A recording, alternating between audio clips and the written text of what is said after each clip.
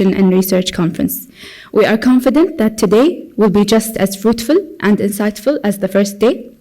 And now, without further ado, we shall start with the first keynote speech of the day, presented by Professor Omar Afrana, Professor and Dean of International of Physical Sciences and Engineering College, Cardiff University, UK. Thank you. Thank you. Thank you very much. Assalamu alaikum. Great to see people who woke up today to come to this early. So great. So how do I put my slides on? Great. Click on that. Thank you. Great. So you have my email address here if you need to reach out after this talk. Thank you. Okay, so I'll start with the context of this talk, just to give you, I think this pointer works. Yeah, great.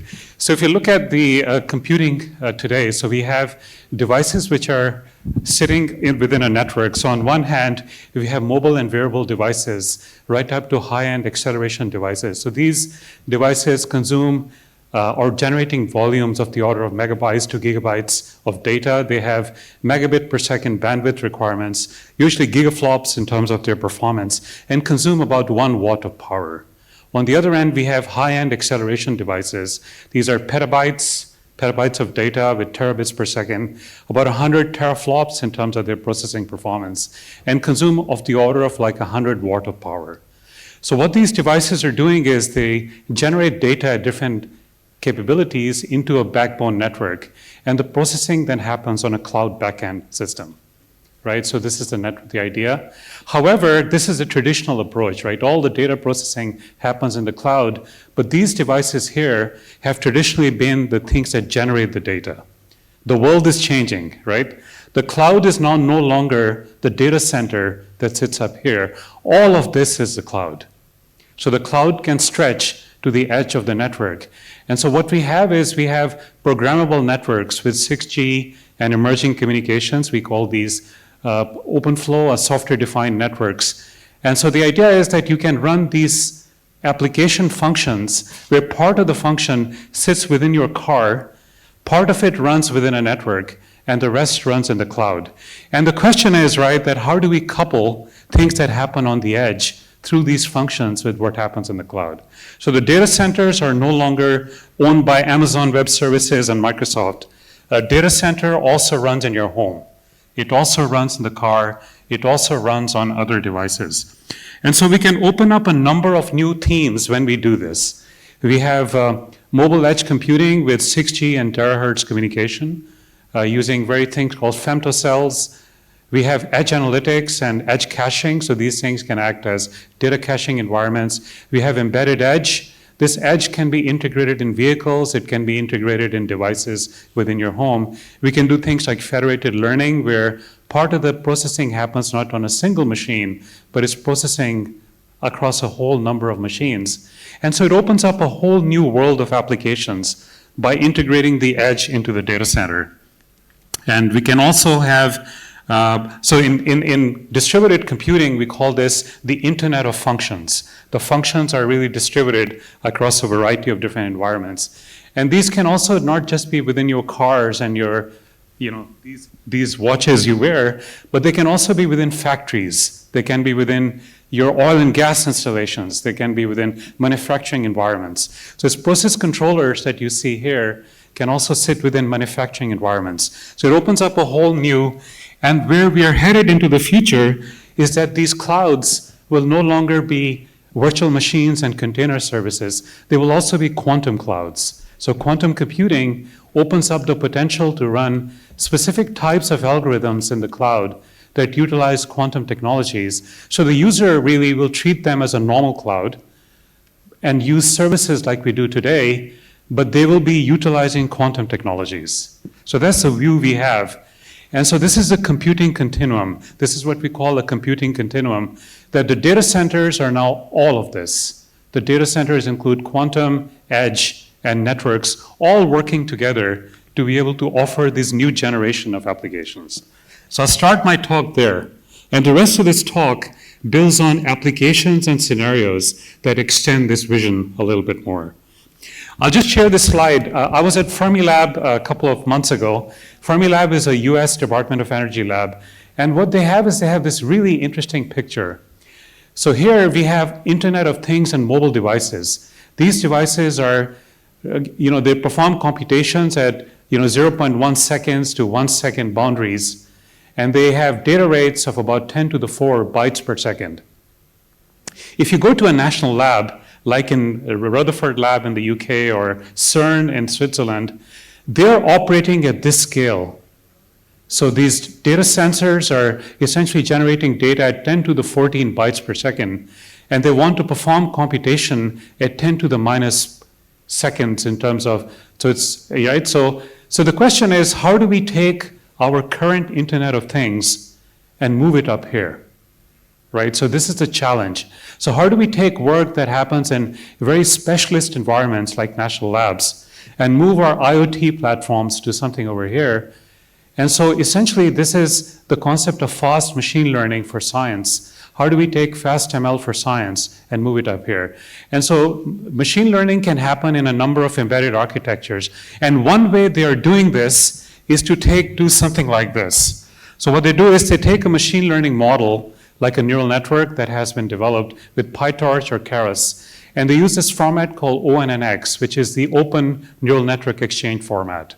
So you can represent machine learning models here.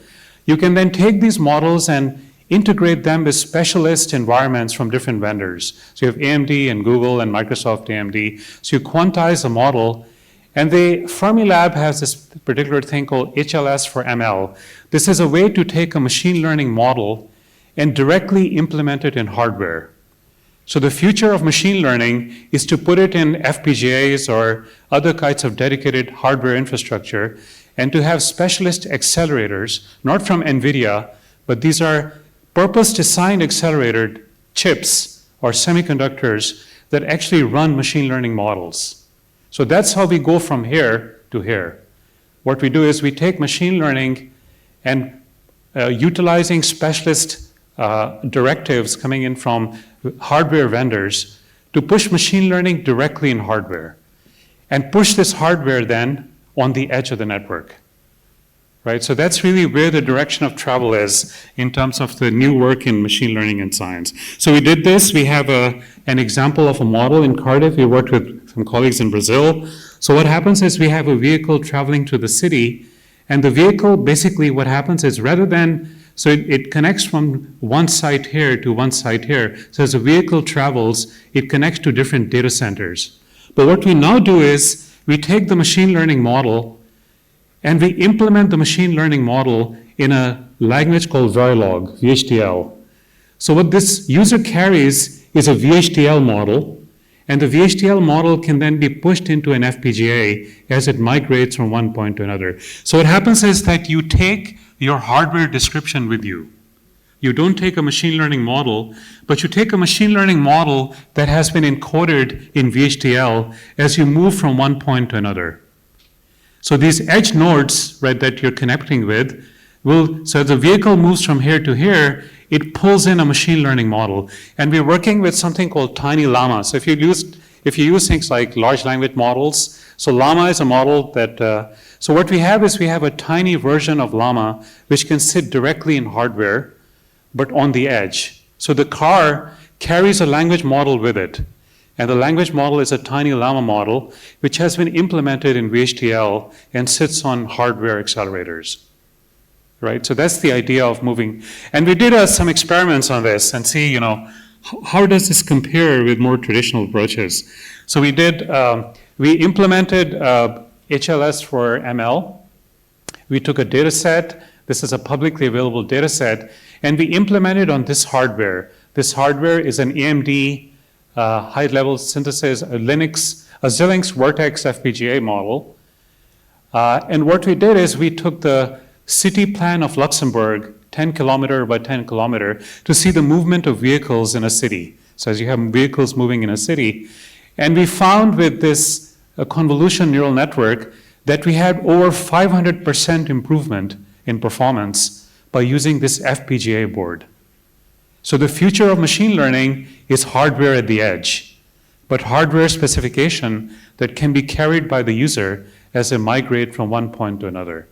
And so we had about 4.19 migrations. This is the size of the hardware configuration, the VHDL file that you carry, and the processing performance improves significantly. So think of it like this, right? That if you have autonomous vehicles or other vehicles, a 65 nanosecond latency is what you get when you have these specialist hardware boards that implement your machine learning models. Okay, so that's just the idea. So we've come up with this term called cyber disturbances, right? So as we discussed yesterday, so cyber disturbances is beyond cybersecurity. Is cybersecurity plus plus, if I should put it like that. So cyber disturbances means that cyber disturbance is an event that can lead to incorrect or imprecise working of a system. Why it happens could be for a variety of reasons, right? Somebody is walking along the data center and they trip on a cable. The cable breaks and your VMs are no longer accessible. Or alternatively, it could also be due to a cyber attack. So how do cyber disturbances affect the integrity and the quality of the machine learning models and the data that these models work on? So we're focused on this concept of cyber disturbances. Right? So in a distributed systems, right, lots of stuff can happen. Lots of unpredictable events can happen. And these events are often hard to predict. So you can have hard disk failures, you can have network failures, you can have a sudden surge in customer traffic, right? Because you might have a sales event, in Kuwait, and because of the number of customers coming to your website, this can overload a functional component, or you can have a software update go wrong. I think you all remember the CrowdStrike Falcon, where it wasn't really a cyber attack, but it essentially was a software update, a patch, and you can see the number of servers around the world that went down as a consequence of the CrowdStrike Falcon attack. Or not attack, but a software update. So things can go wrong for a variety of reasons, right? The important thing is, it doesn't matter why things go wrong. The question is, how do you deal with it? What is the impact of that event on your system? So we're looking at this area called cyber disturbance benchmarking, and a technique which we borrowed called chaos engineering as a way to handle these kinds of specific threats that you see here. And so we have a hub in the UK. I just wanted to introduce the hub. There are 9 UK hubs or centers of excellence that were put together. This is a UK national hub on edge computing, edge AI. So it brings together a number of universities from around the UK. It is led by Newcastle University. We have £12 million over 5 years. It's just started this year, a few months ago. We have 12 UK universities led by Newcastle, my colleague Rajiv Ranjan, 39 co-investigators, about 100 million UKRI investment program. We have 55 industry partners, and I'll just mention these in a minute. We are looking at 3 specific sectors: healthcare, energy, and autonomous transport. What we would like is for Kuwait to be part of this. So we would love to get engagement from Kuwait to be part of this hub, and you'll have access to all of these different universities and also work with our industry sector. And I'd love to work with Professor Khalid Al-Bagain to bring in the Kuwaiti research community into this National Edge AI Hub. And that's one of the reasons why I'm here and like to talk more. So we have a number of industry partners. We have hardware vendors like NVIDIA and Dell and AMD. We have edge. These are edge Internet of Things companies like Rakuten. If you know, Rakuten is a Japanese company that does a lot of Rakuten Mobile. We have innovation agencies like the Digital Catapult. We have healthcare. We have NHS involved in this.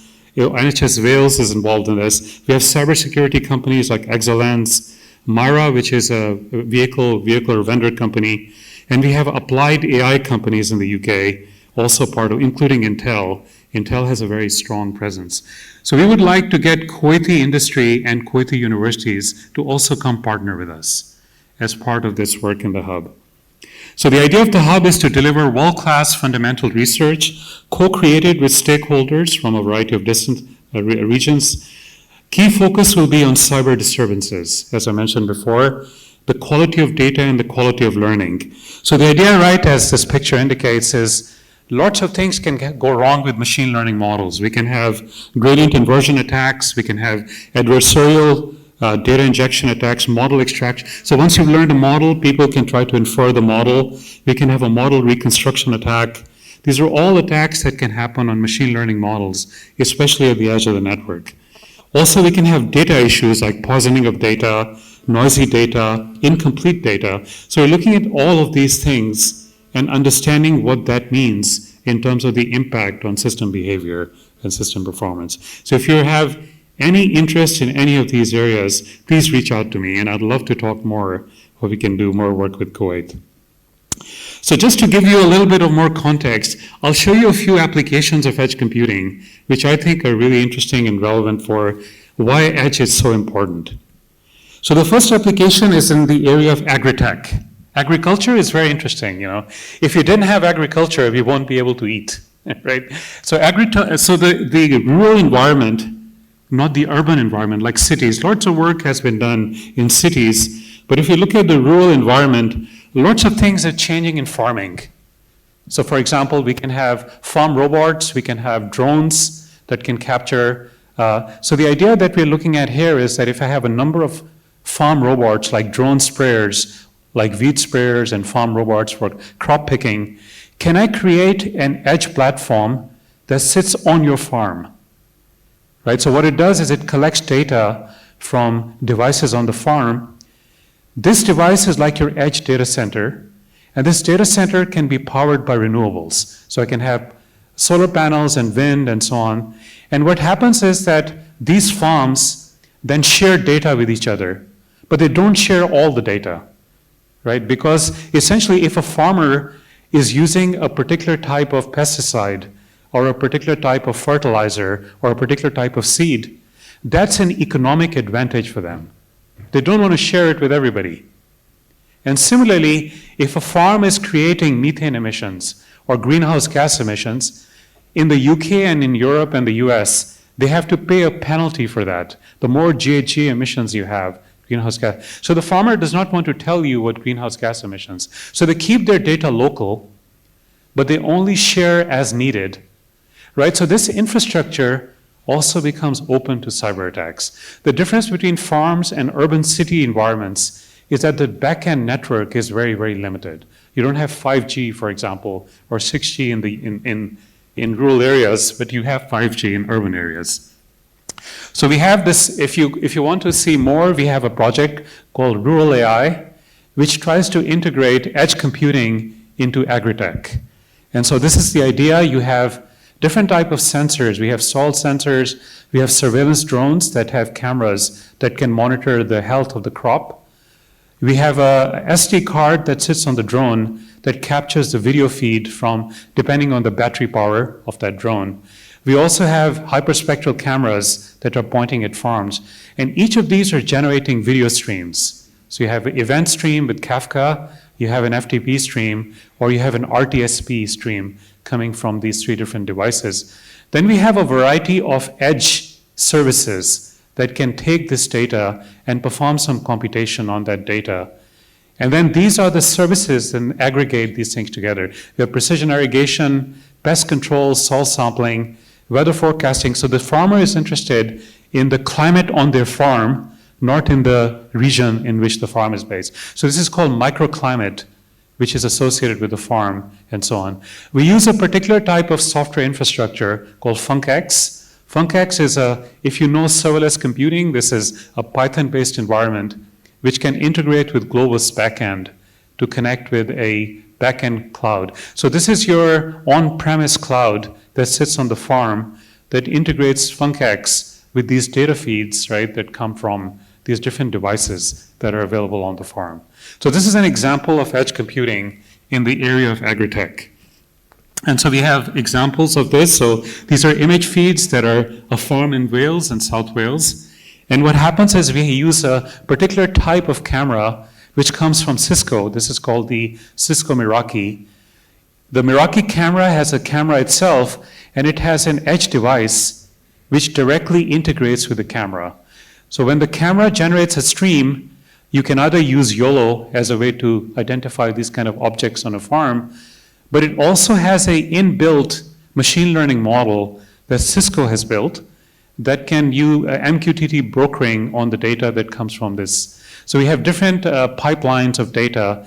And what happens is that when an event of interest is detected on the camera, it sends an event to a Raspberry Pi subscriber or a smartphone owned by the camera.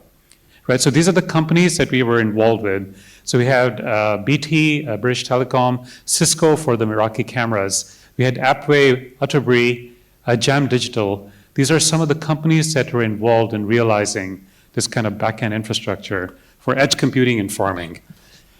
And I'll just give you some more examples. So these are vehicles on the farm that you can detect the location of vehicles. You can also look at animals on the farm. So one thing the farmer has to do in the UK is they have to report on the well-being of animals on their farm. So if you have sheep or cattle or other animals, they have to look at the condition of the animals and provide a report to the government on how well they're doing animal management on the farm, because they can be subject to penalties if they don't. So these are the type of stuff that we can do directly on the cameras. We use something called Node-RED as a way to build these workflows based on data coming off these farms.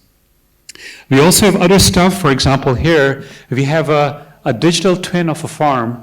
A digital twin contains the behavior of the farm. We have different gates. We have a tractor that sits on the farm.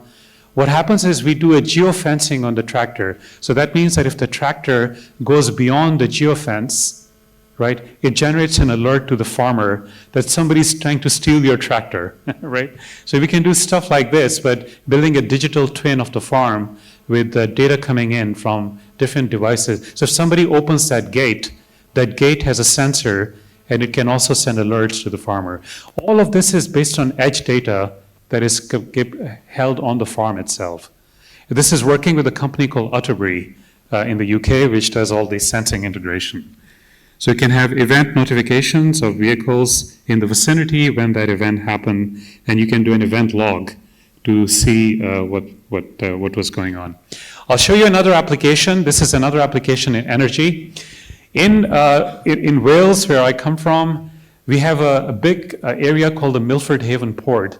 This is one of the largest fish processing ports in Europe. Yeah, so it happens is that when fish comes in, these are different buildings on the port which process the fish as a ship come in with a fishing stock. So what we wanted to do in here is to actually provide renewable energy for these buildings so that we can use photovoltaic panels and other techniques, and we can embed energy directly into you can see more in this paper to find more detail. So what we built is we again built an edge infrastructure. So what happens is we have photovoltaic panels providing energy to these buildings. So we have 50 kilowatt photovoltaic panel. Different buildings have different type of energy requirements. And what we want to do is to see that what does cyber disturbance mean in terms of energy disturbances to buildings on the farm? How do we try to predict cyber attacks on renewable energy? Right, so it's renewable energy analysis. And again, we have a edge infrastructure.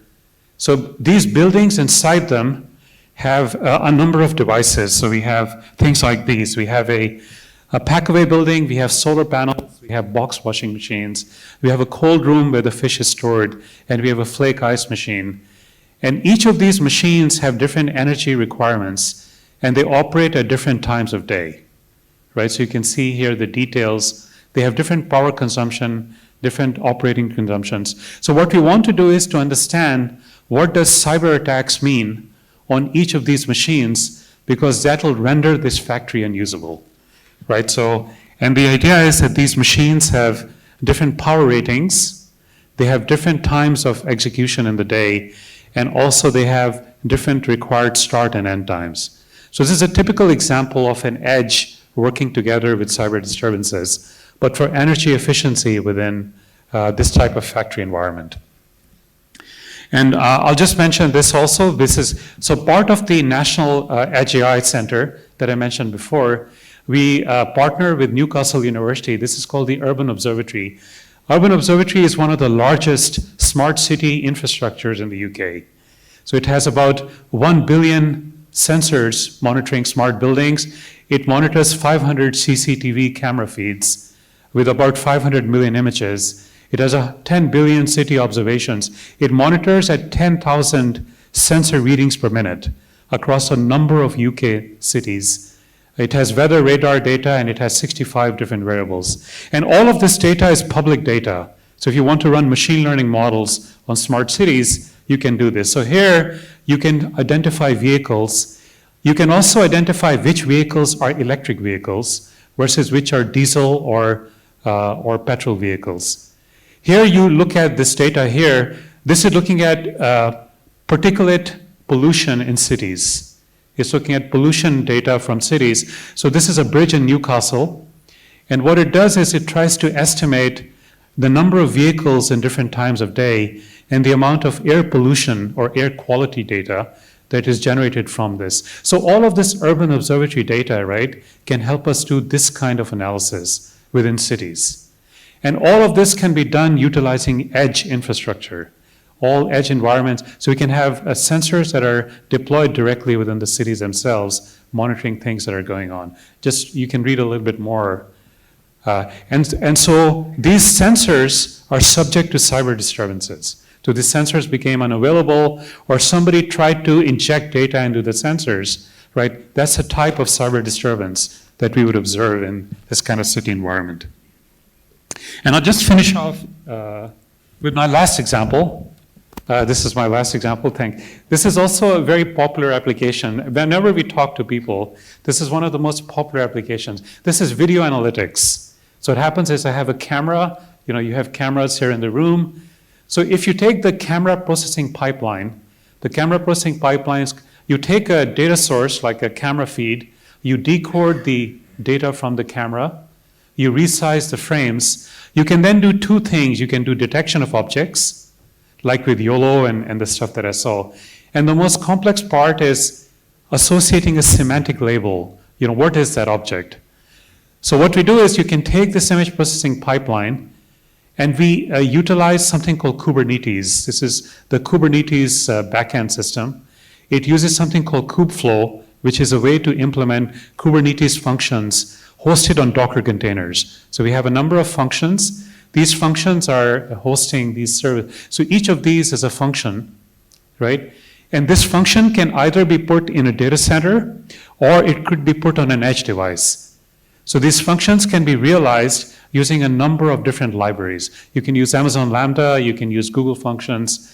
So we use kubeless and Kubernetes along with OpenWhisk. OpenWhisk is an open source function-oriented platform. So what we did is we took this image processing pipeline and we tried to understand what does cybersecurity and cyber disturbances mean for this. So this is our implementation. We have OpenWhisk with a number of other software infrastructure. We use OpenCV, TensorFlow, Python, and Docker, which is the things that are used to host these. These infrastructure here can also be hosted on edge devices. This can include hardware accelerators like NVIDIA Jetson, for example, or you can put it in things like Raspberry Pi, Arduino type environments. On the top, we have the cloud layer, then we have the edge layer, and then we have the data source. So these are the three layers within the image processing pipeline. So I can detect objects, I can identify labels for objects, and then I can push it to a virtual machine instance where I can then run it in the cloud layer to do more complex processing on that data itself. So what we did is we ran a number of experiments. Again, you can see a little bit more here. So what this does is it identifies the performance overhead. So this is the first function where you extract the object.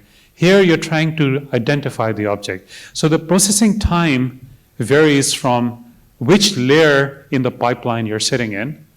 And what happens is that the more complex the function, that means if you're doing more complex processing, then the overall latency increases, right? So cold start means that I start the function from beginning. I reinitiate the function every time. Warm start means that the function is already running. So what I do is I take a pre-running function. So the latency here refers to functions which are already running. But for functions that are computationally intensive, right, even the warm start latency can be very high. So if I'm an attacker, and if I want to disrupt the video processing pipeline, this is what I will hit. right? These are the functions that I will hit. So the question is, from a cyber disturbance perspective, from an infrastructure management perspective, how do I provide more resilience for these type of functions, right? So cyber disturbances will be most significant if it affected functions 3 and 4, and would be less significant for F1 and F2. So that's the kind of analysis we're doing in terms of what should be hosted where, and what does it mean for this. So we've done other experiments. We looked at different frame sizes. So this is high def video versus low def video. So as you increase the size of the frame, again, the computational complexity or processing delay, if a function is computationally intensive, then frame size, right, has no impact on the execution time. So you can see some of the performance results here. I'll just, okay, so I think, right, and you can please disagree with me, I think we can look at movement from cybersecurity to cyber disturbances. So cyber disturbance modeling, detection and mitigation becomes important, because cyber disturbances are not just due to cyber attacks. They could be due to sensor failure, they could be due to infrastructure failure, or they could be badly scheduled software patches, like we saw with CrowdStrike Falcon. So the question is, right, that of course cyber disturbances are application and context dependent. For example, just to give you an example, right, suppose I have electric, so think of it like this, right? Suppose I have electric cars in Kuwait, okay, and all of you buy electric cars, you buy Teslas and all these Nissan Leaf and so on.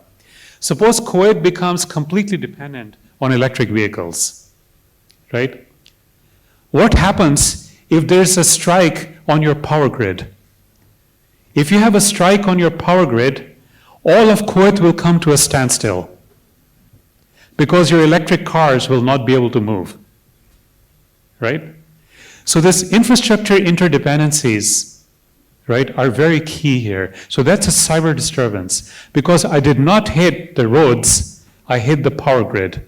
So as we moved into another type of infrastructure, so I think we really need to understand what cyber disturbance means from an infrastructure perspective. So predicting cyber disturbances and proactive handling is very important. And I think that institutions like the National Cybersecurity Center needs to understand these interdependencies between our infrastructure in order to understand what does hitting one mean on the other.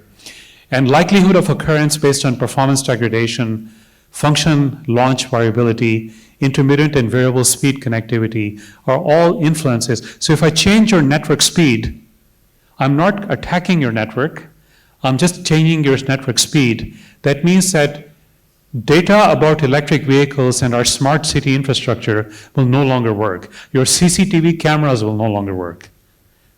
Although the CCTV cameras are all there, they're all installed, they're all working, but by varying the speed of the way the data is collected, I can influence your traffic system, right? I think these are the kinds of things we really need to understand. And I'll just conclude here with, for us, I'm a systems guy and working with Khalid also before. And Khalid has, by the way, is the president of KCST, but also a very good networks guy in data networks, which we worked before. So Cloud Edge Continuum is this kind of linkage from the IoT sensing to edge environments to data centers. And data centers and cloud is no longer owned by Amazon and Microsoft Azure and so on. The cloud sits on your phone. Think of it like this, because some of the stuff is also happening there. So cyber disturbances and resilience are, I think, a key requirement for many of these applications. The cause of disturbances can be many, but the outcome is important. We need to understand the outcome, not the cause, because the cause can be very complex. It's sometimes useful to understand the cause, but the outcome, we need to protect the systems against the outcome. So we need both modeling capability and so we talked yesterday about security by design. We need cyber disturbance prevention by design, right? And so it's modeling and deployment mechanisms are important. And we need to do things like benchmarking to understand what cyber disturbance means for some of the systems that we looked at. Thank you. Thank you very much. Thank you.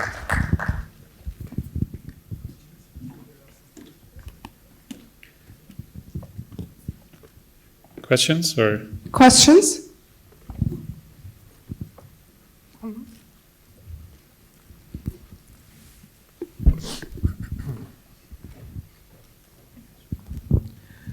Thanks very much for the interesting talk. My question is about formalizing the cyber disturbances. So how do you formalize it mathematically in order to have a provably secure system, so you can design a system and later on you can prove that your system is resilient against certain problems? Thank you. I don't have an answer to that. I think that that's a research area we need to work on. We can obviously model mathematical, we can use Bayesian modeling to look at understanding the impact or dependency structures that exist, for example, within transport systems and energy systems. It depends on what granularity you want the model to be at.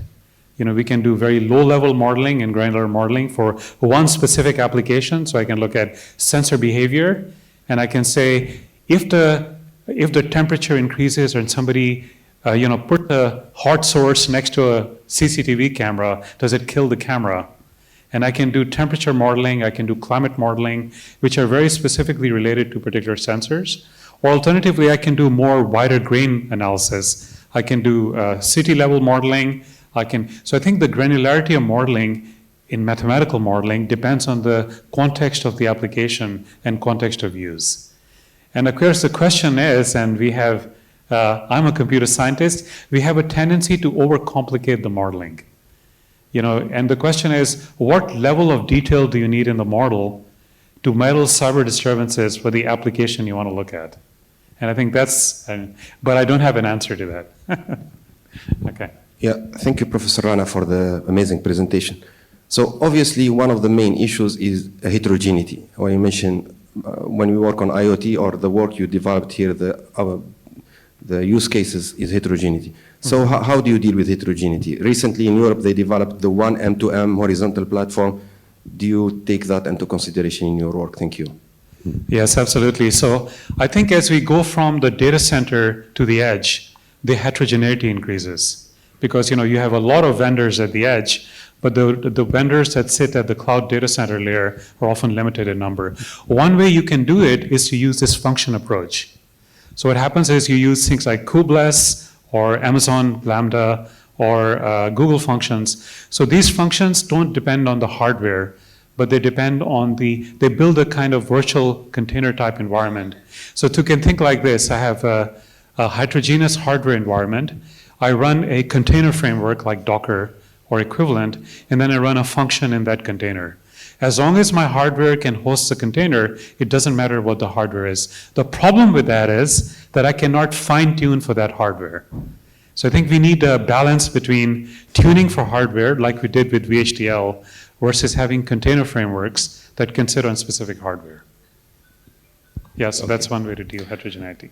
Yeah. Sorry, Professor, you have spoken about quantum technology. So my question is, what is the main difference between quantum cryptography and classical cryptography? Because regarding the fact that creating an appropriate interface between quantum and FPGA is not easy. So what are the real limitations of using this approach for practical life?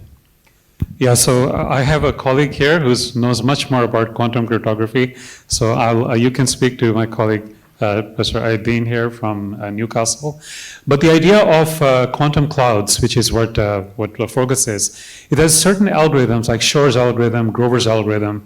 These are essentially where you're trying to do a search across a wide parameter space. So if I have a very large number of parameters and I want to do a search across a wide number of parameters, quantum computing, in theory, because we don't really have working quantum systems yet, most of these are simulations of quantum systems.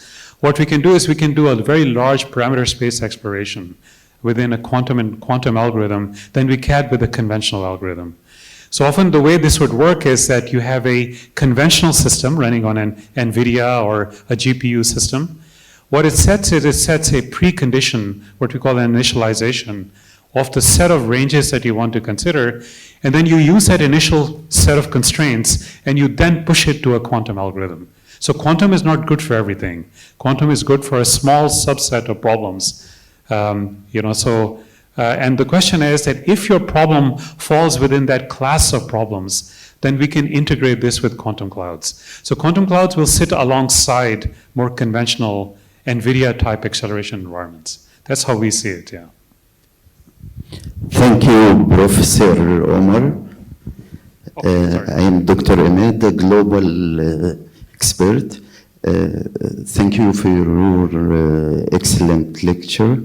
I need to ask about, is there any global trends to create ethical parameters or indicators to prevent people and organizations from AI risk? Thank you. Okay, so we have a panel this afternoon, and I think that panel is going to pick up exactly that question. So maybe if you can, sir, if you can wait until this afternoon, I know we'll have a lot more debate on that, on AI and ethics this afternoon. So please stay for this afternoon to find an answer to that question. Thank you. Here in this, led by my colleagues here. Great. Thank you, Professor Omar. I have one question now. Obviously, with this large number of sensors we have set up across the cities, and this obviously is going to generate a large volume of data, that some of which is going to be pushed to the data center for processing, maybe the others is going to be pushed to the edge servers for local processing. Now, how the data lifetime and the storage is specified in this situation? So obviously some data has to stay for some period of time, and then it has to be replaced with the new coming data in. And then, and this obviously is going to be dictated by the storage capacity of the edge devices as well as the data centers. So, yeah. Yeah, absolutely. So when you have the cloud, the network, and the data set and the edge, one of the biggest challenges becomes how do you partition? How do you partition an algorithm to identify what sits where? And you can use a variety of optimization techniques to do this. We can use things like simulated annealing, heuristic algorithms. We can use even machine learning to do partitioning. So often what happens is if the data is private, I don't want to share it with a provider. So what I do is if a user does not want to share their data for whatever reason, Edge also preserves privacy because you can keep your data locally and you don't have to push it to a network or a provider. So that could be one constraint as part of your partitioning strategy. Another constraint could be that, for example, if I have a video camera here, the video camera might be pushing in, a 4K stream of data. But if this room is empty, nobody's here, I don't need to push all of this data into a cloud. So what I can use is I can use the edge as a filter. So when something interesting happens, that data frame is then pushed to the cloud for further processing. Right? So these are all strategies for partitioning of data and of algorithms that are very much part of the research challenges in the edge. How do you decide what to do where? In the network, on the edge, and the data center, and how do you partition your data based on requirements or constraints like energy, privacy, and so on. And that's what we're looking at in the hub. So if you're interested, please reach out. Thanks. Professor Omar Al-Nasab, thank you very much for your detailed, informative information. And I have one question about, you said the outcome is more important than the cause. We heard that prevention is better than cure. So if the outcome is not to the level, and how we can give importance to the cause? Yeah, so I think we can all turn off our internet and sit in our homes. I think then there is no problem, right? I mean, one way is that we are living in a connected world and we have constraints, as we moved. So COVID was a very interesting time, right? Because we all went online, whether we liked it or not. Because what happened during COVID is that, we said the network wouldn't work and we said video processing wouldn't work, video streaming wouldn't, but it all worked. right? So the question is, right, that there's a very interesting balance between how many features we add to our system, because every new feature we add provides a new layer of cyber attacks. So the more capability you add to your system, the more vectors you introduce for potential cyber attacks. And I think it's a fine balance. The vendors and the companies will want to push more features into our system. You know, we might only use like 20% of that. But the question is that the 80% that they've added, which we never use, are all additional vectors for cyber attacks. And I think we need to strike that balance. I don't think I have an answer to that. But I think we need to understand what features really make sense and how do we utilize the most common features to prevent this kind of things, you know, increasing in complexity every year. Thanks. I took the microphone just to stop people asking, because I know that we will run forever asking, but I want to thank you, Omar, for amazing talk, informative, and I would like to take the opportunity to say that, yes, we are interested. Definitely we want to be a part of the hub, and I'm sure my team, they are all excited about this. We will meet, we will talk to you, we will follow up on this to do more. And as well as I would like to announce that during the break, we will have a tour in the facilities, in the research, as well as other facilities, to look for collaboration between the colleagues from the UK, and thank you for suggesting that, so that we basically define, hopefully, joint projects. So this outcome of this conference will not be just knowledge sharing, but also we build on that to do joint projects. Thank you very much. Thank you. And I'm sorry I have to stop. No, thank you. Because it's so interesting. Thank you. Thank you, Professor Omar. What a great way to kickstart the day. And now presenting a token of appreciation, please welcome on stage Professor Khalid al-Buqa'i. I have one from yesterday. The more the merrier.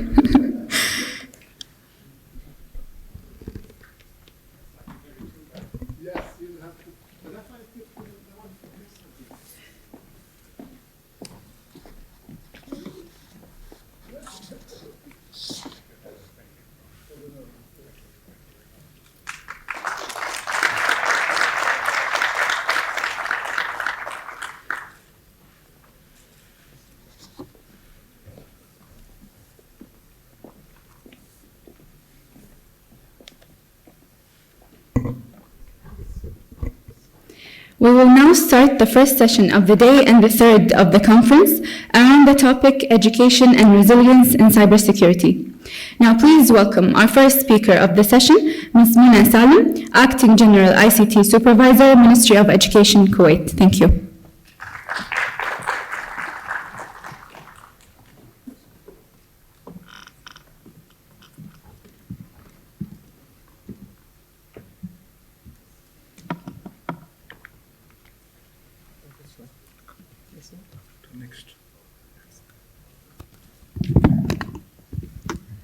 بسم الله الرحمن الرحيم. صباحكم الله بالخير.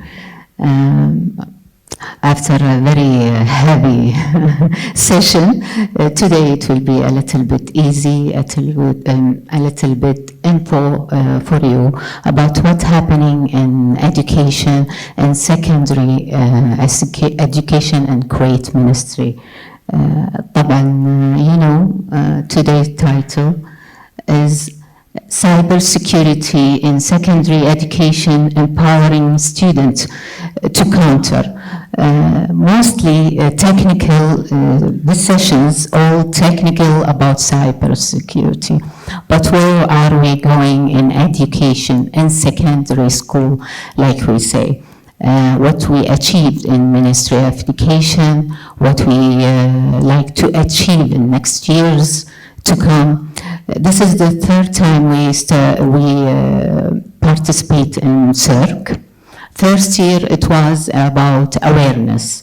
Second year it's about campaign in awareness in all the ministry. The third year we implement cyber security in our books. So it's a 3-year journey, and we are planning for more, inshallah. We will say first thing, why do we need cybersecurity in education in this future after Corona exactly? We need it more than before. Before we call it digital citizenship. That's what we aimed before. Now it's a new concept. It's cybersecurity. It's in education. We have to do it in curriculum, enhance awareness, important to protect our system and data and electronic threats, using a new generation to work in this field in cybersecurity and develop secure electronic solution to meet the current and the future challenges. Every day we have something new, like now it's a quantum thing. It's not about only resolutions. It's something we already can't see it yet. So how we are planning in education. Can you check the bar, please, the barcode, if you don't mind? This is just a little bit, let's say a little bit fun. No, don't worry, it's not hacking. A good question. Everyone is okay? I just want to see your info about Ministry of Education. If you know what we are doing in our school, just testing your info.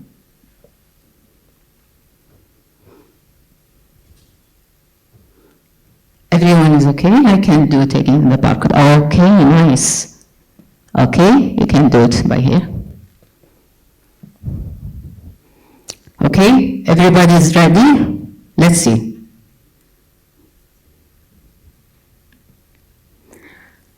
Is there CS, cybersecurity awareness in Ministry of Education, Kuwait?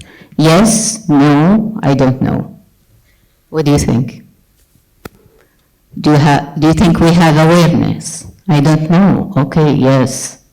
Let's see. Nice. Everyone is okay?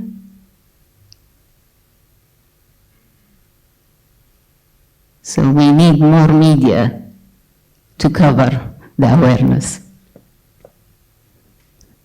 I think most people don't know that we have a lot of campaign about cybersecurity. You will see now. Why students need CS in one word?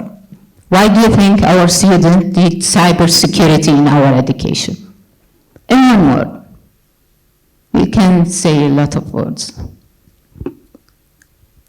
Why do we need it? Security, fund, okay, protection, to be safe, awareness, security, data protection, fraud, to hack, nice, to hack. Okay, future, that's it. Religion, oh, wow. Safety, yeah, let's go to more. Nice, privacy, future. And then new personal rights, awareness. Nice. Then we all agree that they need it. But how we are implementing this? This is the story that we have all to study. The new generation has to be prepared. So we all agree on it. Digital citizenship is taught in Kuwaiti curriculum. Start at grade from 0 that we don't have, 12. When do you think we start digital citizenship? Which grade do you think we start teaching?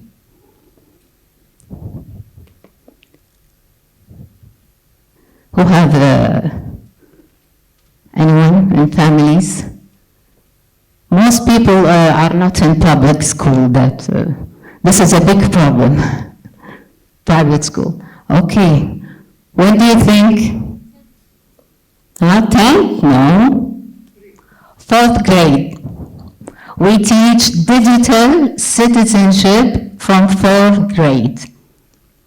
how to be a good digital citizenship.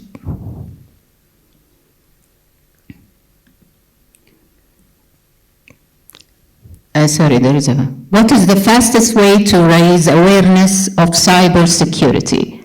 Is it schools, workshop and webinars, social networking, social media platform? Where do you think we can aware faster than any place? Where is our aim? Social media, schools. Okay, nice. Do you know that most our students or teenagers is 500, 500,000 of students in Kuwait. This is public and private. So if you aware 500,000, it will implement their family, it go to their works to their families. So it's faster in schools to aware, because we have 500,000 also, 100,000 teachers and all workers, so 500,000 Kuwaiti citizens, 2 million. So you can implement 500,000 only from grade 1 to 12. I didn't go to the college also. So you have a good school or social media platform. I think number 1 or 2 is the most faster way to implement. So this is it. Thank you. Great job. Now we complete. Okay. This one show. You have to click it. Show. Okay. How can we plan it? We did analysis, a SWOT analysis, to know our strength and weakness and opportunity and threat that we are analyzing, to know more about it. The SWOT that we planned is strength, threat, weakness, and opportunities. What is the strength that we have? A growing awareness is something we have to do it. Technology integration, young adapting student. This is a big strength that we are having. The weakness is lack of specialized teacher, limited sources, curriculum gap. This is what we are facing now. The threats also, evolving threats. Every day is a new way in the threat. So we need to be updated. Digital divides, privacy concerns. The opportunities is career pathway, collaboration with industry and government support. We use the opportunity, like we come to CERC for 3 years. We use a lot of opportunity. We are using with National Kuwait cybersecurity. We are going with the private sector, IDRAC. They are doing a campaign with us. So we are using the opportunities. What is the strength also? Growing awareness. We have public recognition, government recognition, technology integration, technology use, essential for education, and also young adapting student. Tech savvy and quick adaptation. The students are very young. They can get quickly the info, they use it, they send it to all their friends, they participated with everyone, so they are faster and smarter to use it. Also, we have the weakness, lack of specialized teacher, when they say qualified educator, we need experienced shortage,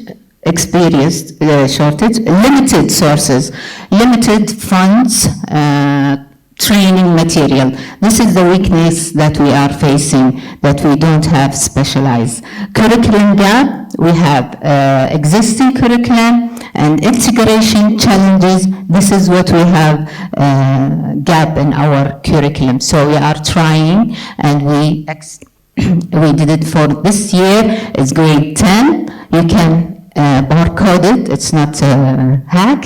You can see a copy, draft copy from our book for grade 10. You can see a 15-page about cybersecurity for our students in grade 10, and also we are starting teaching Python for grade 10. So this is our way to challenge our weakness and overcome our weakness. So you have a copy from our book to see, and you can share your opinion about it through the barcode in the book. So what we teach in curriculum, cybersecurity, the main cybersecurity CIA, cybersecurity concept, master cybersecurity, and cybersecurity job. Just a little bit information for students in grade 10. After 3 years, we will cover 120,000 students to have this knowledge. Opportunities, career pathway, collaboration in industry, and government support. What can we achieve? Job security, high demand, and competitive salary. We need to have we have high demand, but we need to have license for their cybersecurity. We have advantage for a cybersecurity major.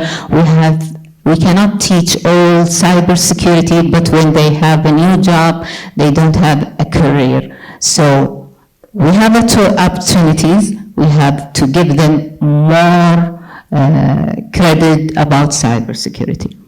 Collaboration, we have resource, real-world experience, and internship.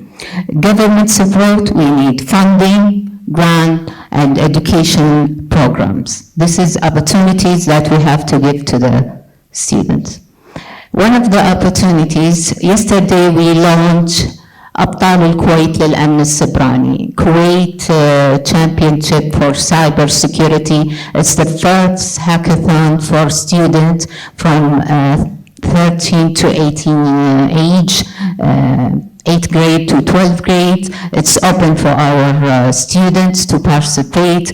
They will teach programming, hacking, basic programs. It's open for private and public. It's by Kuwait National Cybersecurity Support, and also with EDRAC company for training. So this is new in our Ministry of Education, and something big for the students. So this one we are starting.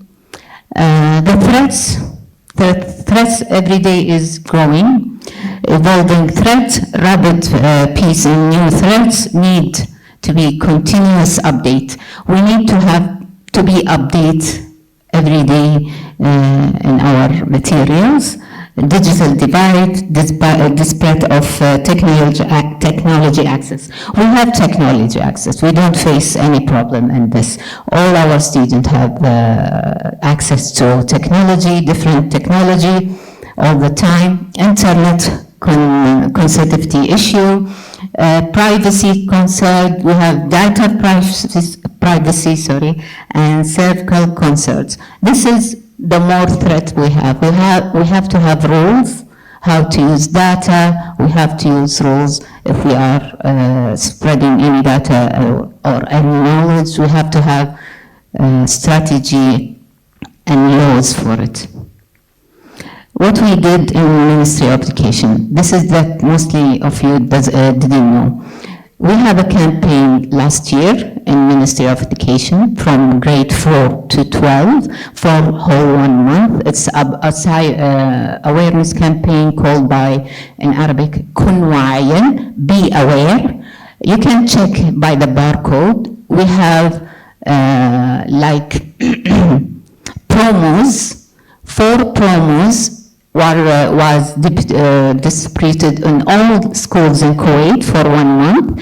Each promo will talk about cybersecurity, about hacking, about protecting your knowledge, your information, your emails, any information you know. By this code, you see the 4 main promos that was divided to all the schools from 4th grade to 12th grade for the whole month. The amount of students is 450,000 students saw this promo, and it was all the schools are using this promo. The number of the teachers and supervisors who achieved this and supported, it was 3,476 teachers and head department. So it was a big campaign. Most of the students collaborate with us. Most of the students give their information to their parents. So it was very wide. This is our way. How to address the weakness that we are facing? Professional development, certified program, and collaboration learning. This is what we need to do to address the weakness that we are facing. How do we fund the education? We need budget, we need grant, we need community and participation, partnership. Sorry. Allocated separate fund from cybersecurity education. We need fund in the beginning and in the end to support teaching cybersecurity and awareness in cybersecurity. How to integrate cybersecurity in education into the curriculum, cross-curriculum theme, real-world application, student-centered learning. This is what we need. We're trying to do it, the CERC-centered learning, encouraging simulation, role-playing, and problem-based learning. This is what we are doing this year. Addressing the threat, online sources, continuous learning, industry partnership. How do we do it? By cyber blogs, forums, webinars. How do I do it in industry? Experience collaboration, organizing partnership. How can we do the learning? We have a lot of examples that we are going to implement. Addressing the threat, technology access, ensure internet access, provide devices, digital literacy programs, offer training session and developing curriculum. About this one, we already achieved this in the ministry. We have digital literacy. We don't have problem with that. We have problem how to use it ethically, how to use the information, how to use the internet probably, and now we are facing another thing is ethical, we know AI, how to use AI ethically. This is a new thing also we are facing. Addressing also the threat, ethical framework, data privacy training, and consent information choose. This is how we are planning in addressing the threat. And the knowledge, how to equip students with cybersecurity knowledge and skills. This is the main thing we are doing in the final stage. Implementing cybersecurity in curriculum, contact workshop and seminar, collaborating with cybersecurity forum, encouraging online training. This is our plan for next years, to have forums, curricular, training centers through it. So we are enhancing these. So in the end, this is our strategy, our aim. I hope now you have more info about what you are doing in Ministry of Education. Finally, I'd like to thank Dr. Khalid for the third time inviting us as a Ministry of Education, and I would thank Markeza for all your time, and I hope, and the British Embassy, we are networking with them every month. Thank you for this time and opportunities that you are giving us, and Kuwait National Cybersecurity for their support every year, and thank you. Shukran.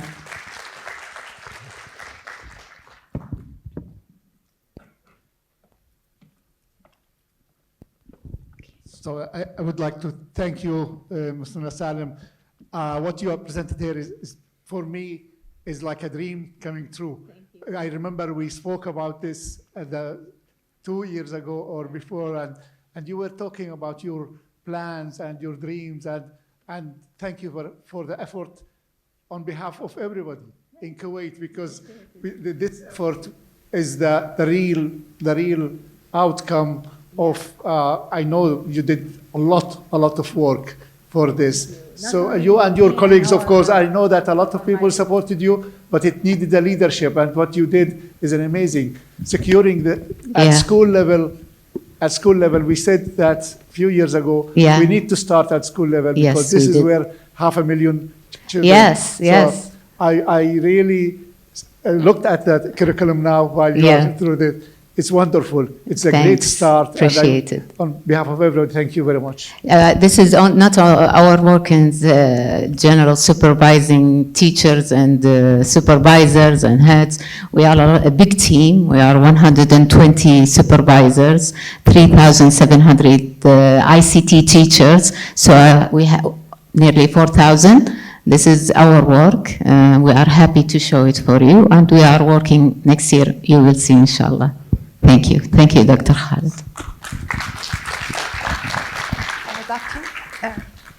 Any question? We have two questions here. I have a question. Nice. Yeah, awareness is a good thing. You don't imagine, if you see the students, you won't believe what the effect that they are facing. They are helping their parents, how they now know what is the hack, what is the message in WhatsApp. They give all the information to their parents. It's more easier with the small children than the big ones. That's. Assalamu alaikum. Wa alaikum salam. First of all, I'm thankful to Ministry of Education for the awareness they're giving about cybersecurity. Thank you. Secondly, my question is that as an expert, as a resident of Kuwait, actually, how many opportunities are we getting for the cybersecurity? Because recently, National Cybersecurity Center launched a program of cybersecurity workshop and the hackathon in collaboration with Coded. Yeah. But that was just for the Kuwaiti nationals. 18 to above. This is a college. It was they have two hackathons. Yeah. One from 13 to 18 and one from 18 above. Yes. Yeah. But those are just for Kuwaiti nationals, and we also want to contribute in serving Kuwait. So what are the opportunities for us? Oh, ask them. Mostly because you are. You have, when you let's say, give money about this particular cybersecurity, so it's a national issue. So if you are going to train, you focus first to your nationality. This is mostly, you know that. Maybe in the future, it will be open, inshallah, why not? Especially in higher education, I think they can open. And we will try next year. We'll see the hackathon this year. And we will open it. This is for all the students, private and public sector, for students, Kuwaiti students. Yes, it was. Anyone? Yes. Yes. Hello. First of all, special thanks for this amazing presentation and for the information that you provide for us. Yes. Before we I'm need asking media coverage. No one knows.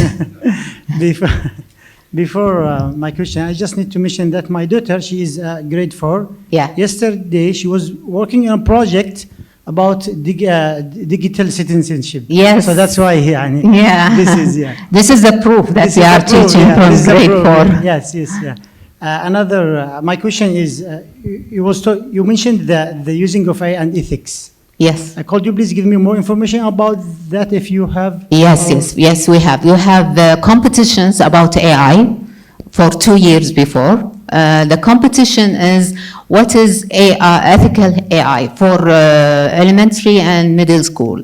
The way we approach it, it's by competition.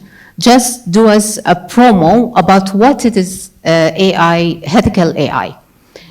Students do promos about it. They use videos, they use info, they teach by teaching themselves where is the information and doing a promo video about it. It's a competition how to do a promotion about AI. This is for 2 years nearly. We finished it. And the middle school, they have to do posters and design, because we teach designing. So have to design ethical AI posters, and we separate the posters to all the schools. So it's about competition. Any last question? Because their time. Yes, doctor. I'm sorry. This is because they don't have time. I'm really sorry, but Kuwait TV wants to go live. Okay. I'm really sorry. Thank you. We have a live meeting. In the break, I'm here until 12. Thank you. Okay. أروح.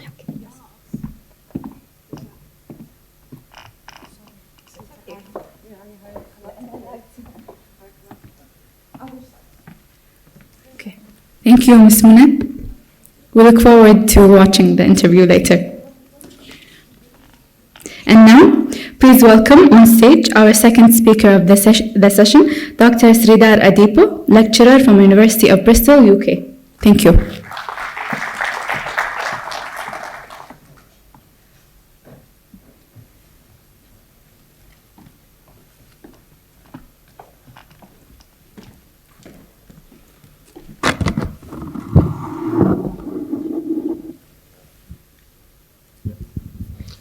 Hi everyone, I hope everybody able to hear me.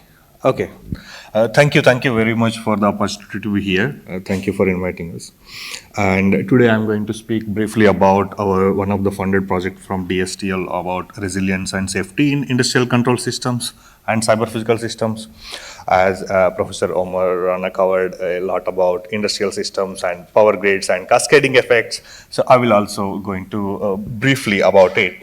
And yesterday also my colleagues, Dr. Biswas and Dr.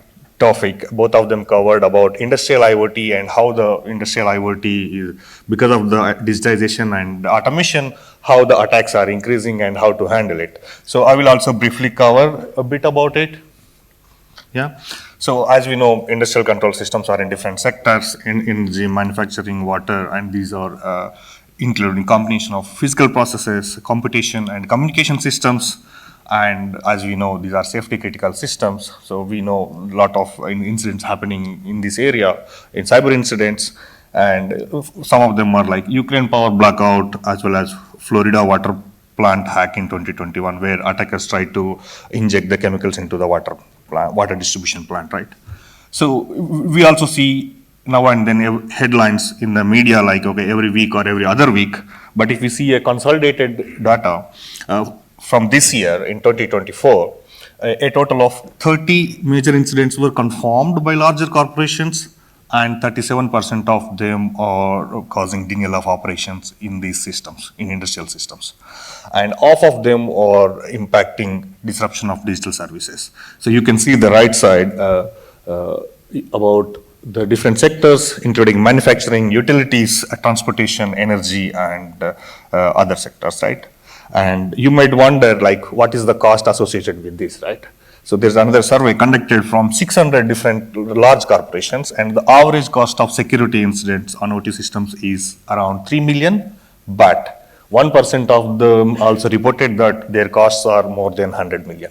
So if you take any oil and gas or energy systems, the impact is huge, and this is not only financial, and it is also physical as well as reputational damages, right?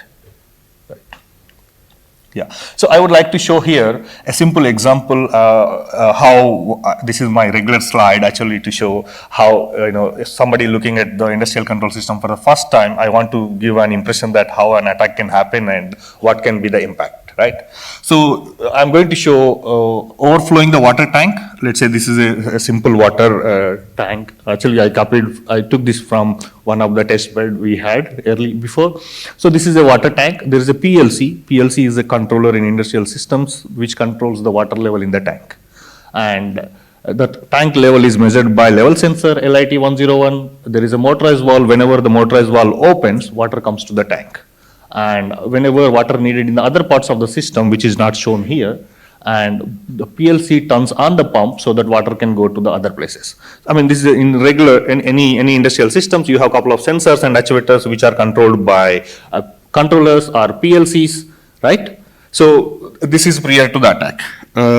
Maybe if there is an attacker, A6 is an attacker, he comes into picture and he tries to open the motorized valve, but inform the PLC it has closed. So now controller does not know the status of the actual state of control, the motorized valve, hence it won't stop it, right? It won't close the motorized valve. So what will happen? After some time it will overflow, obviously. So this is just to show a simple example for the first timers who are attending, what can be the impact. But if it is a water, it is fine, but how about it is an oil and gas? How about turning on, electricity which is going to the hospital and turning off, controlling the different, and whenever these things happen, there are cascading effects from across the different systems. I will also show a bit about that. So actually this experiment we did a couple of years before, and this is a real experiment I showed the water overflowing the water tank. But in real society, we have industrial control system interconnected. We are not depending on one system, right? We are depending on many, like water, power, and oil and gas, all of them together, including airport services, air services. Of course, we fly it from UK here in the air services. So water treatment, water distribution, and power system. So these are some of the test beds I worked on, and these are interconnected. So without the power, you cannot run the water and water treatment and water distribution, and these are interconnected, right? And if there is any, as Professor Omar Rana mentioned, there are cascading effects. If there is an attack on power systems and if it is shut down and somehow, and there will be impact on hospitals, water systems, and including universities and so on. And we have to understand these cascading effects in a better way, right? Okay. So with this context, I would like to introduce our project called RESIX. This is funded by DSTL and in the UK and managed by EPSRC. And this is collaboration with Imperial College London. I am leading from University of Bristol, and my colleague Professor Emil Lupu is leading from Imperial. We have a number of industry partners as well as academic collaborators, including CMU and Singapore universities and so on. Okay. So this project is focusing on safety and security interrelations, as well as how we can achieve resilience in these aspects, right? So I would like to mention why we started this project. What is the motivation? So you all know that industrial systems, within the industrial systems, safety is very important, right? So safety often relies on availability of data so that you make some safety precautions from there. But security often seeks to restrict access to particular data or functions, like it's kind of restricting access. So these are sometimes opposite and complementary features. So we need but we would like to have safety and security together in industrial systems, and how to manage that.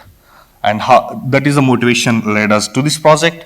And what we, of course, so while doing this, there are many challenges in industrial systems, right? So previously someone was asking a question about heterogeneous systems in OT when Professor Omar Rana was giving a talk. And of course, there are converging IT-OT systems and increasing digitization causing complexity.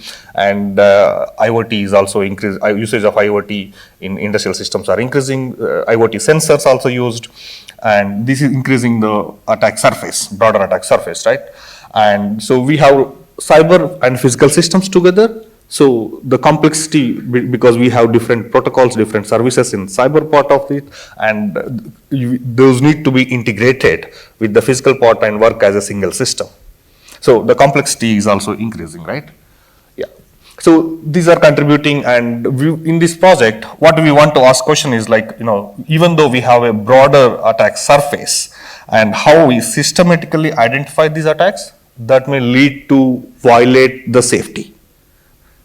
If there are many attacks possible, but how many attacks can lead to a safety? And here, if you see like which attacks can compromise safety, and if we are using any countermeasures, so are they able to stop these attacks which are leading to safety? And if not, where we can improve it? And when the system is partially compromised or when the system is fully compromised, how do we handle the situation, right? And so the biggest problem we have in the industrial system is like there are different people working together. So for example, of course, we discussed cascading effects from individual system within the system as well as across different systems. But in industrial systems, there are different groups working together. For example, safety engineers. So safety in industrial system is for like more than a couple of decades old. People are started working from 1970s, right? But security started working for last decade. And you have system designers who designed the actual system and built it. And you have different people has to work together in order to ensure the safety and security of the entire system. But we do not have a tools or proprietary products as well to ensure all of these people work together in single product, single solution. So we have individual solutions for safety people and individual solutions for security people, but it's not combined, right? And so what we are trying to do in this project is we are trying to get all these features together so that we can build integrated tools to work on safety and security. So in safety analysis, you might analyze hazards and safety properties. And in system models, you have different architecture models as well as behavior models, right? And in cybersecurity, we try to come with different threat models to analyze, okay, what is the security analysis, and we try to find different attack paths, how we can analyze which attack paths are leading to safety and which are not. So we use formal methods to model as well as we find different attack sequences in this project, which attack sequences are leading violation of safety, and how we can use set of countermeasures to overcome that. So that we can improve the resilience of the entire industrial system. This is the overall scope of the project. I would like to mention two work in progress things. For example, we want to achieve, first calculate the risk and impact assessment because of the violation of safety. So we want to build a causal graphs from the description of the system we have, or we have data collected from the system. And once we have the causal graph, so we already have the safety hazards as well as attack graphs. We combine these two to get the risk assessment.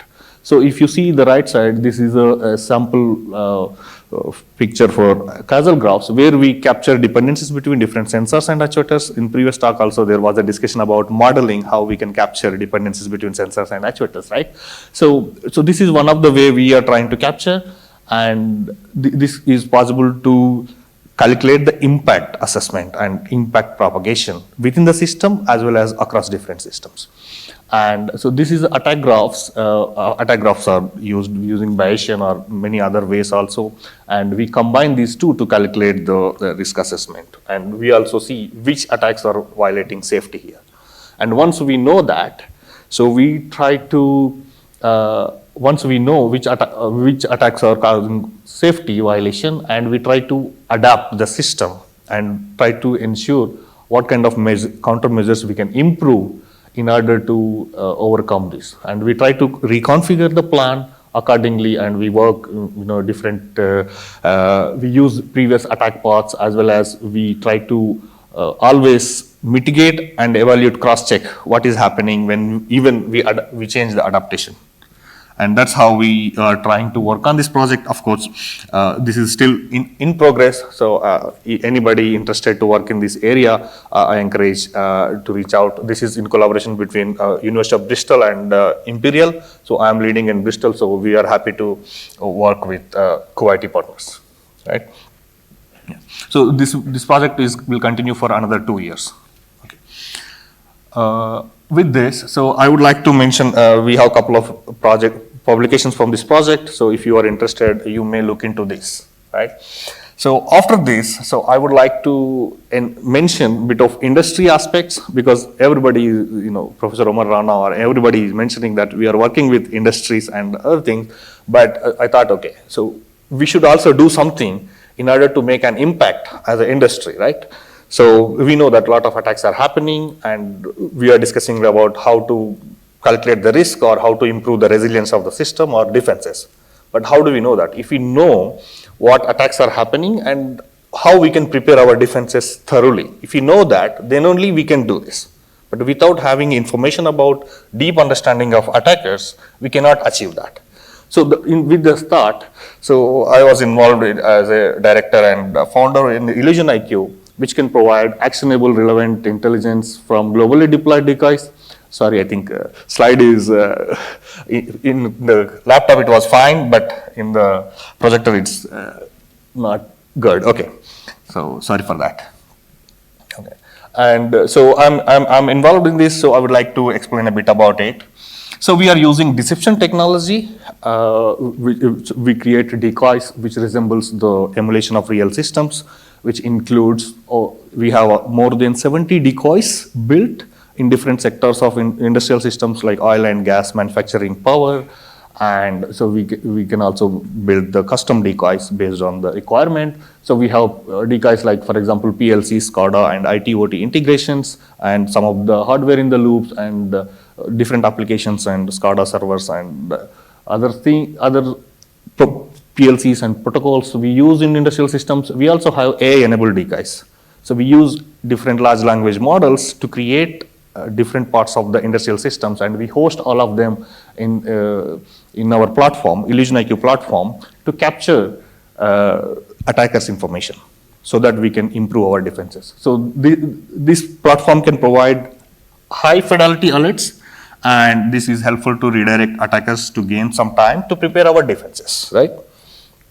Yeah, so this is a simple picture how I was to show in the first page of the platform, like we are able to capture different attackers' information from where they are coming from and attribution of the attackers' information.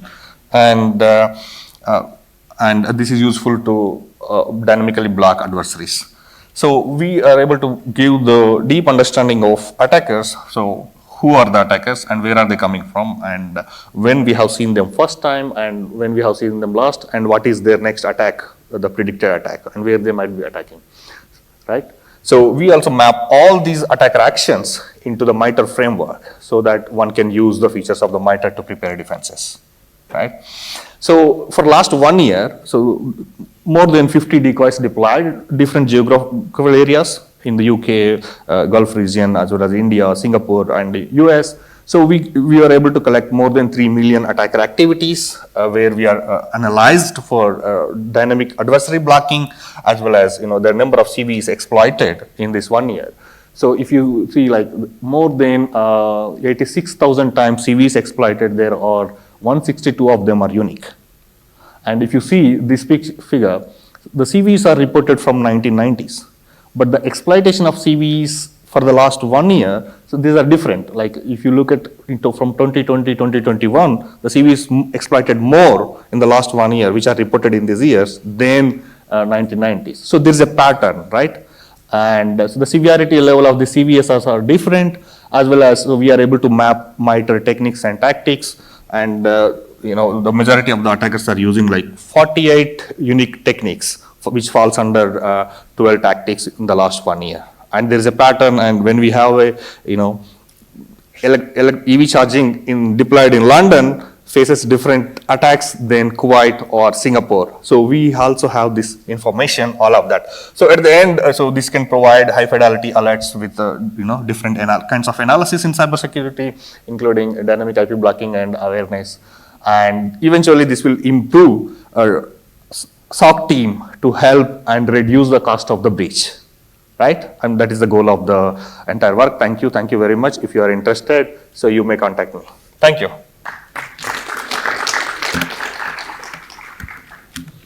We have room for one question. Only one question. Yeah. I saw you first.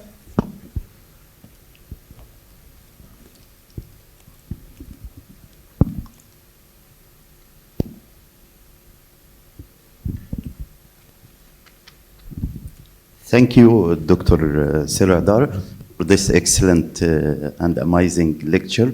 I need to ask about security and safety in IoT technology and the industries. My question, what about the expected risk with reflect on IoT industry from AI and cybersecurity? And how about the integration between them?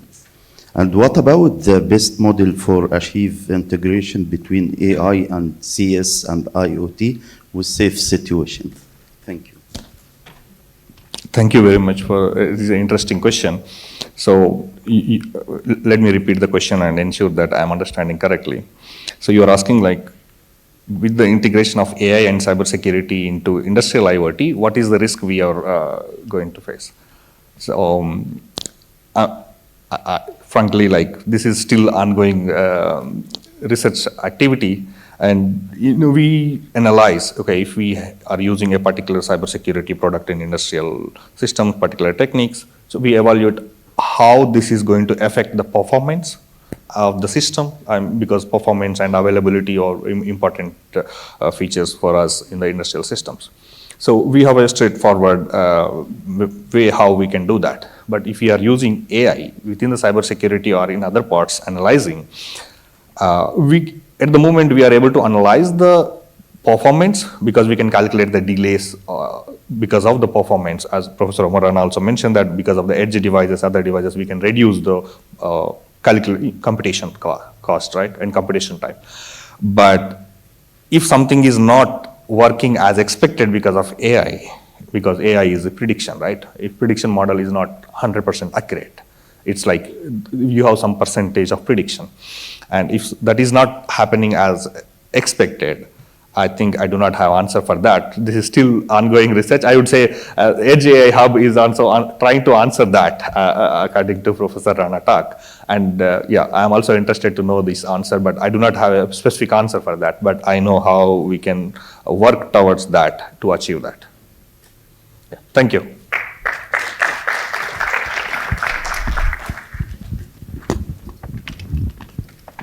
Thank you, Dr. Sridhar. And now, please welcome our third speaker of the session, Dr. Aidan Abadi, Assistant Professor, Newcastle University, UK. Thank you.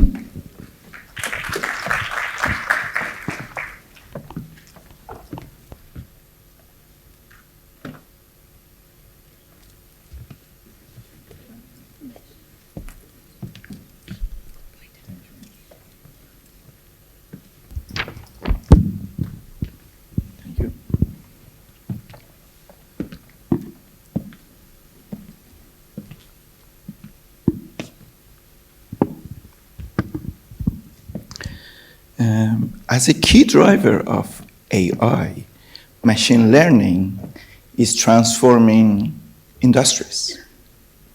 It's a cool technology. However, it has its own problems as well.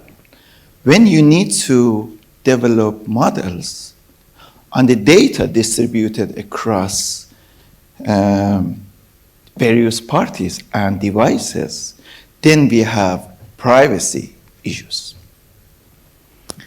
Federated learning in 2016 was proposed to address this problem.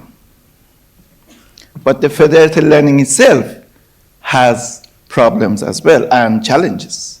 For instance, data duplication can cause problems, can affect the quality of the final model, and also can affect the performance. I'm going to briefly talk about our solution to address data duplication in federated learning setting.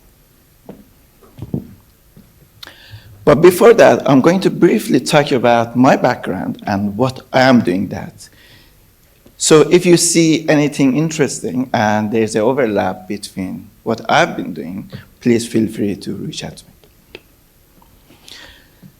One of the areas that I've been working on is privacy-enhancing technologies, both from theoretical side and from applied side.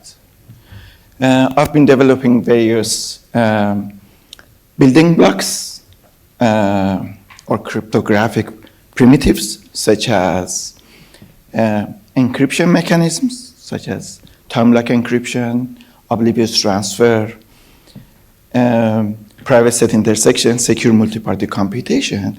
And on the applied side, I've been developing solutions to deal with financial fraud using the solutions, the primitives I have been developing, and also recently analyzing the security of calendar, how calendar can reveal some information, like Outlook calendar, about us. And also dealing with insider threats in banking systems, and how can we minimize the leakage to the employee of the banks.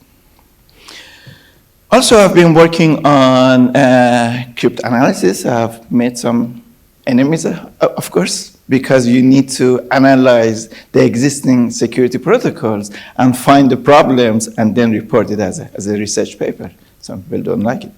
And also blockchain and cryptocurrency more from technological aspect than investments. I've designed various decentralized platforms, even for the education, to encourage students to collaborate with each other in the higher education system, and more fair payment systems, so you can pay only if you get the service, otherwise you won't pay. Also, I've been working on federated learning from different angles, and also post-quantum secure cryptography. One of the projects I've been collaborating with my dear colleague from Kuwait University for a year, and so on developing post-quantum secure system when we want to delegate computation to cloud computing, which is equipped with quantum computers. Okay. So moving back to the main problem we want to solve. Machine learning is very important technology. It has got various variants, such as supervised machine learning, which is the focus of this discussion, and also unsupervised machine learning. The main component of machine learning is the data. So you need to build a model based on the samples that you have got.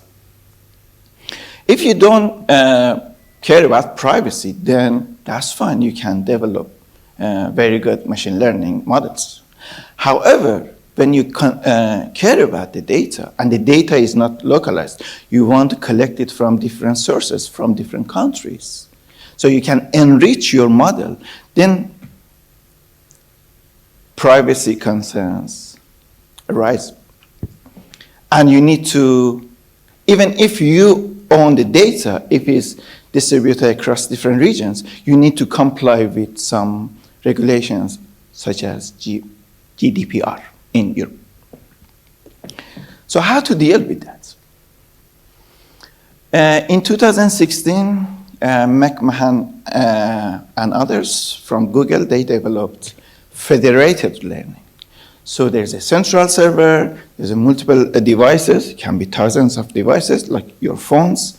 They locally train their model, they send it to the server only sees the parameters of the model, not the raw data, and then it develops a model and sends it to the clients.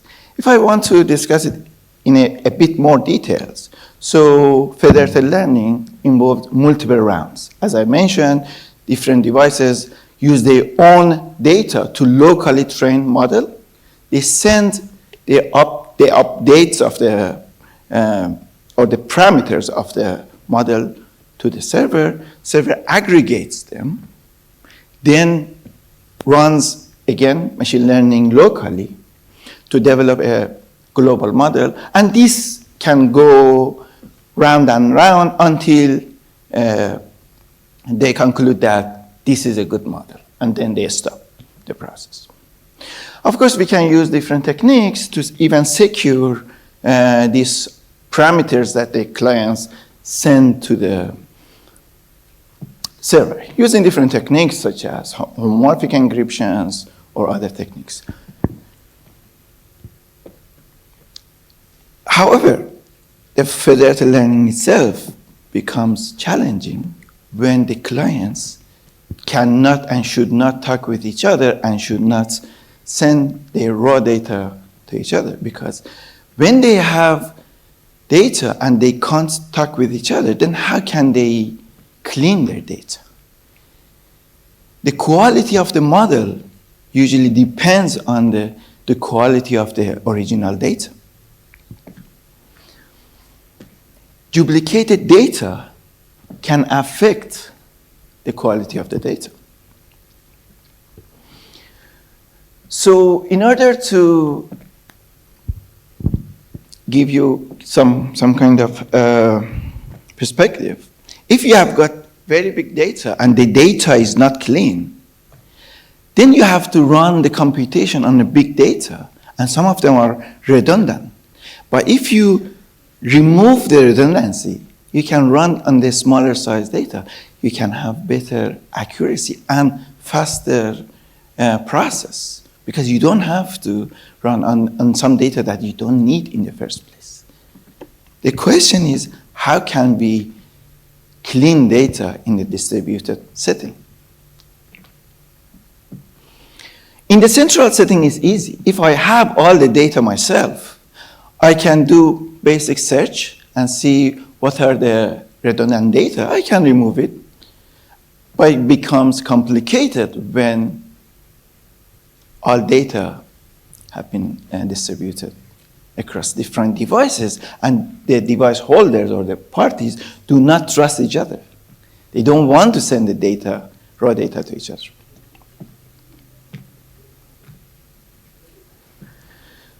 So to address this problem of data duplication, we propose a mechanism. We call it EPMPD, and we managed to improve both the quality of the model, and also we managed to reduce the runtime of developing the model. And the improvement rate wasn't bad so far, and we have been conducting experiments on different number of clients, from 50 to 200 clients, and see how scalable the system is. And it seems to be pretty good in terms of scalability. It grows linearly with the number of clients. And we have to build a system that is provably secure. So we define the security of the entire system. So in order to develop this big system, we had to develop new components. One of the components that we developed is group private set intersection. Group private set intersection, or GPSI, is a concept that allows two groups of clients to find the elements that they have in common. So one client or one device in one group can find the elements that it has in common with the clients in the other group, without learning anything beyond the results. Okay? The concept of private set intersection was proposed in 2004 by Friedman and others. So let me give you a brief background on private set intersection. Private set intersection allows two or more parties to find the intersection of two sets without learning anything beyond that. In this example, we have got Alice and Bob.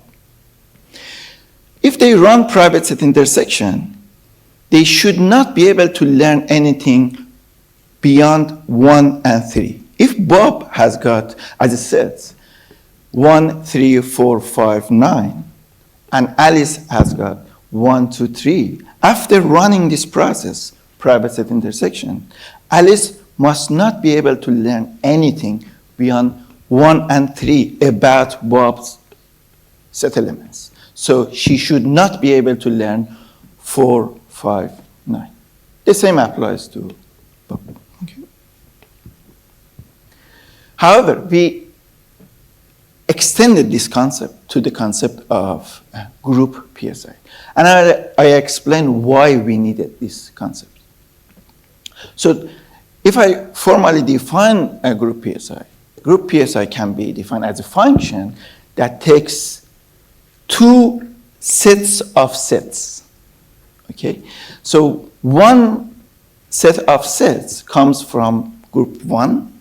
So S01 to S0M from clients in the group 1 or group 0 here, and the other one comes from parties in, let me see if I can.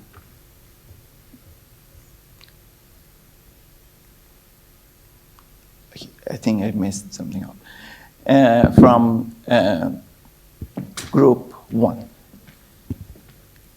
Can you make it full screen?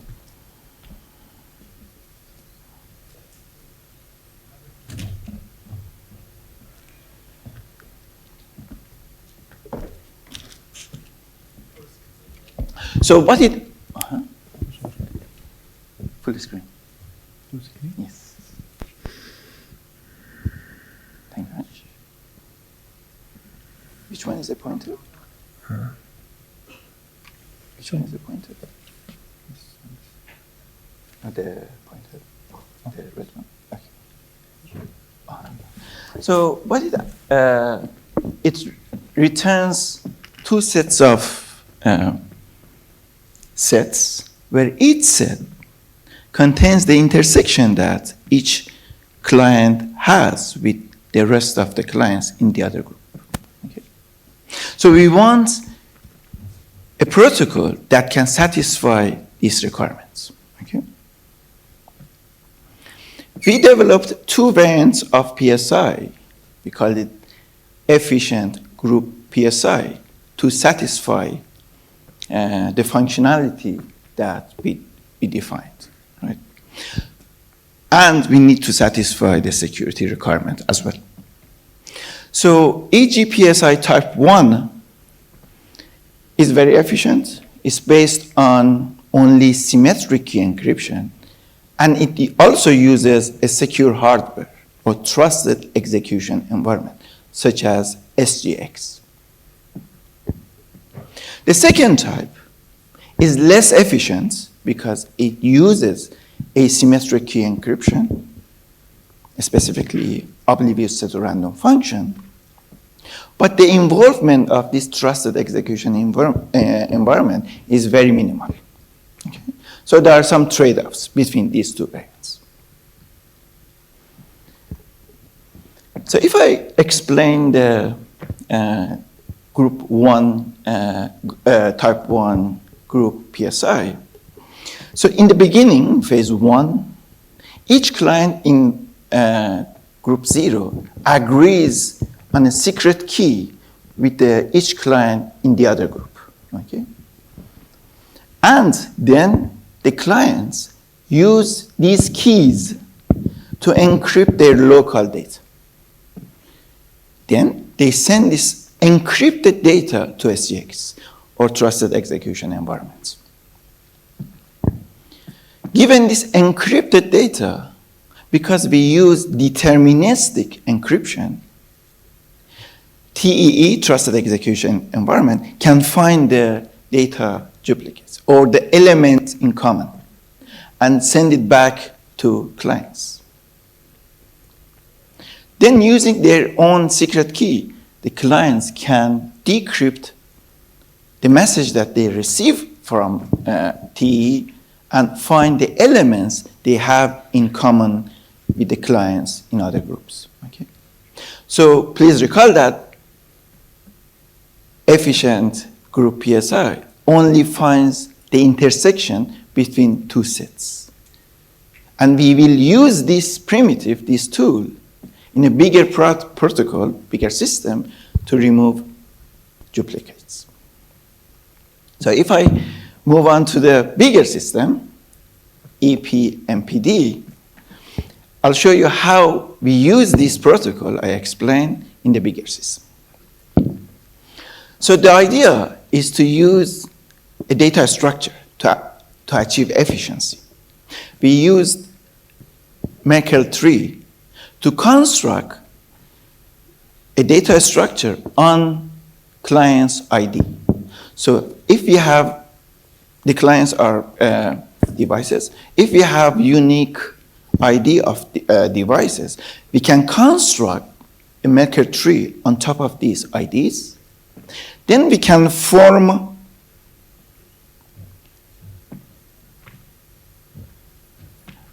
different groups and clusters using the user's ID. So we start from leaf nodes.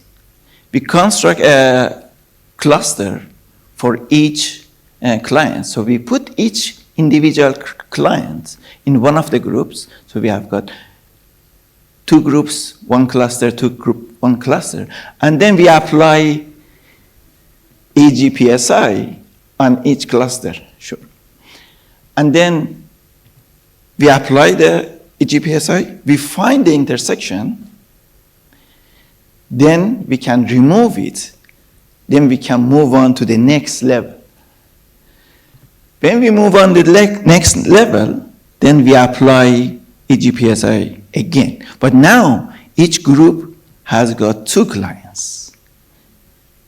Now we have got two groups, but each group has got 2 clients. We apply this the same, and then we move on to the next level until we reach to the root of the tree. Using this approach, we can efficiently remove data duplicate. So if I put it in the more complex system, including federated learning, so in order for devices to evolve to bigger system, they initially remove their data locally. Then in phase 1, in phase 2, they use our EPMPD to remove duplicates across different devices. And in phase 3, now we have got clean data. We can run any federated learning on this clean data. We made sure that the data, at least 1 copy of the data will remain in the database. Otherwise, it can affect the quality of the model. We have implemented the system in Python, and we have performed extensive study on the performance and quality of the data. From a quality perspective, we managed to achieve about 19% improvements.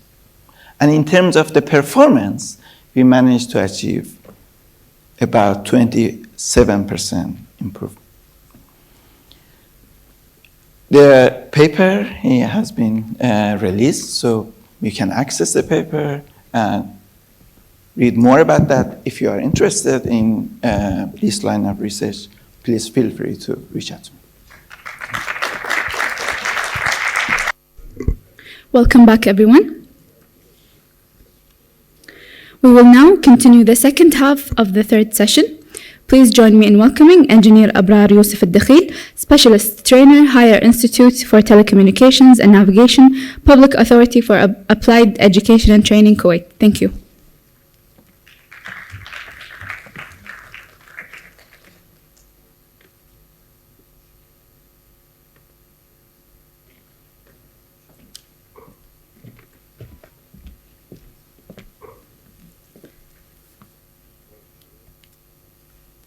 Working? Yes. Bismillah ar-Rahman ar-Rahim. Assalamu alaikum wa rahmatullahi wa barakatuh. I'm delighted today to be with you here and to participate in CERC 2024 as a part of this increasing the knowledge in cybersecurity field, and to share some key points of my latest published paper in the field of cybersecurity awareness. I'm also passionate always in the field of cybersecurity and how to increase the awareness in my society and community, and to increase and equip the adults and the students and the kids from all age groups with the education and information that will help them to face the different cyber threats in the world. As a part of the first cohort of the UK GCC Women in Cybersecurity Fellowship Program, I was really proud to present my country in the syndicate group of the awareness for almost 2 years, from 2019 to 2022.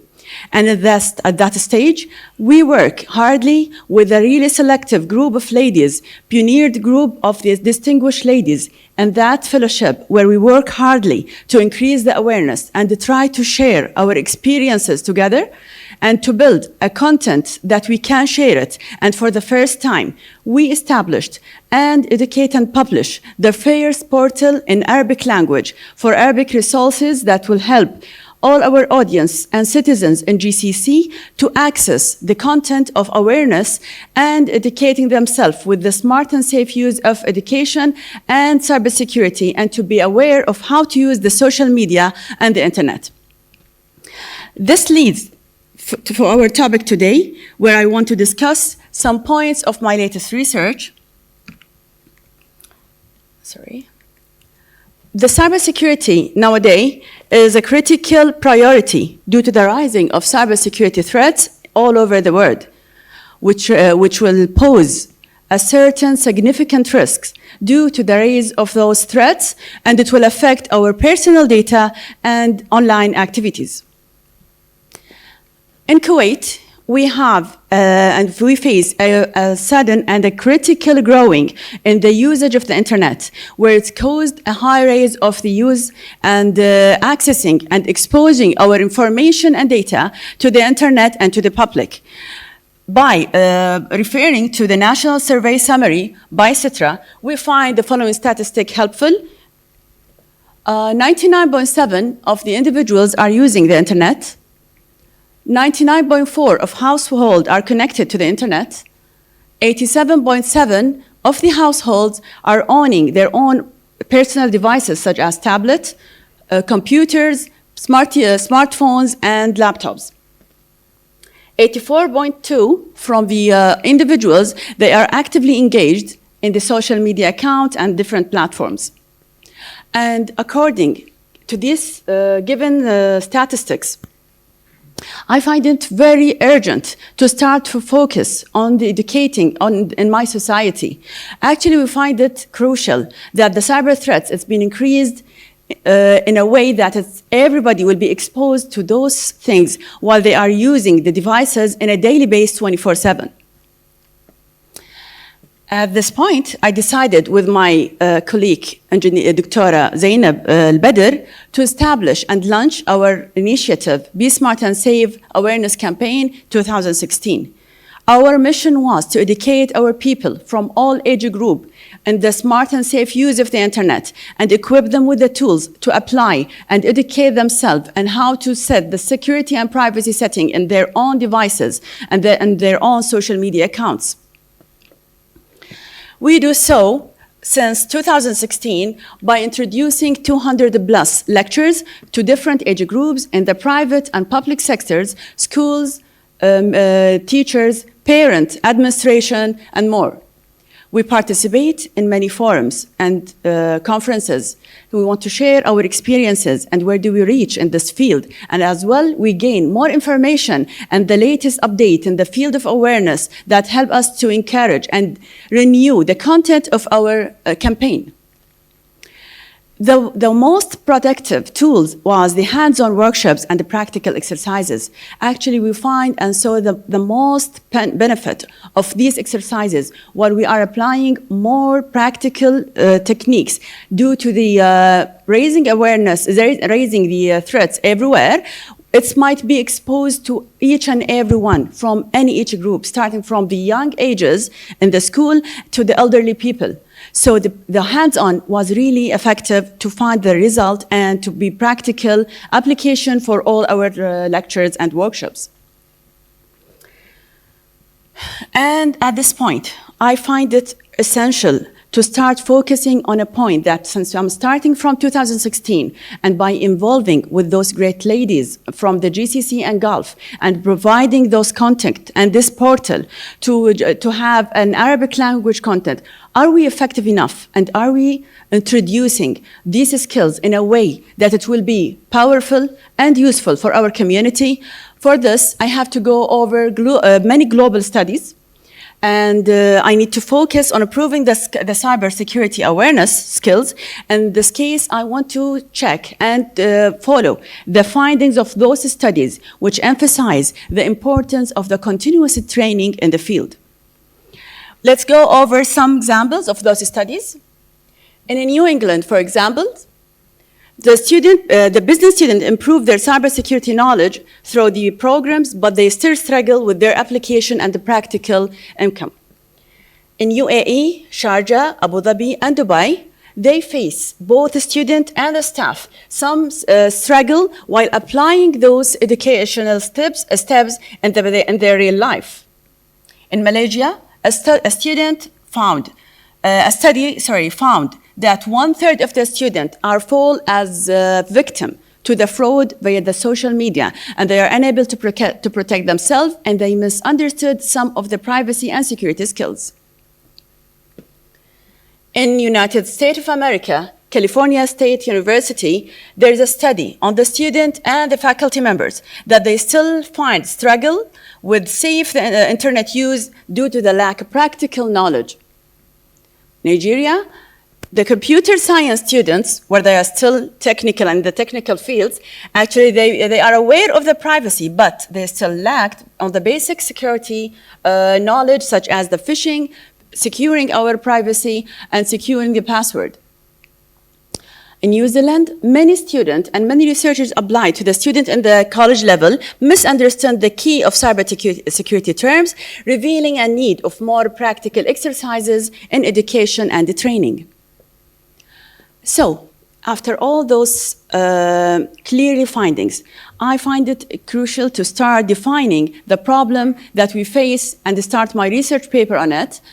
First of all, the growing cybersecurity threat, it's really something urgent to focus on, whereas the threats are widely exposed to anyone who uses the internet, such as the ransomware and phishing malware. The lack of awareness.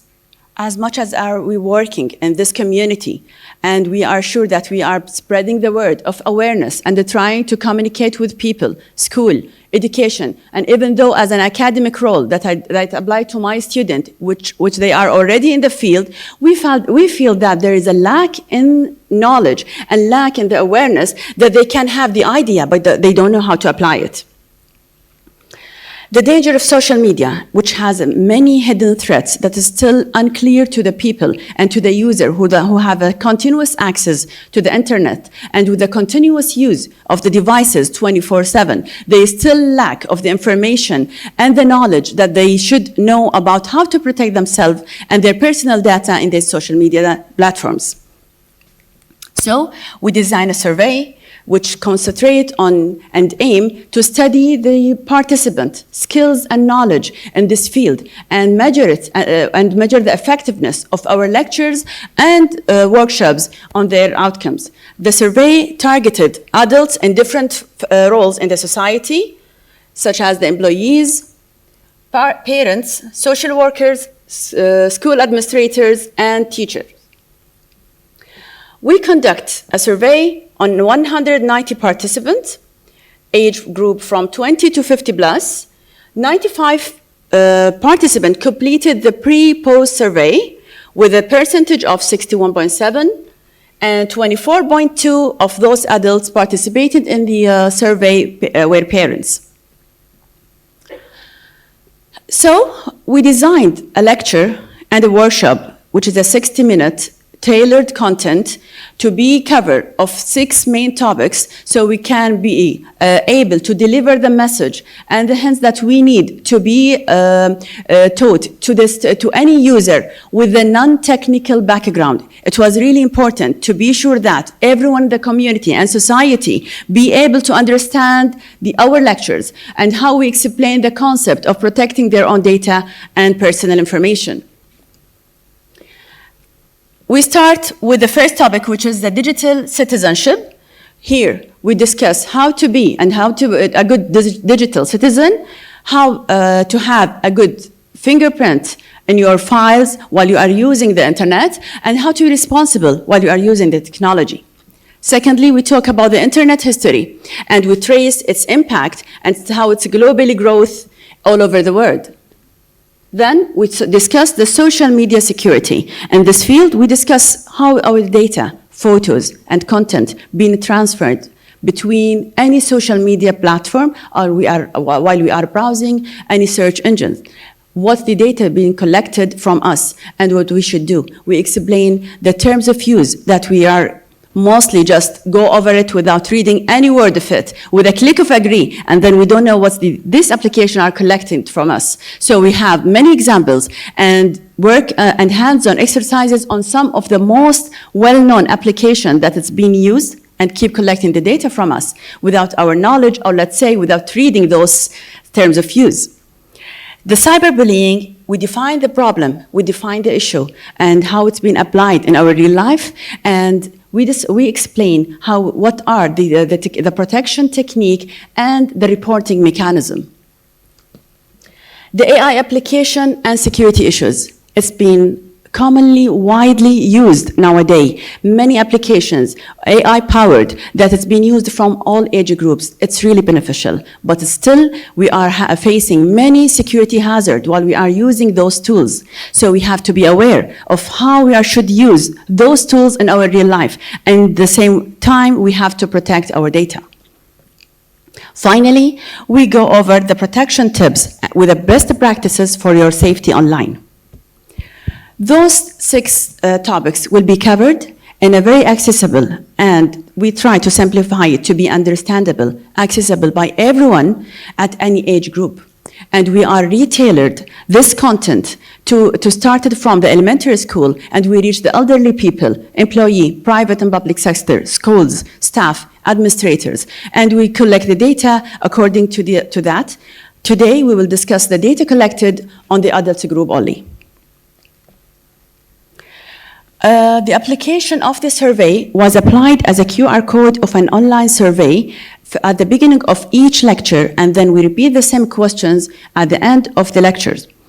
This survey is based on managing and trying to discover the skills and the talent, the knowledge of the audience and of the participant in 3 key areas. First one is the competence. In this area, we're focusing on evaluating the ability of the participant in describing the following. Is he aware of the internet? Did he know how we connected to the internet? How the internet is reached to our own home? What are the devices used to be able to connect to the internet? We are talking about also the social media and the mechanism of how it's work and how it's collected our data in each and different platform. Is he able to understand the legal rules applied in our country, which is the ECCC, and how it's the cybercrime is being dealt with in our country, and how to protect themselves and their family from the cyberbullying. Second key area is the personal attribute and how they can be able to describe and focus on some core digital concepts, such as, are they believe that their photos and data, once deleted from devices, it's be deleted forever? Secondly, are they facing any difficulty in updating their devices or acting in any simple steps to apply some security tips? Let's say how they enable a security to their Instagram, or how they enable the 2-factor authentication. Are they able to download and update their devices and their operating systems? Are they confident enough to apply digital research? And do they believe really that their data and personal content is protected? The third key area is the future impact, and they should know if they are aware enough of their footprint and their impact of their nowadays online activity and how it will be impact his future life on the long term. In this field, we discuss another 4 points which focus on the cybercrime and their knowledge about the cybercrime law in our country. Are they sure that the private photos are safe in their devices, such as the smartphones? Are they responsible enough to their online behaviors? And the last, are they able to evaluate and find a trustful resource online? After analyzing the data on these 3 categories, we find that there is a positive impact, highly recommended in my workshop and the lectures that affect all the items except 2 items. The first one is the falsely believed that their data and information will be deleted permanently and forever. And we face actually a difficulty in reaching this point with everyone. They know that they can delete it, and they saw many terms that it's two-end encryption deleted in many applications, but they are not aware that their data will be reused unless we have more practical exercises in some of the platforms that shows that their data, it won't deleted, such as many applications, without mentioning the name, that they can see their photos and their content even a year later on, even if it's mentioned that it will be deleted. So this was really effective when we try to reach and deliver this information by practical exercises. Secondly, it was really a clear need to apply skills and equip them with the tools to allow them to find and evaluate a trustful resources online. They still face a problem by accessing which and where to get the correct information. Even though they are handling many roles in the society, we are trying to manage and direct them to find the more successful, trustful resources in their fields. So, I believe that the insight that we find from this study will shape the future of the training session and encourage and ensure a continuous improvement in the cybersecurity education and the training. As a conclusion, we find that the training, workshops, and lecture have significantly positive impact on our cybersecurity awareness and raising the knowledge with the skills that is required by everyone. And as the threat is being changing every minute and every second, those skills should be improved and should be taught in more practical way. As we mentioned, the workshop emphasized the need for more digital safety in education in the learning schools and colleges. We find it crucial to start young and to start from each and every school, private and public sector. This will be really helpful to reach all the levels, and we have to work on both hands. We work with the adults, and we work with the kids, and we work with the student and the employee. This is need a huge effort to start working on it.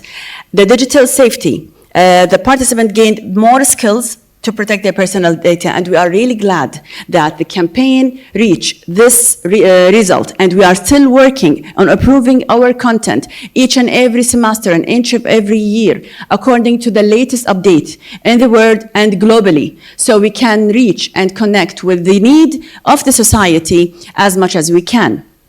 The digital safety is also something that it should be in mind, and we find it really important to start a more practical curriculum that it would be taught in all years starting from the elementary. We find them really highly participating with us as a kid, and we can improve too the skills of the teachers and the instructors and the administrator, so they can control the access of the kids while they are in the school for many resources. Actually, we find it very essential to do those training through all the years and keep improving and developing the content with the latest update. We shouldn't stop. The technology shouldn't stop growing up. I hope this research will highlight the growing need for more hands-on training and workshop to equip our society with more ability to handle the cyber threats and the increasing of the cyber crimes all over the world. Thank you for your attention. Thank you so much. Thank you so much, Engineer Abrar. We now have time for one question.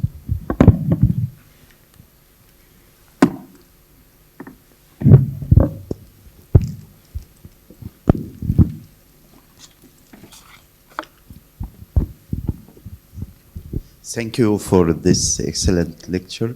I need to ask why you select this area of survey elements. The other question, what the type of the sample and how you calculate the sample. And I need to ask you, they are rapid and fast in this AI and cybersecurity. How to achieve with this rapid and fast technology? Thank you for your question. Actually, I think it's two parts. So if I'm focusing for the first point, that how do we collect this data and be sure that it's corrected? Actually, we design the content, and then we write these questions and the surveys that it's measure each and every topic in our content. Let me tell you the truth, the content is keep changing. Sometimes each semester, and sometimes every 2 months, and sometimes every year. Our technologies keep growing very quickly and very fast. So we have to be able to follow up with them. We should be able to track these growing up skills. And we are reading and following and attending, as I mentioned, many events, many conferences, and merging many groups and sharing the information and expertise with more expertise in the field to try to measure what is the positive, or what are the main items that we can measure. Secondly, improving the skill and reading more so we can trying to go to follow the fast impact and fast growing in the technology and in the cybersecurity threats. We couldn't keep a content for longer than 6 months, let me be honest, because everything is being changed and been growing fast, so we have to change that according to. Thank you so much. Thank you, Engineer Abrar. And now, unfortunately, since Engineer Abrar cannot stick around to the awarding session, please welcome on stage Professor Khalid Al-Baqa'in to award her and present her a token of our appreciation. Thank you.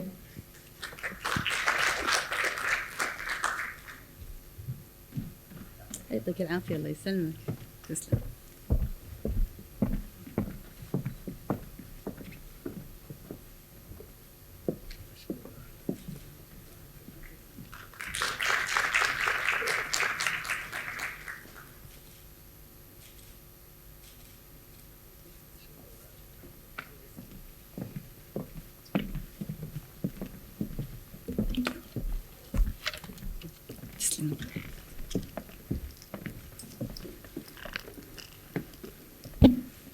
And now, please welcome Mr. Rishab Gaikwad, Head of Information Security, Al Ghanim Industries, Kuwait.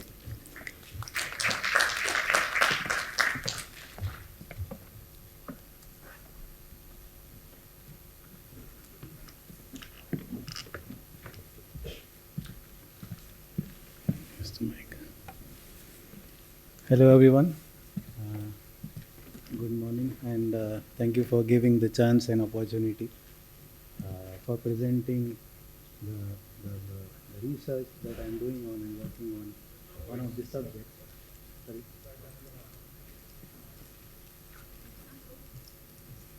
Hello.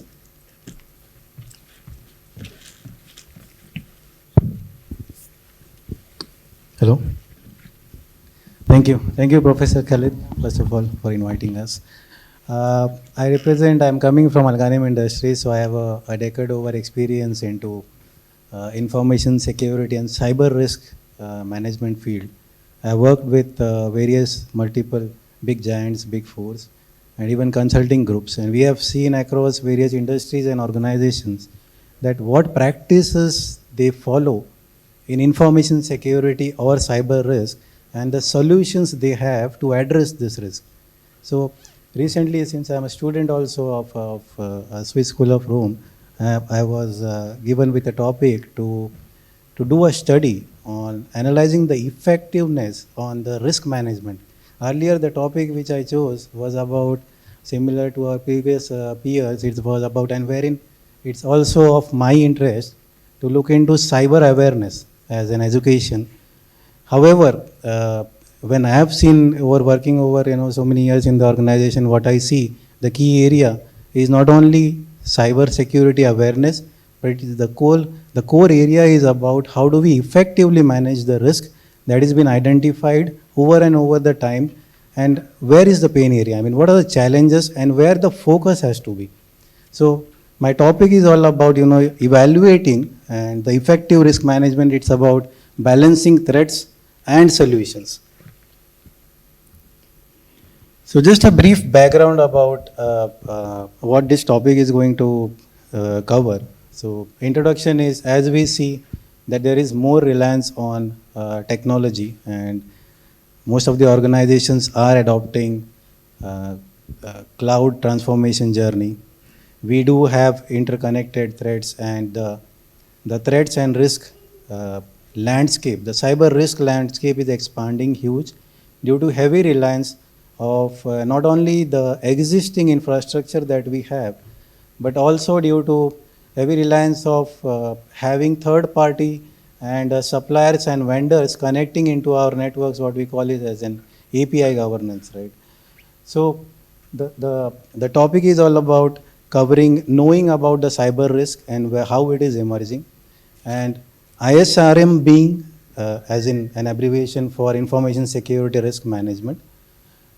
It is about a critical element, and your business or an organization's strategy has to adopt every year because the threat landscape is changing, your IT infrastructure is changing, the critical processes and services that aligns your key business processes to run, to work, these are changing. Every year new threats or new type of attacks are being discovered, and so we need to keep abreast with does our strategy currently being deployed in the organization, does it supports to manage the risk effectively, or what should be the change that is being brought in so that we are able to at least not close 100% the risk, because security, as said, it's an illusion. You cannot 100% say that, when we talk to our senior management, that can you give me an assurance that if I have this solution, if I invest on this product, I'm 100% safe, there will be no attacks. So not that being said, also you have seen in our previous examples that even security solution providers do get suffered or get breached or attacked. So the topic is all going to cover this element. So the agenda of the presentation is going to be an overview that we discussed. What is the current risk landscape that we see? Okay, and then why ISRM is important? How do we identify and assess the risk, which is the key element? And a few of the research analysis that we conducted based on the background research that have been published about the effective ways of managing risk.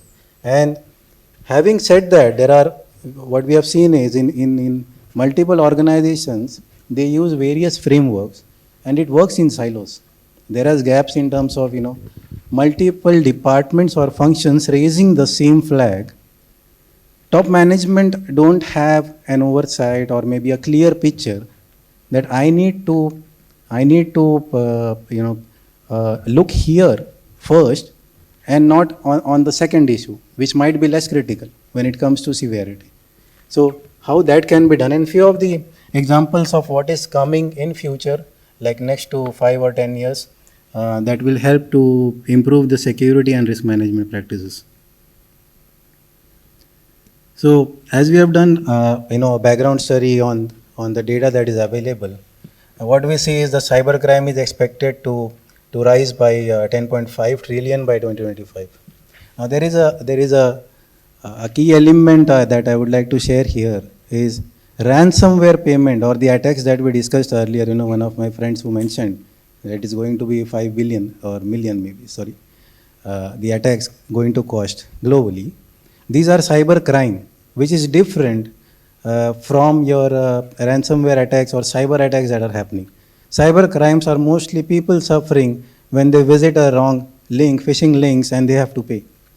It is like, one of our colleagues creating or the friends creating someone else's profile on LinkedIn or Facebook and asking for payment. We do get a deep fake calls or interviews been happening wherein they ask for false payments. So these are key elements which are also considered when it talks about cybercrime. We also came to know about it when talking to one of the cyber insurance company, when they said that if you have to add this element, the premium goes like 80% higher, apart from the normal cyber insurance that we are going to take, right? The other key element in this slide is it is very important for the risk to be analyzed rightly, keeping the understanding the assets, criticality and severity to the business. There might be hundreds of assets which are critical or key to a business function or a process. But are all the identified risks for these assets, is it really important that we have to look at all, given that there are limited resources and high dependencies onto, when we have to look at managing all of this risk. There are operational challenges, there are key skills, SMEs, lack of skills, trainings, there are lack of solutions, product, and even knowledge when we have to look at into a market.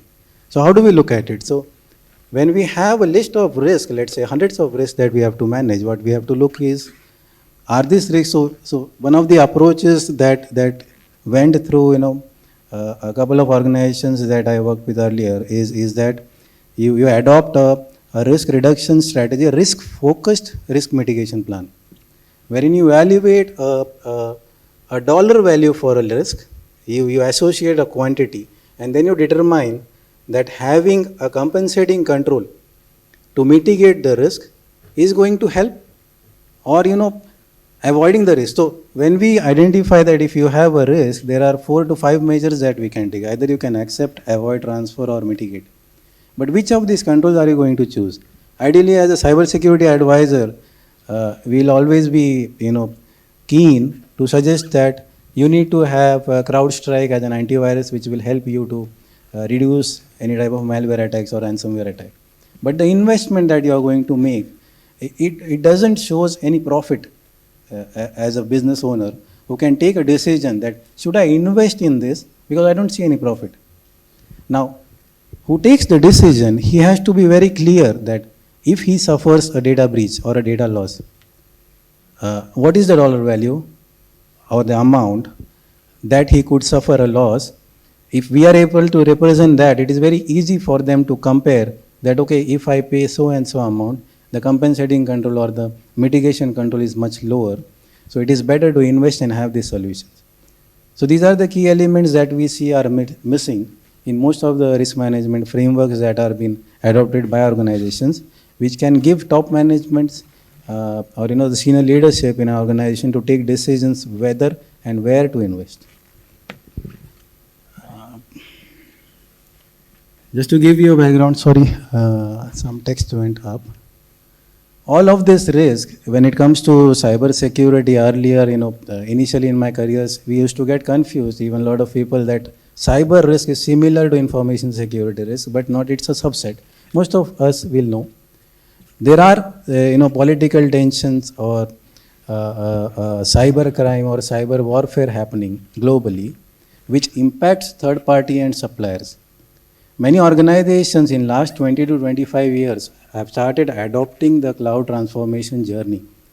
But when as an auditor, when I have seen the companies and we question that, are you aware that since your data centers, like where your data is going to reside, which is the key element for, which is a new oil for the organization as called, do you know where the data is residing? If it is within GCC, for example, Microsoft have their data centers, Amazon is building one.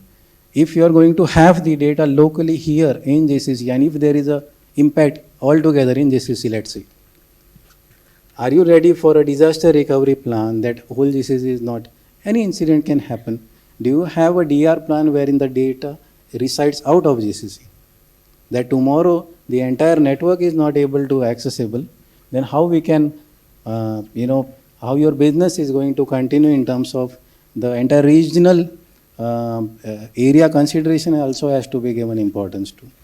So this is one of the areas how I demonstrate here that there are non-technical threats that we need to look upward, and then there is also technical threats that needs to be seen. A couple of elements onto the projection of how the retail industry is structured, because my study was focusing mainly on the retail industry. Why? Because there is a lot of dependencies of multiple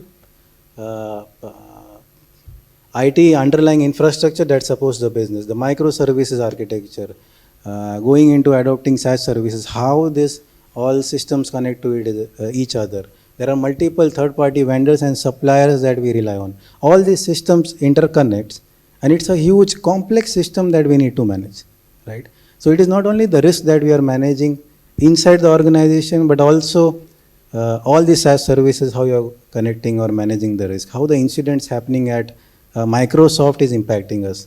Recently, we would have also seen the ISP cable, there was a breakdown. Have we analyzed the impact that if the similar incident happens and when we have moved to cloud, was that the right strategy to adopt? Right. Key factors that I considered while doing the risk management as an effective is that there is a heavy reliance on, due to the COVID impact, as earlier my peers also mentioned, that many organizations have heavily shifted their business and focus to online presence. Many of them out of business because they were not online. There were certain areas in Kuwait also that were completely locked down. And let's say if many businesses, you can also give a thought on it, that let's say all your the workers or laborers who work for the company, and let's say they have to travel to a place or a location they have, let's say in Khaitan. If the entire location is put to a lockdown, how your business is going to function? So this was key areas or the questions that you can think upon when planning about the situations or the incidents that we have seen in the past. So one is your digital heavy reliance to e-commerce, and the other one was even mobile commerce. So we do see that new payment technologies and supporting, warmed as an application has been introduced newly in Kuwait, wherein you can do an online payment and transactions. However, where it is already matured, we need to learn lessons from that, how cyber attacks are, impacting this. There is also challenges when it comes to your legacy infrastructure, wherein your point of sales is one of the weakest point or the weakest link from where the cyber attacks can happen. Then the phishing attacks and phishing simulations, we have seen many deep fake calls happening to the customers here on individuals. There are third-party risk, and as I said, new payment technologies. Key findings that we see till now from the survey is that there is a good strategy, a management support is there in terms of the governance of risk management. However, there is no change in the strategy. It has to be redefined. Every year it's a new. You need to have re-look at how the progress is going on, how the operational plan and strategic plan aligns to the business objectives. So this was one. Employee awareness and training. There are many solutions and been adopted by organizations saying we do training, but are they really effective? If we try to look at this question, one of the answers were from the employees or from the kids even, when we'll be doing these trainings, it is like it feels boring. So how do you feel, how do we take it or make it more interactive? There are many ways that it had been made interactive, but still it is failing. So one of the areas is how you keep it frequent, how you keep it changing, and then how do you keep the frequency of training? These are the three elements which were identified, which can impact the learning lessons and effectiveness. It is also the length of the videos, the contents you are sharing, the recent news that comes in. So the more recent learnings that we are able to capture and deliver it to all the end users, that really helps. Data protection measures are been seen very effective, or maybe adherence is seen very keen when the policy and procedures were seen of the organization. But the only thing is, do we really know where our data resides? Even if now we need to ask many organizations or even the individuals that are we aware where is our data flowing? One of the interesting fact that I would like to share is we met one of the top freelance auditors from Germany, and he mentioned that, you know, the mobile applications that we have in our phone, they are collecting so much of data that they can replicate you within 3 years as you are now. So much data is flowing and the analysis also happening. But that is also, it's not a negative point, but you can also see it from a positive way, is that they are also going to use it to predict what diseases you are going to have, and they are going to feed you now with the medicines that can help you, you know, in your future life and having a good health. I'd like to quickly show you just 2 minutes. So one of the, after the analysis, what we predict is the risk management has to be integrated, what is being adopted or what's been followed in our organization. It is that it should start with a risk culture altogether in all departments. No one is, it's not only a responsibility of cybersecurity or information security team or someone who is aware that how to prevent it. There has to be a risk culture being developed, and 31,000 gives you a guideline of how to do. Okay. Following that, there should be multiple frameworks being implemented which will help each of the departments and functions to integrate and have a collaborative view to the management, so that there is an holistic picture of, okay, this risk are my keen or the focus, and here I need to focus on and work for resolving it. And just few of the preventive and corrective measures that we need to adopt has been drafted. You need to have a GRC tools which are, you can leverage the features when coming to or managing the risk. Have robust incident response plan. We do multiple times here that incident response plan really helps when there are cyber attacks. But do focus on or do ask to your organization internally or maybe externally that do you have a specific incident response plan? When it comes to ransomware attack, the incident plan for a DR failure does not work. And is everyone ready to prevent against if there is a ransomware attack? Like, are your end users, or if someone who is getting this attack, do he know what to do? So these are the key elements that I would like to say and adopt to improve our cybersecurity and risk management framework within organization. Thank you. Any questions? Thank you, Mr. Rishab. Now, since you are part of the next panel, we will keep the questions after the panel. Okay.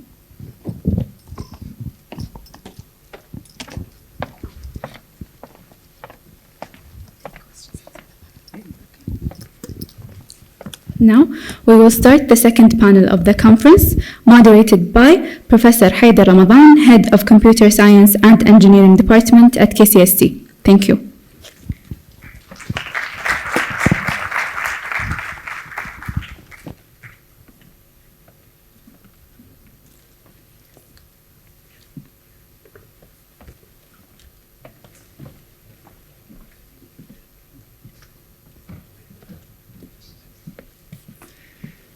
Mr. Khair, good afternoon. I'm very excited to be here moderating a discussion panel. This is our second discussion panel of the conference. And I'm very excited to have distinguished panelists with us to discuss a dominating topic these days, dominating topic projected in the future, which is AI and cybersecurity. In particular, the positive and negative roles of AI in cybersecurity. In other words, what AI can do to us and what AI can do for us. By us, I mean cybersecurity professionals and communities. But first, before I call and invite the panelists to the stage, I just would like to make two very brief comments and points just to put things into perspectives. First, when we talk about AI and cybersecurity, we need to envision that there is a Venn diagram where there is cybersecurity and there is AI, and in the middle there is intersection area of AI and cybersecurity. So when we talk about AI and cybersecurity, we mainly talk about machine learning and foundation models in cybersecurity. We use a lot machine learning, deep learning to analyze huge amount of data. And why do we do that? We want to detect and discover patterns, associations, networks, anomalies, and so on. Now, why do we want to do that again? Because we want to predict future trends and behaviors and anomalies, future possible threats and attacks, and so on. So this is the machine learning. Foundation models, we are using a lot foundation models. For example, generative AI to produce a lot of analysis, automation of the tasks, playbooks, for example, threat hunting queries, and so on. We will discuss in the panel. The second point here, some mind-blowing statistics about the cybercrime. More than 2,300, I'm just mentioning this one to put things into perspective when we come to discuss in the panel. More than 2,300 cybercrimes are committed every day on a global scale, very close to 1 million cybercrimes per year. The daily cost on a global scale for crimes related to data breach only is around $4.5 million. Now, I'm talking here about only data breach. Now, you need to understand that the cybersecurity, you can visualize it as a triangle that has 3 sides. You have a network infrastructure, and you have systems and applications, and then you have a data. And all these layers and sides are subject and target of the attacks. By year 2027, the accumulated global cost of cybercrimes expected to reach $23 trillion. These are mind-blowing statistics. Last year, it was reported 50% increase in ransom-related crimes. Now, cybercrime is becoming a big business for both actors, the bad actors and the good actors. It is estimated that the damage inflicted by the cybercrimes, now this is including the cost of recovery and remedy, is around $3 trillion, was $3 trillion in 2015, jumped to $6 trillion in 2021, and could reach, expected and projected to reach $10 trillion annually at the global scale. And now, on top of this mess, we have AI.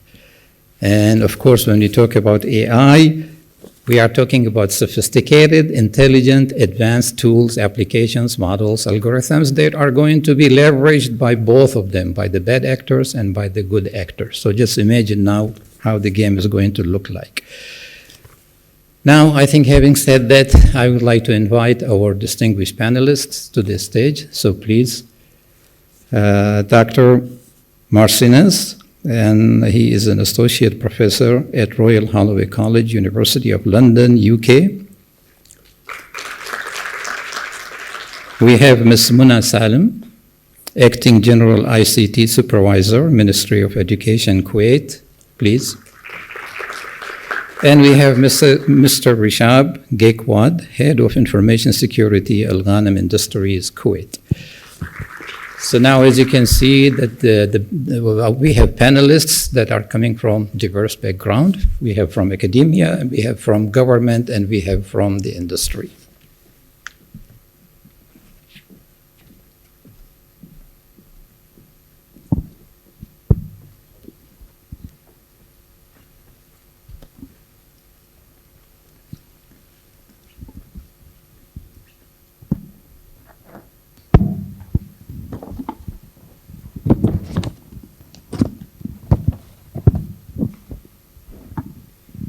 Welcome to all of you to this discussion panel. And I have done enough talking, so I will allow you to do the talking now. So let me start with Dr. Marcinez. How do you see the negative role of AI in cybersecurity? You can pick any area or all areas of cybersecurity. That means what the AI is going to do to us. Please. Thank you very much. Thank you for the opportunity. So there are, I'm sure all of you here, all of us here will have many ideas of the negatives. I would just highlight one or two for the economy of the discussion. So, okay, I would like to remind people here, because I'm sure most of you or all of you know that, but legally, in the law, And with regards to cybercrime, an individual is considered guilty when they are guilty beyond reasonable doubt. Beyond reasonable doubt. Okay, that's what the law says. So now with the introduction, for example, of deepfakes, consider how easily everybody can do that in 10 seconds, literally, from their computer. Consider how easily people can be creating fake evidence for whatever purpose. It could be to discredit somebody. It could be to provide other information about somebody. So this doubt is instantly and very easily instilled in the jury of a court, for example. And we have many cases already, even before AI, that individuals have been found not guilty because the evidence was not strong enough, or the chain of custody with regards to forensics was not held properly. Okay, so this would be, it's already is very easy to happen. And the point is that you might say, okay, but we have mechanisms, or we can invest more time and be smarter about this, create mechanisms that will stop this from happening or identify this from happening, fine. But the point is that we are, I'm going back to the human aspects of security here, we're all humans, and we are influenced, whether we like it or not. We cannot be fully rational. We will have some sort of bias. We will have an impression that remains on us. And this is for the jury, and this is a wider issue if you think about this. So this can affect public opinion, for example, or politics, or international relationships, or even conflicts, right? If you have social media bombarded and orchestrated with fake news and deep fakes and similar, let's say, malicious activities. Thank you very much. Ms. Mona, how do you see the negative impact of AI in cybersecurity? In any area, you just pick one. I think the most problem is who is guilty. Is it the application that the people is using it, or the people itself? Because they allow them to do deep fakes. So who could we blame? The industry or the human? So human factor is very important to be aware and ethical about using it. But there is no law that prevent using these applications and doing deep fake. If we want to charge them in criminal, you cannot charge them because it's already available and free. So there should be guidelines of using AI and which AI that can be promoted for people. I think there is European Union. They have laws in using AI application, which is legally can be provided. Which application is ethical, provide protection, legal thoughts. Everything should be considered before launching any application. This is the main point. Not any application should be launched, not any programs should be used without legalizing. Otherwise, nothing will stop them because they are human in the end. But just for me to reiterate on the same point, if you look at all areas of cybersecurity, networks, the system, applications, data, for example, misinformation, where do you think AI will play a more stronger role in these areas? It's moral or where it's playing? More negative. More negative because now all the attacks is robots. All the websites are AI attacked. People doesn't know any programs, but they know how to attack with robots. Their website to attack by robot. Even someone doesn't have any info, just go website browsing. They have the sites, robot attack. Just pay some money, and you will attack any website. This is a problem. You should legalize these websites. AI is going through data, AI is collecting data, AI is doing a lot of things. In the future, we cannot predict what will happen. So mostly as an educator, I will see that our student should be taught a lot about ethical hacking, about ethical AI, how to use applications. They have to get this experience. They will grow up and know it's better not to use. I think just for the audience, what she is referring to is just using generative AI, for example, to generate a taking query malware without needing any expertise in programming language, or just formatting the syntax of your query, and just you can express your taking malware in natural language processing or your own language, and that will be converted into a malware, will be injected into the system. I think that's what you mean. That's what I mean, because now we see students in 12, 13 is going online, searching without any background, and they are doing a lot of things. This is what we call foundation models in AI. Yes. Rishab, what is your position on seeing the negative role of AI in cybersecurity? We do have already seen this in a couple of movies now, that we don't know whom we are talking to. In many organizations and companies, they are adopting this model to improve their sales. In a couple of years, there will be sites that you are just talking to robots, and you don't know really, after a year or two, you would know that it's really behind that model, it's a human being or a robot. So I'm just giving and there was a real impact. There has been some cases where the impact was huge. So as an individual, it has a huge impact, and what we need, what I see here is, even organizations or some of the countries, they are very keen now to understand the impact of AI and whether you should allow it for use, because still it is in very niche stage, and what's the data being collected, being processed at the back end, we don't know. If we are uploading something or if we are asking the queries, it stays with AI. Now the problem is after 5 or 7 years or what he has collected. We have even seen a couple of attacks using, there can be a very sophisticated attacks that can be done through AI. So earlier it was like, very easy to guess and predict that even general end users can know, this email is phishing because the language is error, the email ID is, but with the use of AI, you can give it an emotional tone. The main concept of having AI in such attacks, and it happens very quick. Earlier, if there is a human involved to do an attack, the process is slow. When it is AI, it's robots. It's fast and quick.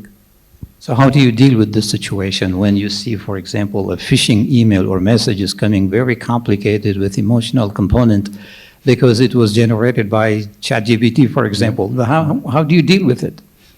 Now, not even we, but what we have seen across industries is we are not experts to develop a product or a solution. What we see is the existing solutions that we have in IT or infrastructure or security landscape, how they are, because they are adopting AI even to respond to these attacks quicker.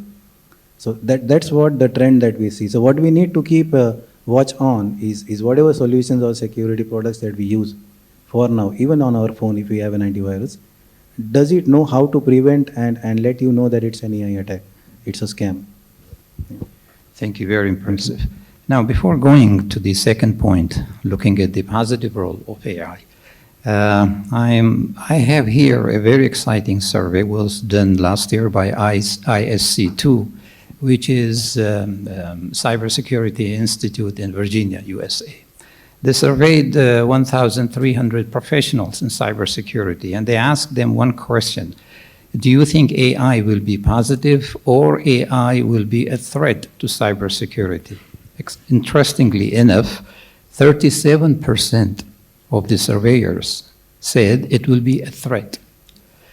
28% said it will be positive, it will play a positive role, and 32% said it is very difficult to respond. So, Dr. Marcinus, what is your thoughts on this finding? Actually, I think the message was a bit optimistic, because I was expecting worse results in terms of more people being worried about it. This is more pessimistic. Well, well, it depends how you see it, right? It's a framing again, and well, okay, this goes back to the personality of people responding as well. But so it's difficult to assess. Okay, we can easily see the benefits. We can easily see how we can do smart and fast anomaly detection in networks, for example, right? And we can easily see creation of tools and defensive tools as well. That all is already happening. It's not the future. We have it now. And as I was mentioning, I'm going back to our own research. We use AI to identify human behaviors again. So we turn it, let's say, again as a tool to study humans, right? So there are a lot of benefits out of it, but of course, as you said, crime as a service is going to is flourishing with this. So the balance, if the question is the balance, I'm slightly on the pessimistic side here, to be honest, because we have to be reactive. That's the only reason I'm saying this, okay? Yeah, but thank you. Right now, most of the systems are reactive. The use of generative AI is targeting to make them proactive in the future. But they are saying, they are giving here a reason, a common sense reason might be true, and that is because hackers do not have ethics. So they can do it very quickly, very aggressively without caring about the ethics, whereas the cybersecurity professionals and communities, they have ethics which are tying their hands, and they have to be more careful. But Ms. Muna, do you think AI will be more positive or more negative? I will see it's a business. It's a business, yes. Yes, it's a business. If money goes on positive, it will go positive. It's going on bad, it will be bad. So the industry should use it positively and promote it more. In the end, the hackers want money, and the industry want money. If you give them the right way to use AI, they will use it right. Otherwise, it will be 73%. Okay. Now, but let's look at the sophistication and the advancement and the intelligence which are now available in the hands of both actors, the bad actors and the good actors. Yeah. Now, for example, bad actors can generate very sophisticated malware. And also the good actors have sophisticated system to defend. But so, who is going to win in the future? The smarter one. The smarter. Yeah, the smartest will win. I think mostly every generation has a new crime. In the before and the after, this is the new crime of the future. This is the crime of the future. So you have to have army for the future. That's it, because it's money, it's information, it's data, it's people's works, it's a lot of things. It's even our feelings, it's our minds. People became crazy about it. Somebody threat you about your personality and your information. Some people are killing themselves because they don't have, it's going very deep. So you have to protect people. You have to spend money to protect people, and you have to find. You need this. Otherwise, it will be after 5 years. We don't know what will happen if we didn't do everything legally. We don't know what will happen. Thank you very much, Mr. Bishop. When dealing with, we are still on the same line. The negative role of AI. When dealing with the misinformation-based attacks, you are coming from the industry. Normally, we talk about disinformation campaign, we talk about social engineering, we talk about what you just mentioned, deepfake. Where do you think AI will play a bigger negative role in these misinformation attacks? So what I see is if organizations are not ready or industries are not ready to prevent the use of AI, we have already all the organizations' data available or made available to the end users on their mobile phones, smartphones, and IoT devices, which have very limited security or issues. Okay. Now the negative role of AI is this data where it's been collected from your cookies, browsers, it's already been analyzed. If you need to ask something, one of the employees also, we do see cases wherein they upload files and they ask AI to create a report or presentations. AI just helps you to do it in minutes. But we don't know, or the organization needs to know that was that a business critical data and how much impact it could be if the AI knows. So that's the negative impact that I see, that if it is not controlled immediately as an use, data is key for the organization's success and its resilience. But we talk about social engineering, for example, when we talk about deepfake and Right. disinformation, where do you think, we will be hurt more severely? I can give you an example of a case of, maybe all of you have heard about it. One of the security awareness solution provider, KnowBe4, got attacked. And just to give you a brief about, how deepfake or AI can impact. So they had 4 rounds of interview with this employee, and it was a video conferencing call, and still they were not able to know that he is not the real guy they have hired. So the attack was from his system, the malware spread into the network, and then they identified that how this machine is connecting from a different region wherein they have no one hired from that region. Very clear. I can see the danger and the negative influence of the deepfake. Everyone is talking about deepfake. Coming back to Dr. Marcinas. Now we are talking about the positive role of AI. When you look at for example, the analysis of the user behavior patterns, when you look at the automation of the tasks, when you look at the detection and blocking of the threats, when you look at the predicting future threats and predicting areas of weaknesses, for example, where threats can be attacked or can be targeting. Which areas you think AI will play a stronger positive role in cybersecurity? I think and I hope we can have some development in the area of cybercrime in terms of advancing our systems so that we can be proactive and be on real time at least against cyber criminals and what they create and what they do. So, but again, I'd like to go back to the human nature, because I don't think it's a tool itself. Of course, several speakers have mentioned this already, right? So take the example of Tor network. It's something that you can use for anonymity, but it is vastly used for child sexual abuse and illegal pornography and all sorts of things, right? So it's the same with AI, in my opinion. We will see that, and we will see people trying to use it for good purposes as well. So again, I'm a bit on I know I'm diverting a bit of from your question, right? I see a lot of positive things happening technically, but I don't think that this is going to be a tremendous qualitative change in what we're doing. So for example, as we mentioned, with anomaly detection and networks and things like that. I think the change would have to be in the mentality of how we work as humans and what sort of activities we do. And this includes cybersecurity as well.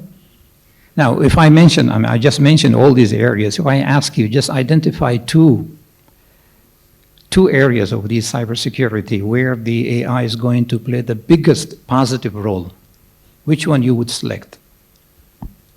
Identifying new threats or criminal models or types of criminal activities very broadly, very fast, and in real time. That would be my guess and hope. Yeah, thank you very much. Ms. Mina, just briefly, you are from education background. How do you see the positive impact of AI in cybersecurity related even to education sector? As AI in cyber, it's not yet implemented in school. You cannot force it now. It's too early. But the cybersecurity, when we implemented the project and the awareness, it's very effective.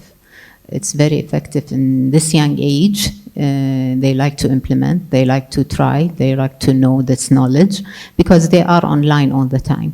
They are using mails, they are using website, they are using games, so they are playing all the time, so they know how to protect themselves.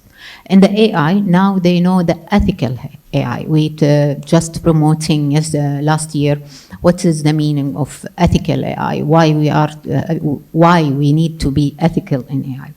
Because mostly they know what's the meaning of AI. It's new to the new generation. The young one don't know AI exactly what.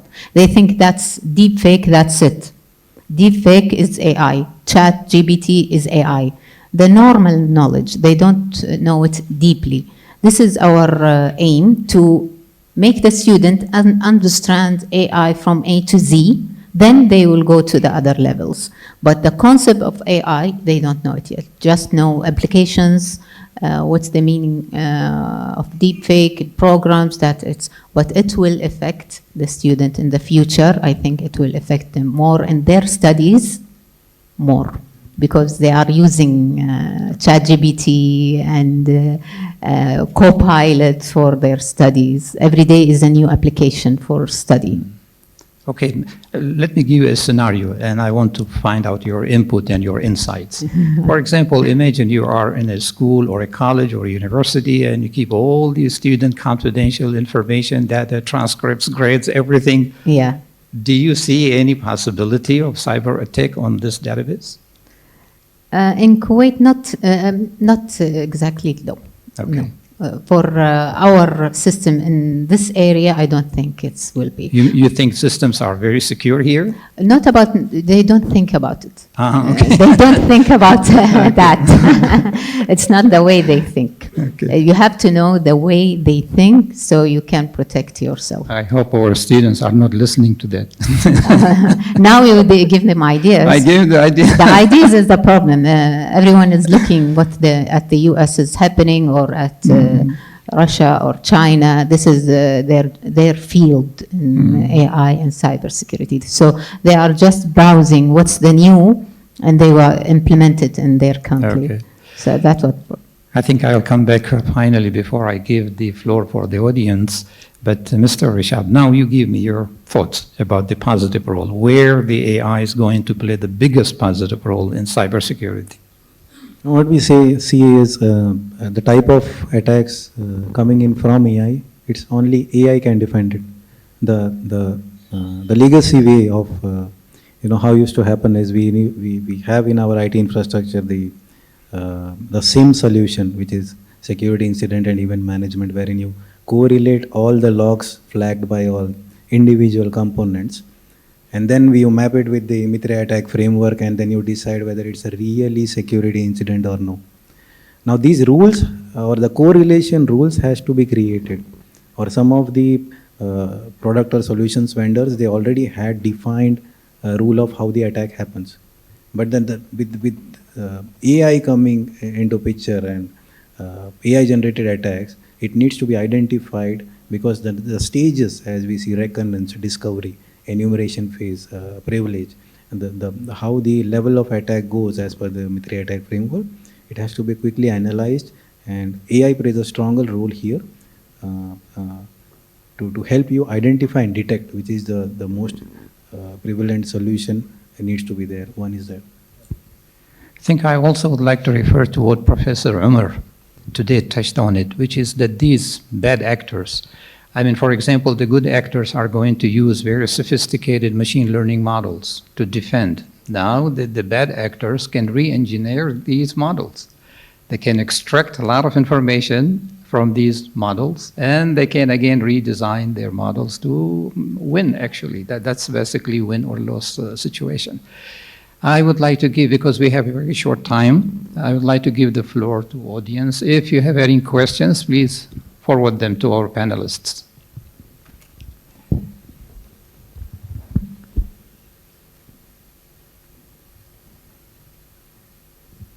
Questions?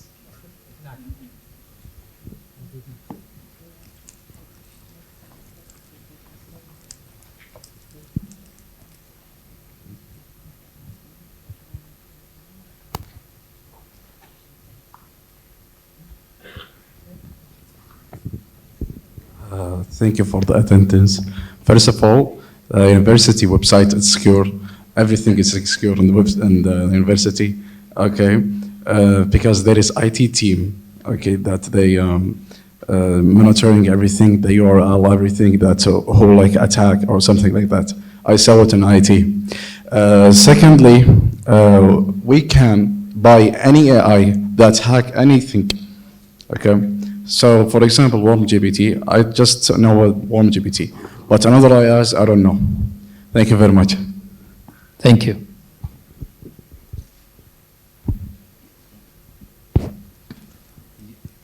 Sorry, you want to know other solutions which can be used for attack? Hi, my name is Susie. See, for example, I'm just telling you something. You can come to my office. I made a very, very simple experiment, okay? I designed a query in natural language, in English language, to penetrate a system. And I asked that query to be transformed by the ChatGPT into a programming language code. You will be surprised that if you compare that code with the actual code reported for the attack and the threat, you will not be able to notice the difference. But we hope, I hope that our system is secure. Please, go ahead. Hi, my name is Jessie. So this is related to our future generation or kids actually. So I'm also a parent, and so do I think many of the people over here may be parents. So what role should you think, like as a parent, should play in enforcing the cybersecurity practices at home? Or what do the education system have in place to play along with parents to make the future generations like knowledgeable on cybersecurity practices? Ms. Mina, do you want to handle that question? It's an education. Education and cybersecurity. I'm sorry, I didn't listen. A lot of role. We have in AI first, in any competition we participate, we have a lot of support from parents in training and let the student be in outer time in the evening to participate. Also in cybersecurity, we train last year a campaign about Kuwait and be aware. Most of the parents participate and help us in launching this campaign through the students and the teachers who are already parents in the ministry. So we have nearly 18,000 teachers who are already the parents. So we are using them to promote cybersecurity, to be aware what's the meaning of phishing. Now from 4th grade to 12th grade, they know what's the meaning of phishing in their mail. This is new to them. We are trying next year also, this year also, in November, we will launch again the campaign for the students to enhance it more in our sector, and also we will implement it with teachers in all subjects to know what is cybersecurity or how can they immune themselves. Maybe we'll try it to do lectures for parents in the evening time. We will try it. We are hoping they will open a session for us and give them training, or we will tell the school that they can promote it with their parents in the schools. It's easier that way. Okay. We will try it. Thank you very much. Do you have any thoughts on this one? Okay. I just want one final question. You are from the industry. What was the most serious attack you have noticed in your system? So one of it was security breach. So it happened due to phishing emails of phishing email. No, before that it was also the biggest attack. I mean, in terms of revenue, if you need to see. Yeah, not as a ransomware attack, but it was due to a third party or a supplier attack. So when you have too many people in email, reply, this CC, you don't know in that group who is there. And you don't know in the supplier's email how they are managing their accounts and doing an access review. There was a supplier email account which seemed to be, when we analyzed that, it was getting sent to a group, and one of the group, one of the IDs from that group, he already left the organization. Now what he did, during the time of when the ransomware the payment to the supplier was supposed to be done, the attacker created the full email loop in a new chain. They created and they registered a new domain. It takes a couple of minutes. Again, the new email started with the same chain. And it was like, from the senior management, you already have an consent for the payment to be made. Only the attacker had to do was, sorry, this bank account has been frozen due to some technical limitations. Please send it to this amount. Now, who is working on this case to release the amount, they already have a senior management consent to release. Yes. Okay, thank you very much. I would like to thank our panelists. I would like to thank Mr. Rishab, Mrs. Muna, and Dr. Marcinez. And I would like to also invite Professor Khalid to present a token of appreciation to them.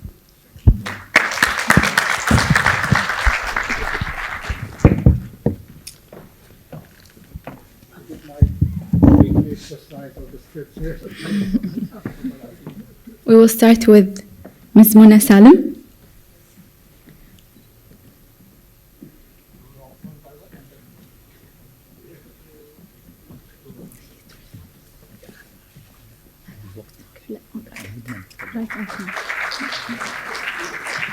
Mr. Rishab Gaikwad.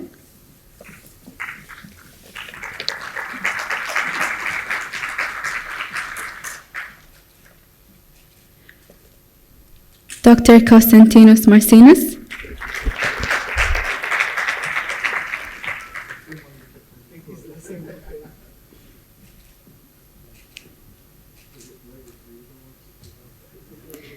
Professor Haider Ramadan. Of course.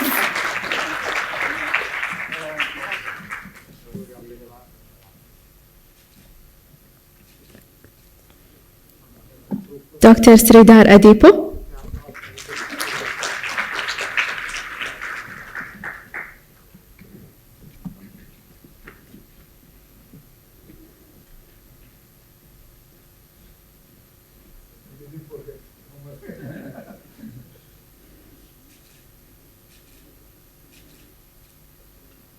And please welcome back on stage Dr. Aiden Abadi.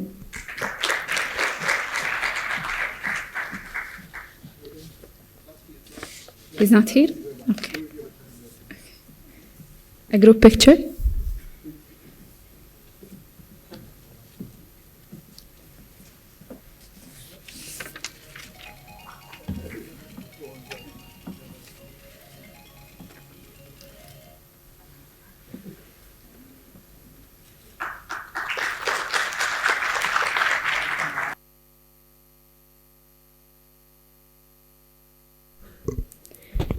Hi everyone, and welcome back.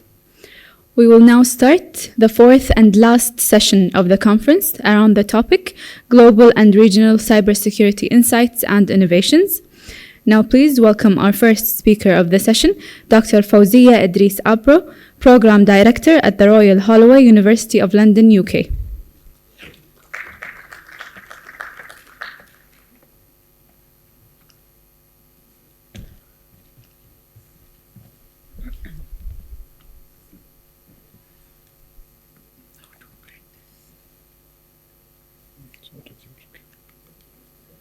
This one forward, this one.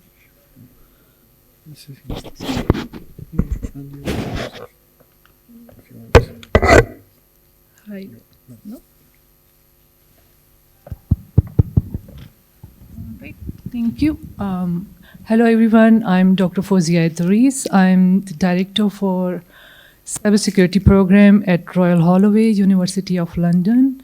And that program is a distance learning program, which we offer in partnership of University of London worldwide and Coursera.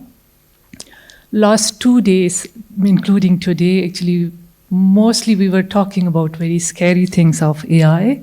So I thought I should just spread some positivity about AI, because I'm not afraid of AI, really. And I know it's a big statement, but so today my topic is enhancing student learning journey through a range of AI-based support services.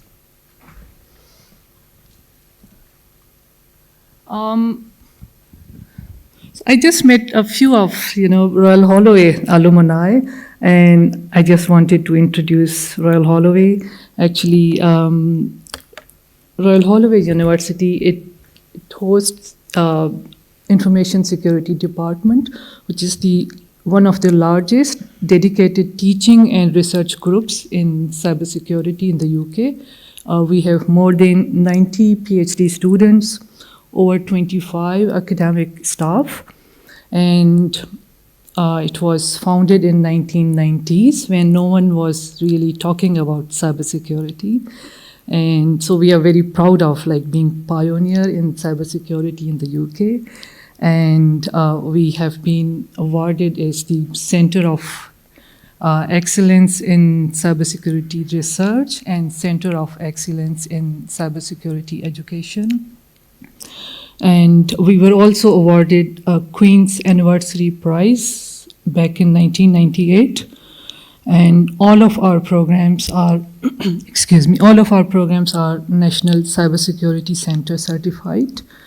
And we're also founding member of the International Cybersecurity Center of Excellence. Konstantinos is here, he's the co-founder. And we are also member of all-party parliamentary group in cybersecurity. And we assist the government in policy making. So I'll try to follow the sequence, but I might go off slide.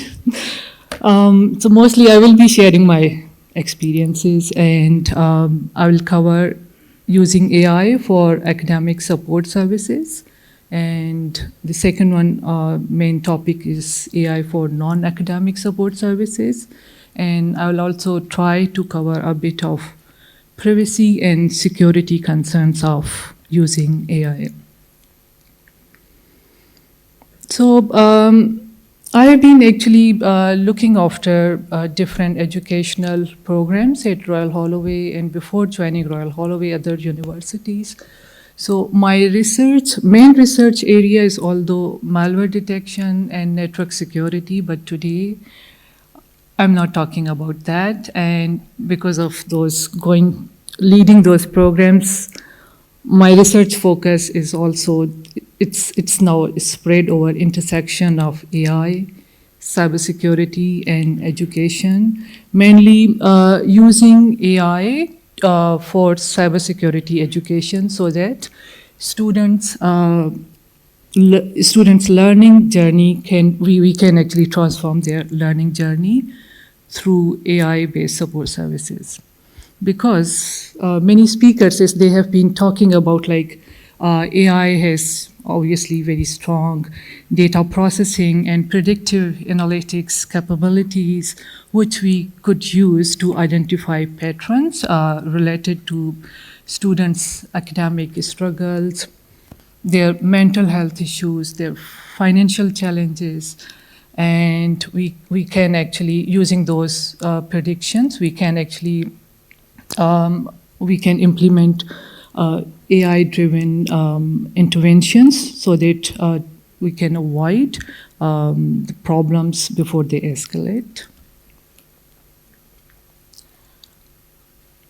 So first of all, for academic support, I'm just giving a few examples. This is not the whole list of examples. How can we use AI for academic support? So mainly I'll be focusing on using AI for hands-on skill learning through cyber ranges. And because cyber range is a platform which is used to simulate real life sort of cyber attacks, and it's really very useful. I know Omar Rana was also talking about cyber range, and it's very useful platform to teach students about cybersecurity skills, and especially on distance learning program. We have 1,600 students on distance learning program, and they are really appreciating it a lot, and it's helping them in understanding the cybersecurity skills.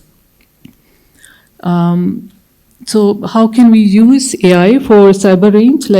Most of our students were facing problem in configuring a cyber range for different attacks, like for malware analysis, they need different configurations. They need different, ML and AI, predictions.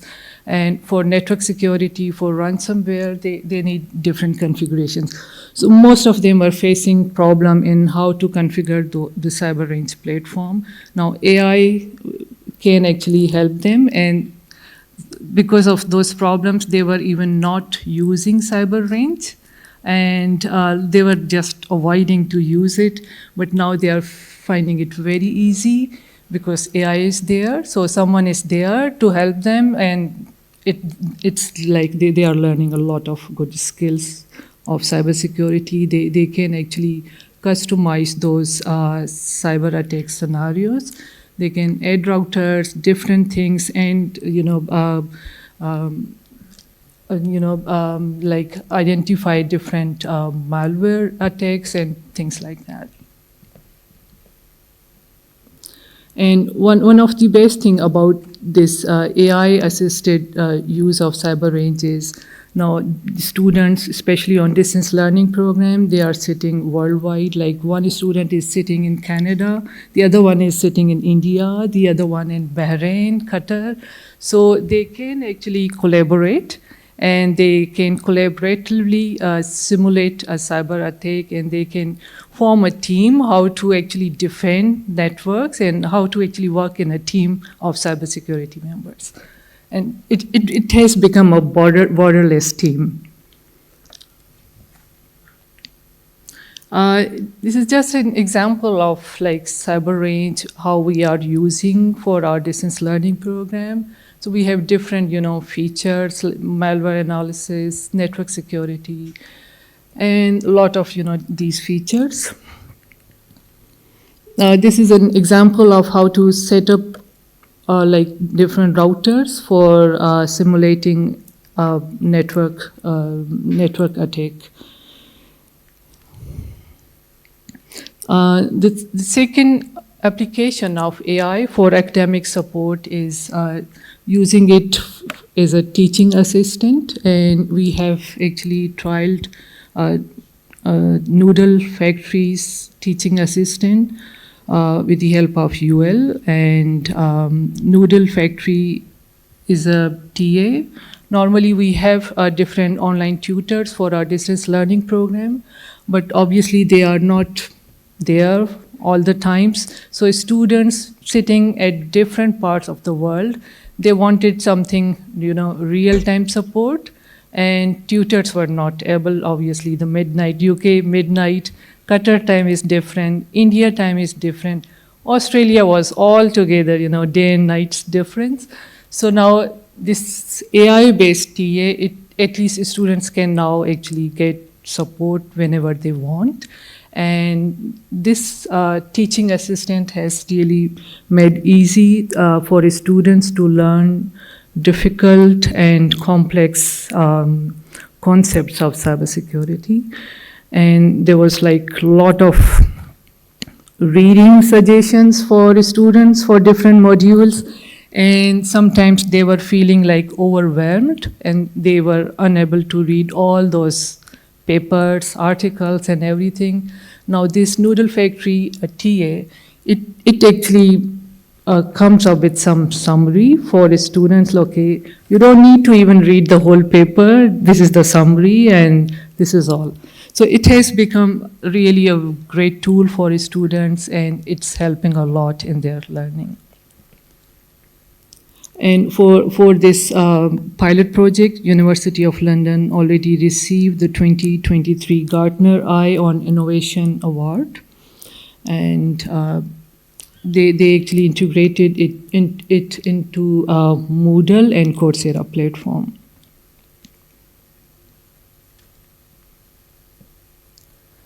So these are just some screenshots of Noodle Factory teaching assistant. It can create different assessments for students, create summaries for students, and answer their questions about different concepts of cybersecurity. These are just some data from our trial on Noodle Factory. So total of 1,434 students actually participated in this pilot project, and overall we received 3.6 out of 5 feedback score, and 97% of the times this TA, Noodle Factory TA, was actually able to answer the questions correctly. That was really very positive, feedback for this Noodle Factory TA. So now something like using AI for academic support. Obviously there are challenges, and it's not very simple to plug in sort of thing. We have to be very careful whenever we actually consider integrating any AI tutor or TA sort of thing into our pedagogical practices. And it's good to have feedback from participants before implementing or finalizing any tool or software for this. So we got very positive feedback about this TA, but we also received, there was a desire from students to have some human element in their learning, because they didn't want to completely rely and trust on AI TA. For non-academic support, there are a lot of examples, and I'm just covering 2 of them because of time limitation. Financial support services. So one is as I was also looking after the campus MSc. So most of the time I was receiving requests for some financial help from international students. And many times our, administrative staff, they are really unable to actually advise the students. And after COVID, we have seen a lot of stressful situations for students. So having some AI help, which can actually guide the students, you have these financial support options, or you have these, part-time job options, and they can even guide money management in countries where they have come for studying. The second application is mental health and well-being.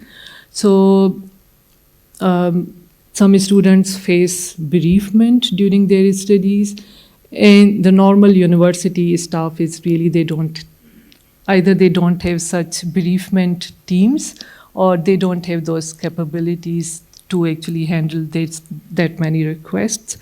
And even the counseling is limited there. It's really, even the team is overwhelmed, and there's a lot of demand, which is not possible through human interaction. So I think AI can really help in counseling, bereavement support, motivations. So as I mentioned, and all other speakers also mentioned, again, the demand for AI for different sectors is growing, and it's same for the educational sector. But when we implement any AI, systems, we must actually implement through, we should actually focus on personalization, adaptive learning, and make sure to provide some, inclusive and accessible, solutions. Security and privacy concerns, a lot of people, Konstantinos, Umar Rana, many people already actually talked about this. There are privacy concerns, there are security concerns, right? Okay, I didn't notice. Already, okay, I can cover this. It's just like benefits of AI integration, as I already mentioned. And same as it's like AI's transformative potential in enhancing the student learning journey. It's for me, it's really useful. Like when I look after all these campus or distance learning programs, myself feel so overwhelmed when I get so many emails. I was just talking, I can't really reply to this request. So that's all, okay. Thank you. Thank you, Dr. Fawzia. We have room for questions.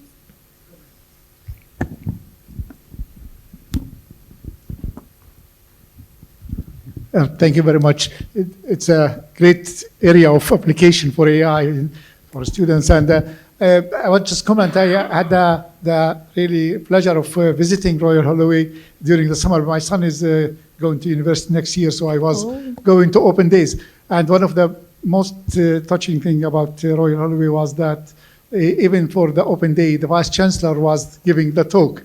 And that showed a kind of beautiful human touch by the university. So yes, please use AI, but don't lose the human touch of Royal Holloway, which was impressive.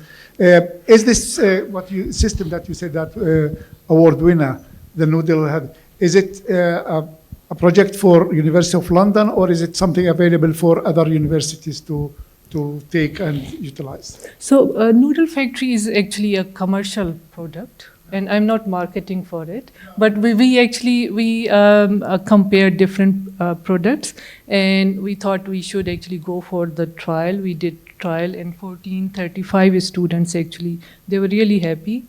And I just came to know last week, I'm not sure, but last week someone was telling me the Noodle Factory was actually founded by a Royal Holloway undergrad student, and that student is from Qatar. And I'm just looking for that student right now. You have to. Any more questions? No. You have a question? No. And if I found him, I will produce him. I'll bring him to you. You talk about the AI education, right?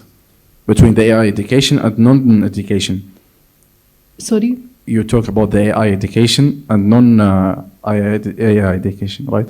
No, I talked about AI application for academic and non-academic services. Yeah, the academic is for learning educations, right? And it's for students. Yeah. Thank you very much.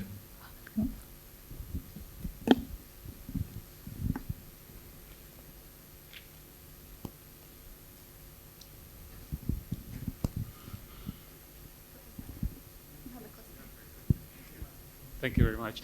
So if I understand Noodle Factory, I think in the UK they use it in schools to change the complexity of questions that are given to students based on their aptitude. So the more they change the question.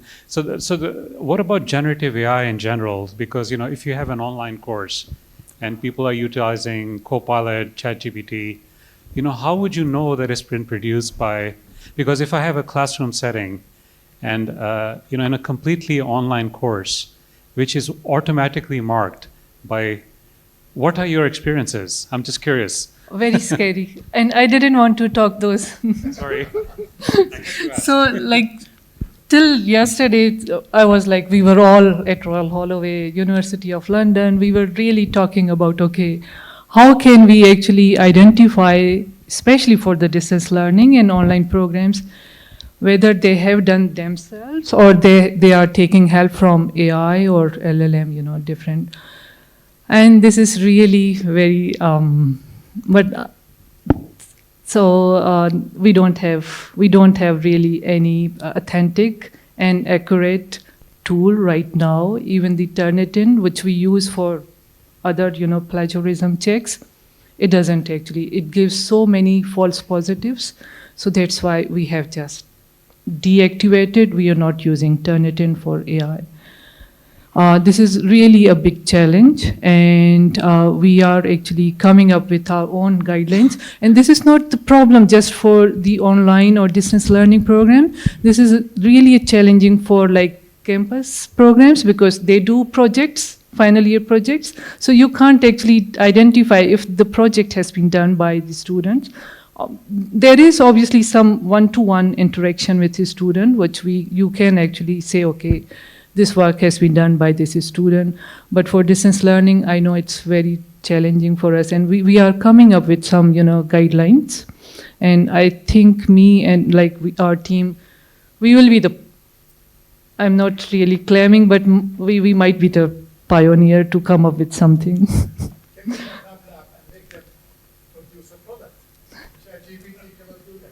Yeah.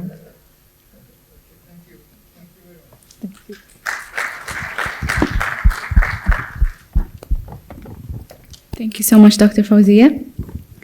And now, please welcome our second speaker of the session, Engineer Omar Al-Mtairi, OWASP Kuwait Chapter Leader. Thank you.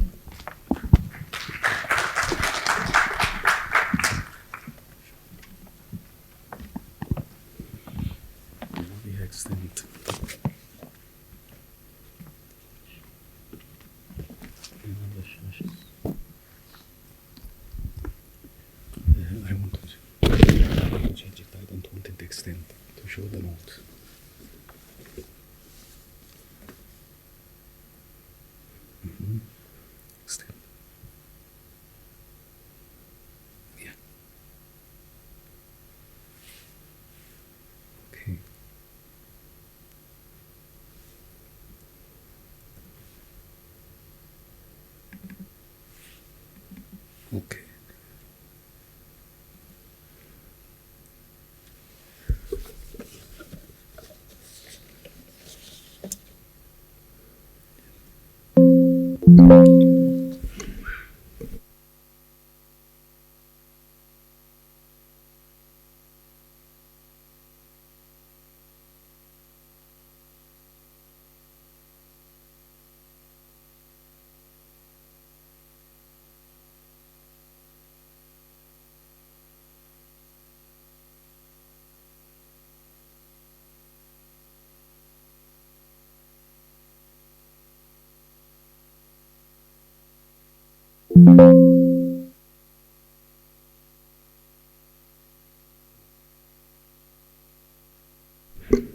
My name is Omar Al-Mtairi. I am OWASP chapter leader for Kuwait chapter. I work on aviation sector as a head of innovation and technology.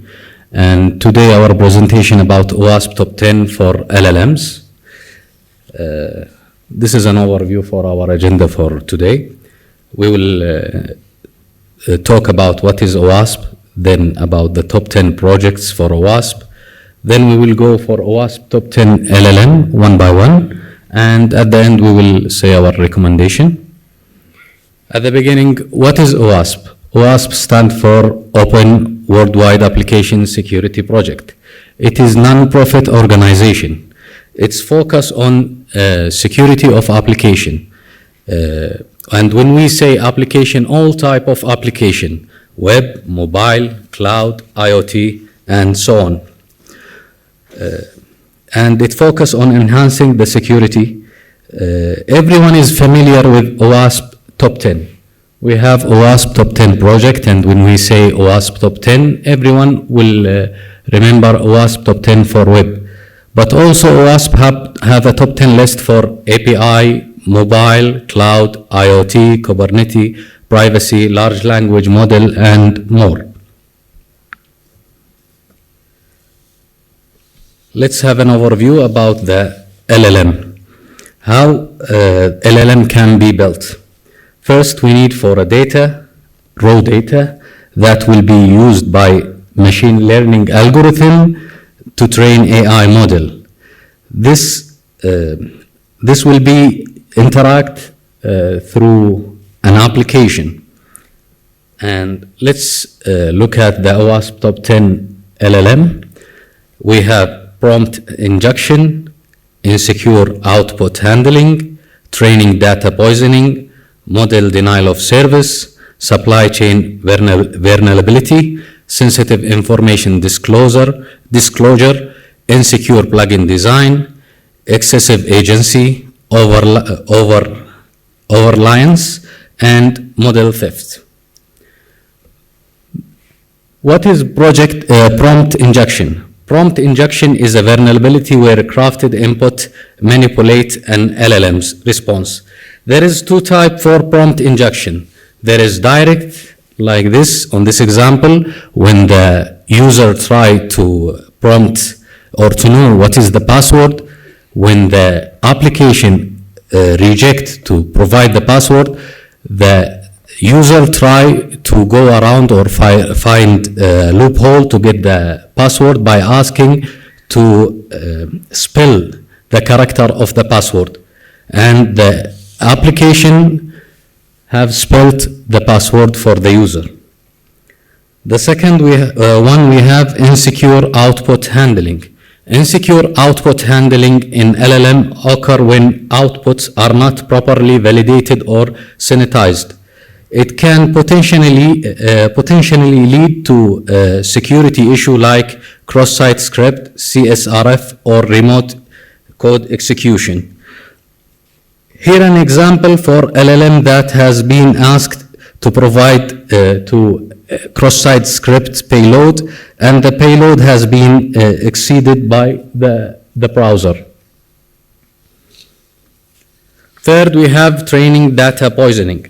Training data poisoning manipulate data in pre-training, fine-tuning, or the embedding processes. Introducing vulnerability, bias, or backdoors that compromise security, performance, and reputation. For example, the data poison, the module will be trained with poisoned or biased data, and the result will be affected.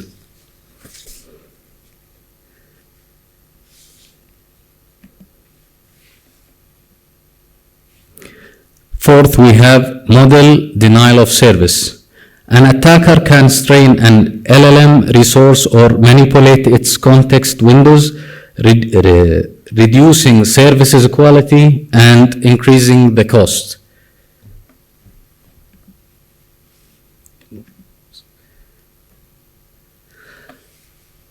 The fifth one on LLM is supply chain vulnerability.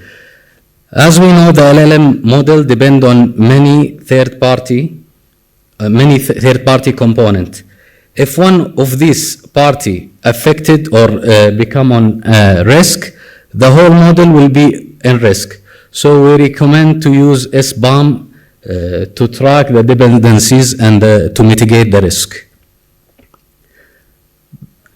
Also, sensitive information disclosure. LLM can disclose sensitive data, risking unauthorized access and privacy breaches. On 2021, one of the developers on Samsung company used ChatGPT to enhance the code. Unfortunately, the code have the token and the password on it. So immediately, Samsung have banned to use GPT at all. Then they put a governance how to use GPT to enhance their services and systems. The seventh one on LLM top 10 is insecure plugin design. Insecure plugin design refer to vulnerability in LLM plugins that lack strong access controls or input validation, potentially allowing unauthorized acts like data exposure or malicious code execution.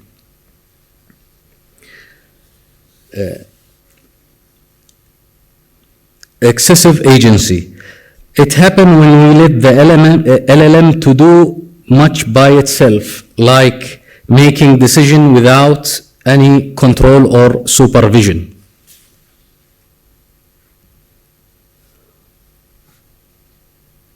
Overreliance can occur when an LLM produce erroneous information and provide it in unauthorized manner. This referred to as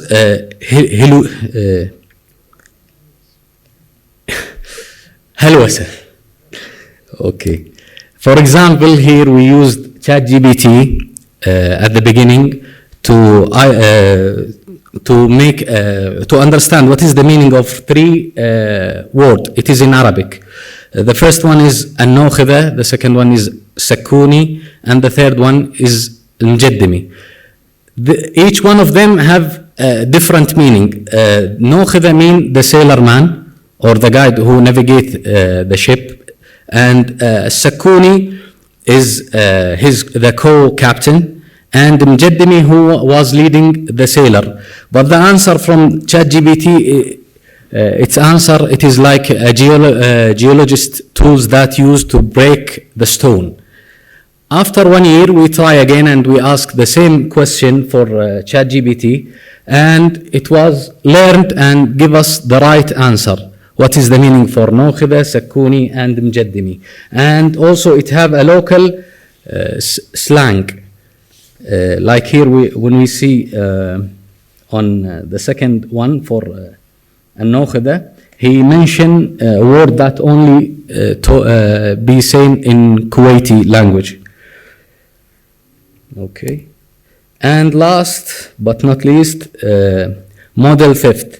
This entry referred to the unauthorized access and exfiltration of LLM model by malicious actor or APIs. Our recommendation to visit OWASP organization website, Gen AI, to know how to prevent or to mitigate the risk for the LLMs. Thank you.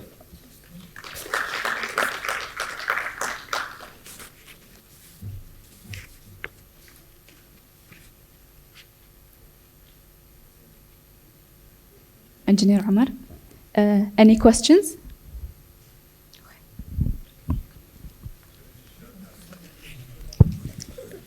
Is there another question? Okay. Same side. Thank you so much. That's a fantastic presentation. So, Thank you. Are there specific issues around OWASP that are unique to the Arab world? For example, many of these things that you mentioned are applicable to everybody. Yeah. Do you find any specific things which are, unique to the kind of work that you do in Kuwait? Here it is like what we call it service, community service. We try to provide people or guide them where they can find the information, and we try to let them use open community application or system to encourage them to understand the cybersecurity and to have a standard and a framework. So our part here in Kuwait to provide the knowledge and to guide them where to go. Yeah, just I need to follow on your question, Omar. Is a fantastic question. We are working with a couple of companies who are doing AI applications, especially for image. They create images, and they came to us to say that we cannot sell our product to the Arab world because what is the norm accepted in Europe is not the same here. So in Europe, maybe you can ask to draw a child in bikini, for example. While this in the Arab world, it will be offense or something like that. So there are a number of initiatives now that we are working on to make sure that this kind of AI, generative AI, especially when it comes to images, they get localized. Another project which, like this is about sign language. My colleague here, Mohammed Naji, in the AI lab, they're working on sign language that takes into account localized accents. Because if you use the traditional models, they will give you the standard, the international standard, which may cause cultural or other aspect of difficulty. So yes, there are a lot of work that's happening on localizing international standards to Kuwait. But OWASP is an international, and we thank OWASP for their contributions. Last year we had their annual conference, and hopefully we have the next one also Inshallah. at the university. They are very active in Kuwait. Thank you.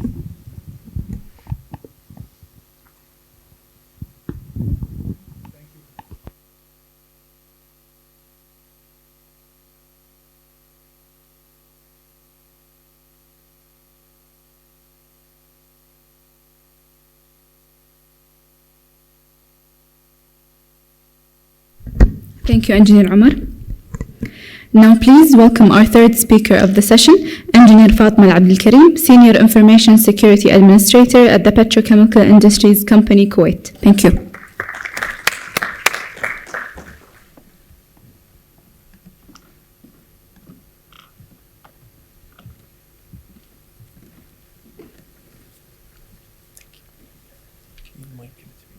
Okay. Assalamu alaikum. My name is Engineer Fatma Abdel Karim. I work in Petrochemical Industries Company, part of the K Company's Oil and Gas in Kuwait, and I'm here representing the K Cybersecurity Committee. I'm going to talk about the role of AI in cybersecurity. I know the colleagues that presented previously have touched upon certain things. I'm going to just give you an overview of how we see AI in cybersecurity. A little bit of an introduction. I know you may have heard what is AI a million times throughout this conference. I'm going to do my best to keep it short. And then how AI is utilized in cybersecurity, the risks, threats of AI, along with generative AI uses within cybersecurity, and the final conclusion to wrap it up. So, in simple words, what is AI? It's basically a little computer, you make it into a little brain. Whatever you give it, data, pictures, documents, numbers, whatever you input into it, it will start learning and answer your questions. The more you ask it, the more it learns. And it's, let's say, a cumulative thing. It doesn't happen since day one. It needs time for it to learn. So, it knows a lot of stuff, but it does not, or basically it's not as smart as you think it is. You're still smarter than AI. So just keep that in mind when we're talking throughout this presentation. There are, let's say, two, distinguished AI types, predictive and generative.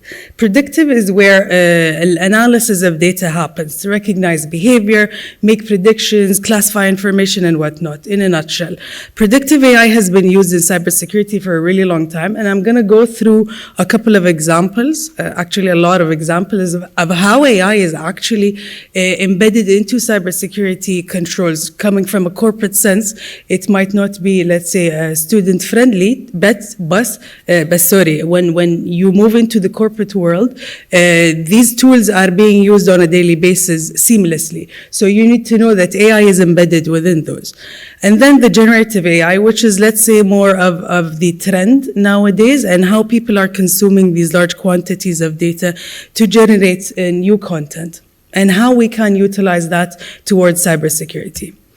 Going into the uses of predictive AI, we're going to talk about the most basic one, threat intelligence. Scoring indicators is done using AI, creating correlations, identifying priority threats and whatnot. There are a lot of uses of AI. I'm just skimming through them here, through the surface of them. Threat hunting is a second way where AI is being utilized within cybersecurity to suggest specific hunts that you might want, analyze network behavior, identify existing vulnerabilities, triggering incidents and offenses and whatnot. Also, it is being used within the cyber risk management to quantify risks based on the existing data that you have within your environment. Firewalls, the most, let's say, or the first line of defense, detection and blocking of suspicious or harmful traffic. They are AI, let's say, capabilities being embedded within firewalls. When we say next generation firewalls, AI is embedded in those. Vulnerability management, prioritizing vulnerabilities based on OWASP or based on other metrics, prioritizing vulnerabilities on the basis of what needs to be patched first, the likelihood, the severity, all of this AI is doing for us in the meantime. Email security, we all use emails. You know how you get spam or phishing emails. It can detect and block, and most of which, those emails are being blocked in a sense. You are only, let's say, receiving a tiny percentage of those.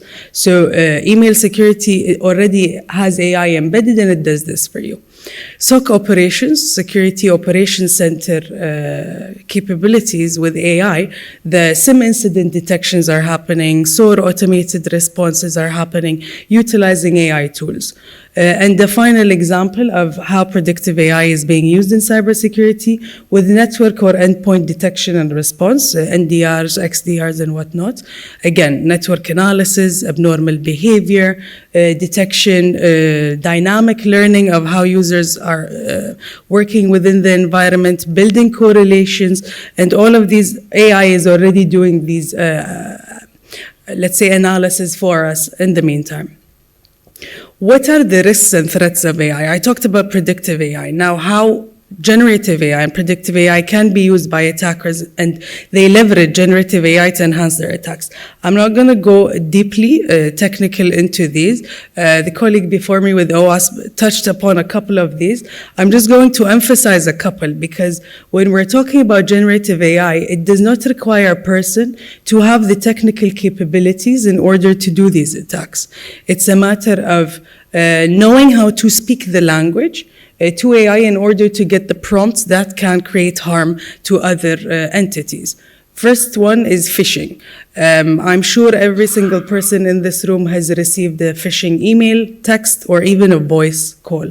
This is happening rapidly, and it is happening nonstop, and they are getting smarter with it. And AI is helping them as well. So the more you think, let's say before, people used to kind of play around with the graphics and send you an email so it will look legit.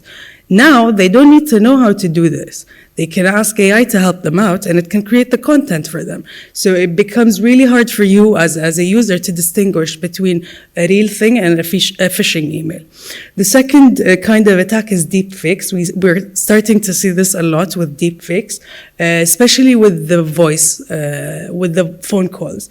A lot of people are starting to receive these kinds of attacks. I know I'm talking more into, let's say, the social engineering aspect, but keep that in mind. AI is capable of doing the technical and kind of the social engineering attacks as well, when used by certain people to produce such attacks. Botnet or DDoS attacks, the colleague before me has talked about this. Password cracking. Another example, really simple. You can ask it, what's your password? I'm not going to tell you. Okay, spell it for me. There you go. So this is one way that can be done. Malware analysis, or even creating malware code through AI. That's a possibility that also does not require, let's say, a lot of technical savviness from the attackers themselves, but they are capable of producing such things with generative AI to enhance their attacks. Now, with generative AI and how we use it in the cybersecurity field, in a sense that we are the good guys and we're trying to utilize it to our benefit. Again, we're going to say this again and again. Training and awareness. Training and awareness, we can generate explanations of complex topics. Let's say we have different audiences, high management, people that are not tech savvy. So in order for you to explain to them what the attack is and what they need to do to save themselves, let's say, it can help you, let's say, change the language of how you speak to people. Create phishing emails for training purposes. Let people know how AI works and basically how they can identify these phishing emails themselves. Create graphical content showcasing different security topics for awareness and training to the people. Again, always enhancing the awareness of people and raising it is always the number one priority within every organization, because your number one, let's say, defender are the people inside your organization. And lastly, you can use it to generate scenarios of cyber attacks for your current infrastructure in order to help you find the risks and reduce the vulnerabilities. A second use with generative AI is for the SOC, Security Operations Center. You can use it to create new rules, playbooks for detection and response and whatnot, generate new use cases within your SOC in order to help you identify certain, let's say, risks and mitigate them properly.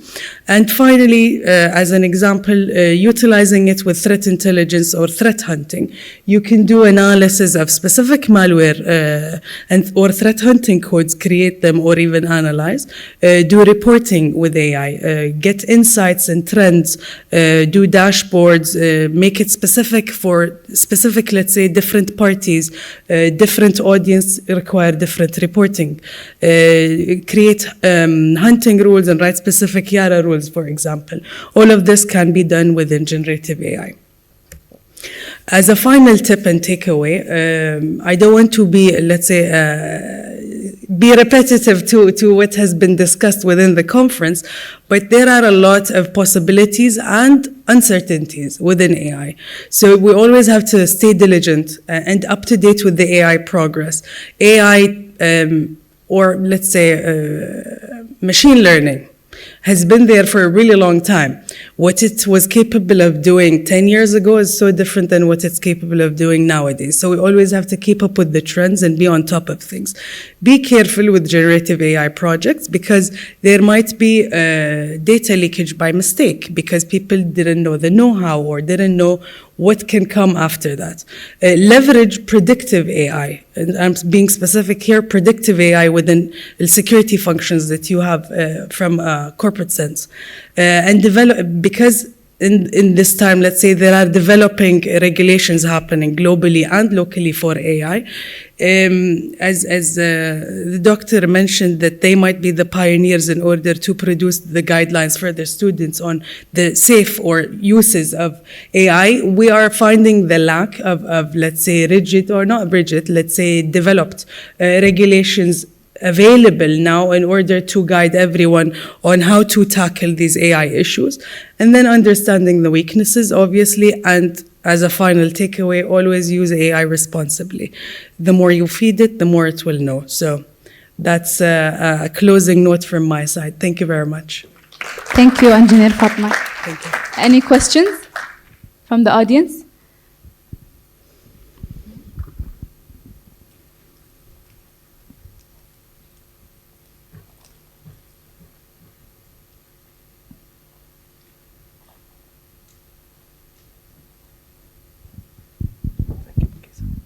Assalamu alaikum. This is Faisal Blushi, OWASP Kuwait chapter leader, and Allah ya'tihi al-afiyah bidayatan. Cybersecurity nowadays, or cybersecurity solutions nowadays, they are enhanced by AI, and particularly when we talk about the behavior analysis, which require a significant amount of data to function, let's say, effectively. How can we ensure that the AI-driven solutions will handle and process these information responsibly? Especially, you mentioned the email security solutions.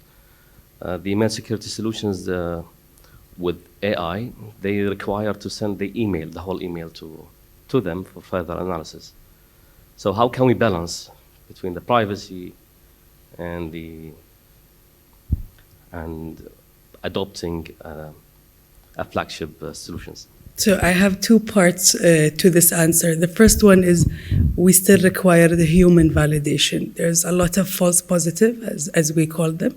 AI will, let's say, alert you on a lot of things, but it does not necessarily mean it is the right decision. So part one is obviously there has to be a human checker in order to make sure that the behavior that is being analyzed is correct, or else flag it and it becomes a true positive or a false positive, as we say.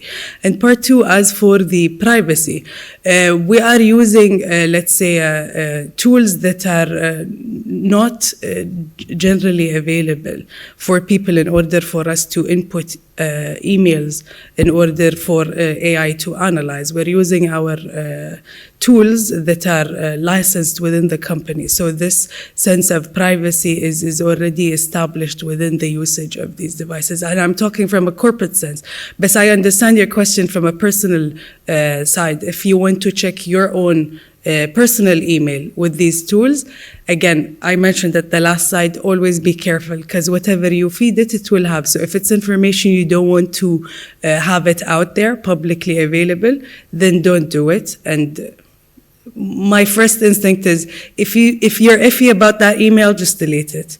Do not interact with it much more. Thank you very much for the question. Thank you. Yes. Hello. Yeah. Okay.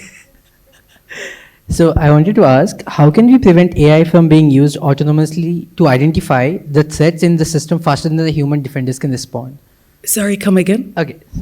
How can we prevent AI from being used to autonomously identify and exploit vulnerabilities within the system faster than the human defenders can respond? Well, unfortunately, at this moment, I don't have an answer for you because machines are always faster than humans. You just have to make sure that you're covering all your vulnerabilities as soon as you identify them. This is the whole purpose of us doing continuous risk assessments within our environments, is to make sure that we're covering and closing up everything as soon as we can. Because as you know, machines do not sleep, do not eat, do not have vacation. So you can't compare a human interaction, even though you have 24/7, you have higher analysis levels, but the initial, let's say, identification with machines is quite faster than humans.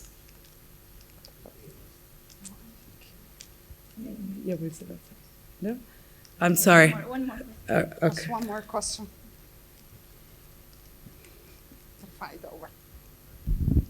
Thank you, Engineer Fatma. I am Dr. Ahmed.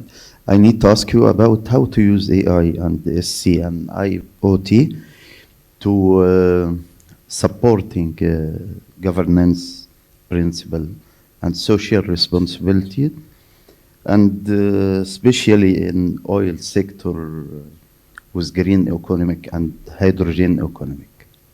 I'll answer that question offline إذا تسمح لي. All right? Thank you very much. Thank you. يعطيكم العافية. Thanks.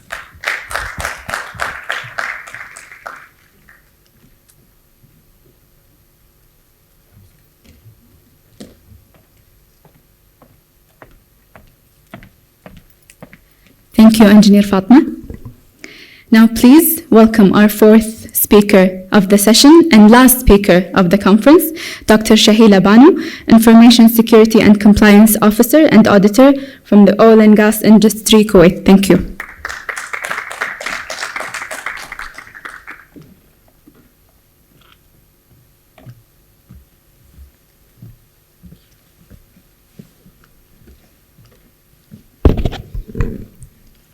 Assalamu alaikum to all of you.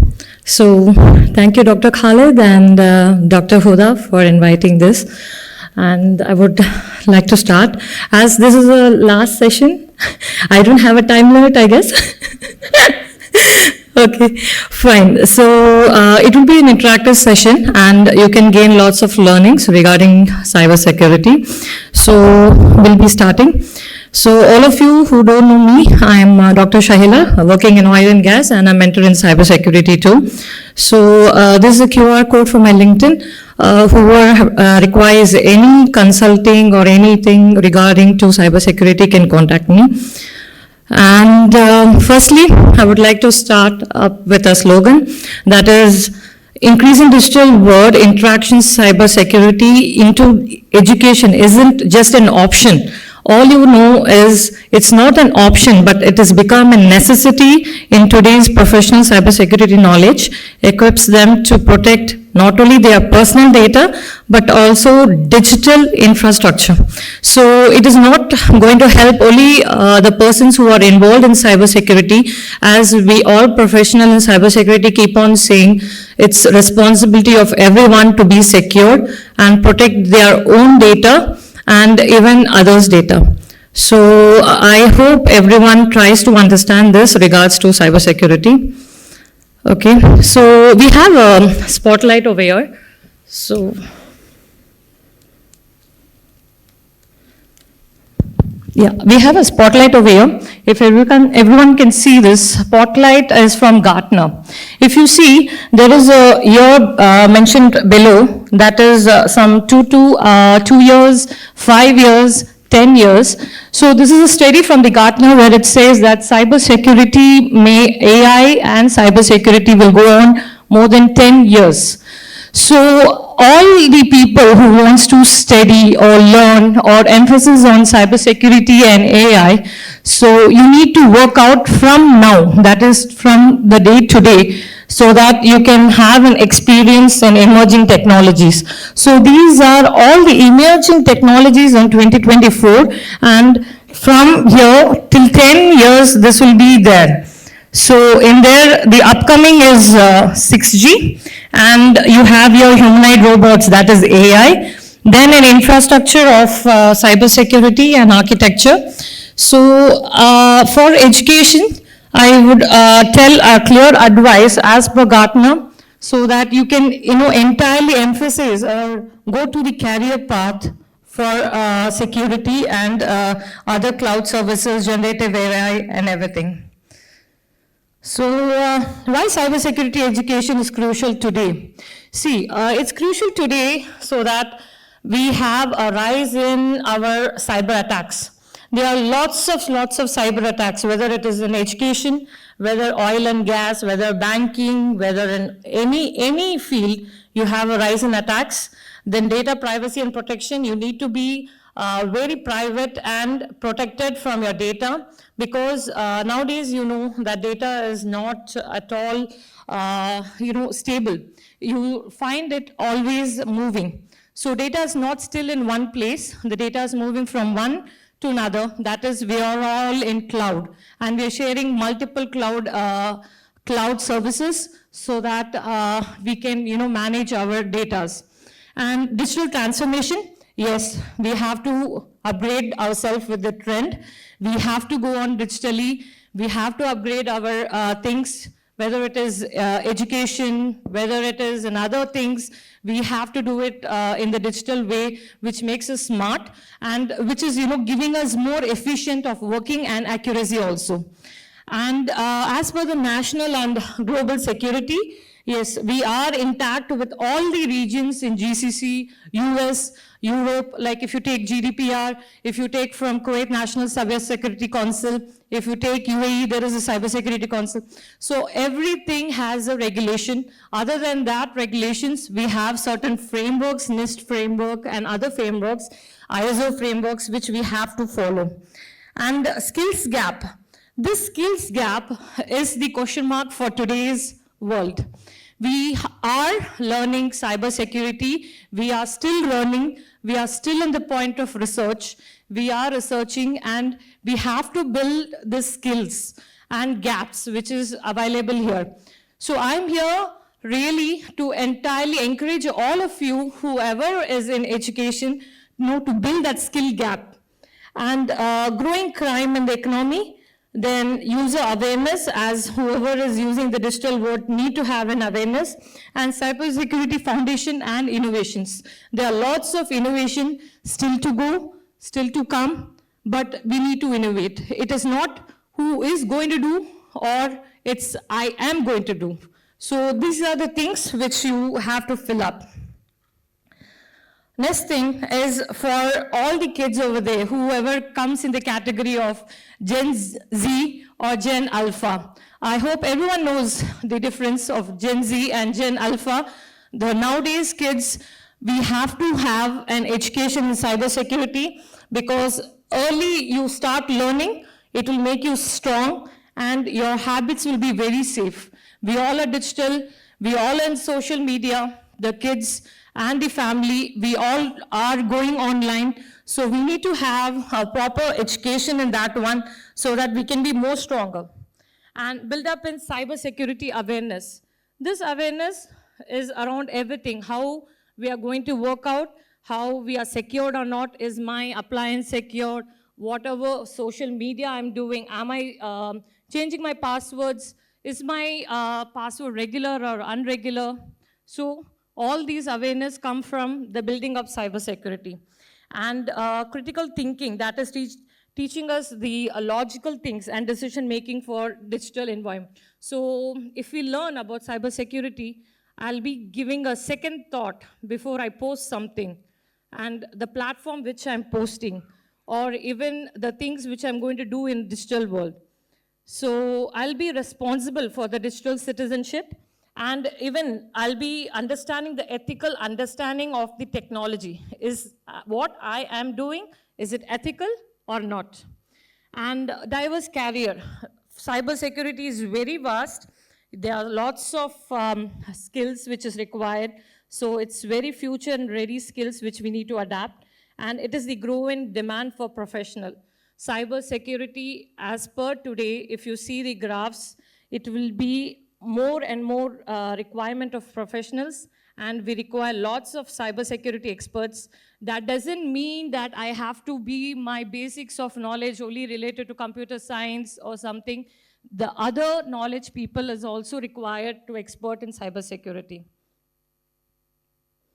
So these are some professional skills enhancement where you'll be having an ethical hacking, not the normal hacking, how the students work out and think. It is an ethical hacking for the organization, for the firm, and for any sector which you are working. Then application security, cloud security, threat and vulnerability assessment, cyber security, then regulatory and information security management. So entire professional skills is required in cybersecurity. The essential security skills, which is core skills, as network security, you need a safeguarding network. You need a core skill of incident response, how to respond. And earlier, I think from Alganim Industries, they were saying that risk assessment. Yes, if I know to assess my risk, I know to assess my damages also. So we need to understand the core skills of all this: encryption, protection of sensitive data through data encryption and techniques. And other than that, soft skills is the best is communication, problem solving. That is, if I am attacked, how I can solve the problem. Where is my backup? How is it being handled? So all the problem solving over here, and collaboration with the other workers. If you plan to go for cybersecurity, you will be entirely working with professional, that is IT and non-IT people. So you need to build up a skilled gap over there, and adaptability, that is staying flexible and prepared for rapid changes. You'll be working, maybe I am talking here, but there's something happening in my background. That is what cybersecurity is. So you need to be adaptable with the rapid change which is going to happen. And the essential skills is advanced techniques, that is ethical hacking and penetration testing. You need to have proper sequences of ethical hacking and penetration testing. Then forensic analysis after the attack, from where the attack has come, how it is going to be understood, from what have to be blocked, what should be isolated. All these skills can build up the gap. Then automation in cybersecurity, that is your AI, which is currently featured in AI in all the cybersecurity equipments, but you need to understand how much you give a data to the AI, what is taken from the data is what is going to reflect it. So automation, you need to understand. Then cloud security, because your data are moving. Okay, and professional certifications like CISSP, Certified Ethical Hacking, and CISM, then CompTIA, and there is a cloud security professional. All this will enhance your skill. Even though if you're learning in your university, the basics and more basics, these all skills will be giving you a rapid hand-on security professional so that you can, more enhance your professional work. And this is just a 5% of the career option for you all. Penetration tester, application, IAM professional, cloud security. But apart from this, if you search on the net, there are lots and career options: SOC analyst, IT professional, then you have a cybersecurity expert, information security officer. There's lots and lots, which they are so much of requirement in today's environment. Lastly, if anyone has any questions, and I would like to thank all of you and say that as the world is increasingly interconnected, everyone shares the responsibility to secure cyberspace.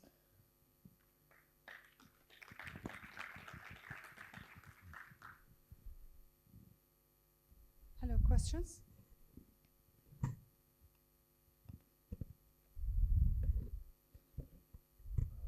what the difference between the Generation Z and Generation Alpha for the cybersecurity? See, Generation Z and Generation Alpha, it is just the categorization of date of birth. Okay, the person born after 2000 to 2014 is Generation Z, and Generation Alpha is from 2014 to now. So it is the generation capacity, generation skills. It is known as Gen Alpha and Gen Z. The development for the cybersecurity, right? Yeah. Thank you very much. Yeah, thank you. Questions?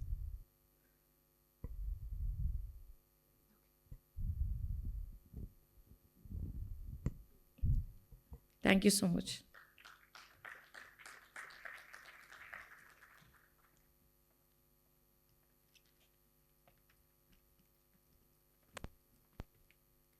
Thank you, Dr. Shahila. And now, a final token of appreciation for our speakers. Please welcome on stage Professor Khalid Baqain.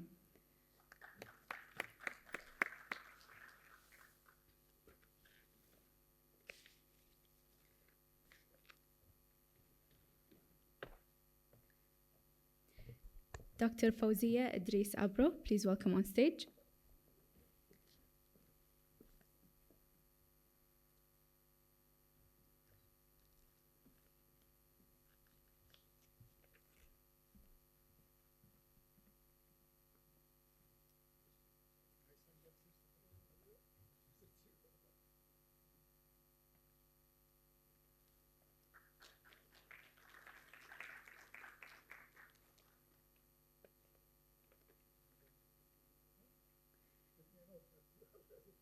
Engineer Omar Al-Mtairi, please welcome on stage.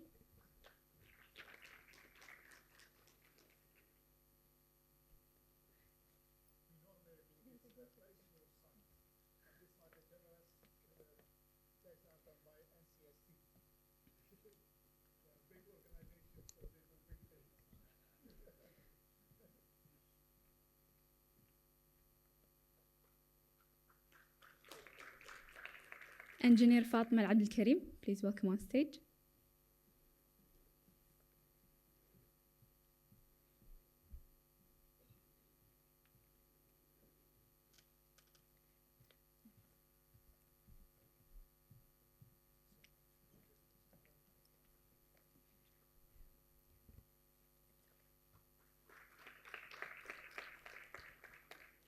Dr. Shahila Banu, please welcome on stage.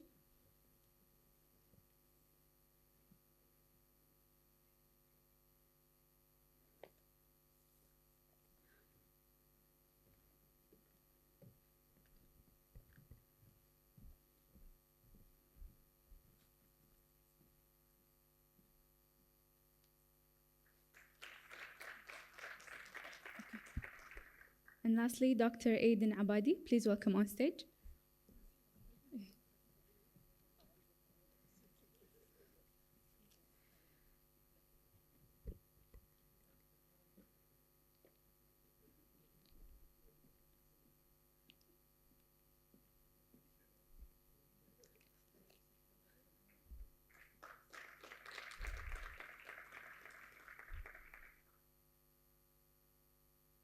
And the group picture. Speakers.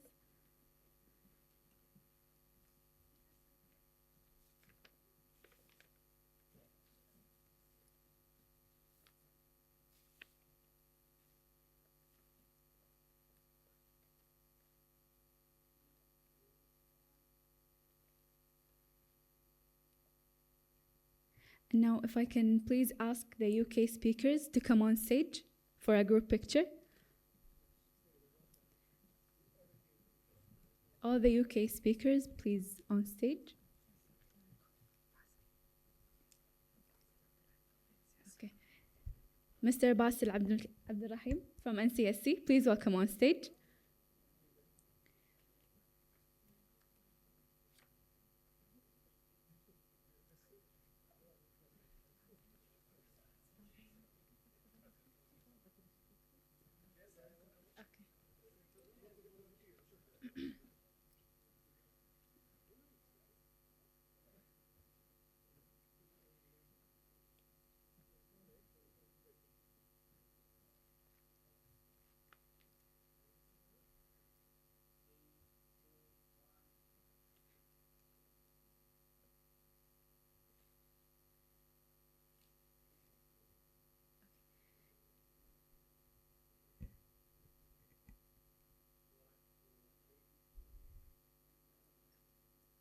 And now can I please ask all the speakers that are still here to come on stage for a final group picture.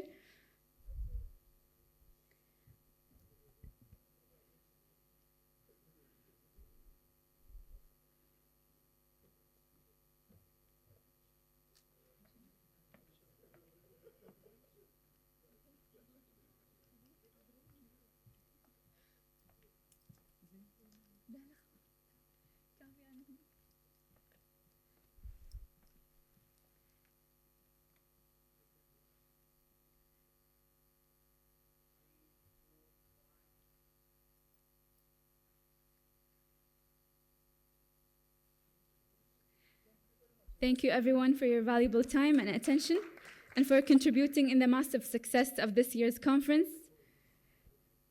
Please welcome Professor Khalid Al-Baqa'in to give the final closing remarks. Thank you.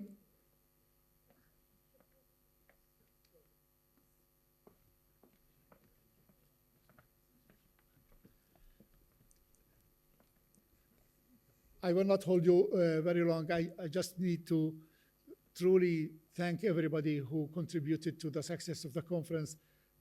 First of all, our partners, the National Cybersecurity Center, the team, everybody who has done a contribution. The UK Embassy, I know they are not here, but they have been fantastic from day one. They do a lot of effort to make it happen. And I want to thank every one of you who, from the UK, I can say friends now. I think that the biggest value of this conference is the friendship that we create through these discussions and the visits. Please convey the message, as we agreed, that this is not just about a visit and a talk. I hope it's a start of a collaboration, that we work together. We think of us whenever you have an idea of a project. As you have seen during the tour, we have something to contribute with, and the team that I have at the university is a truly distinguished team.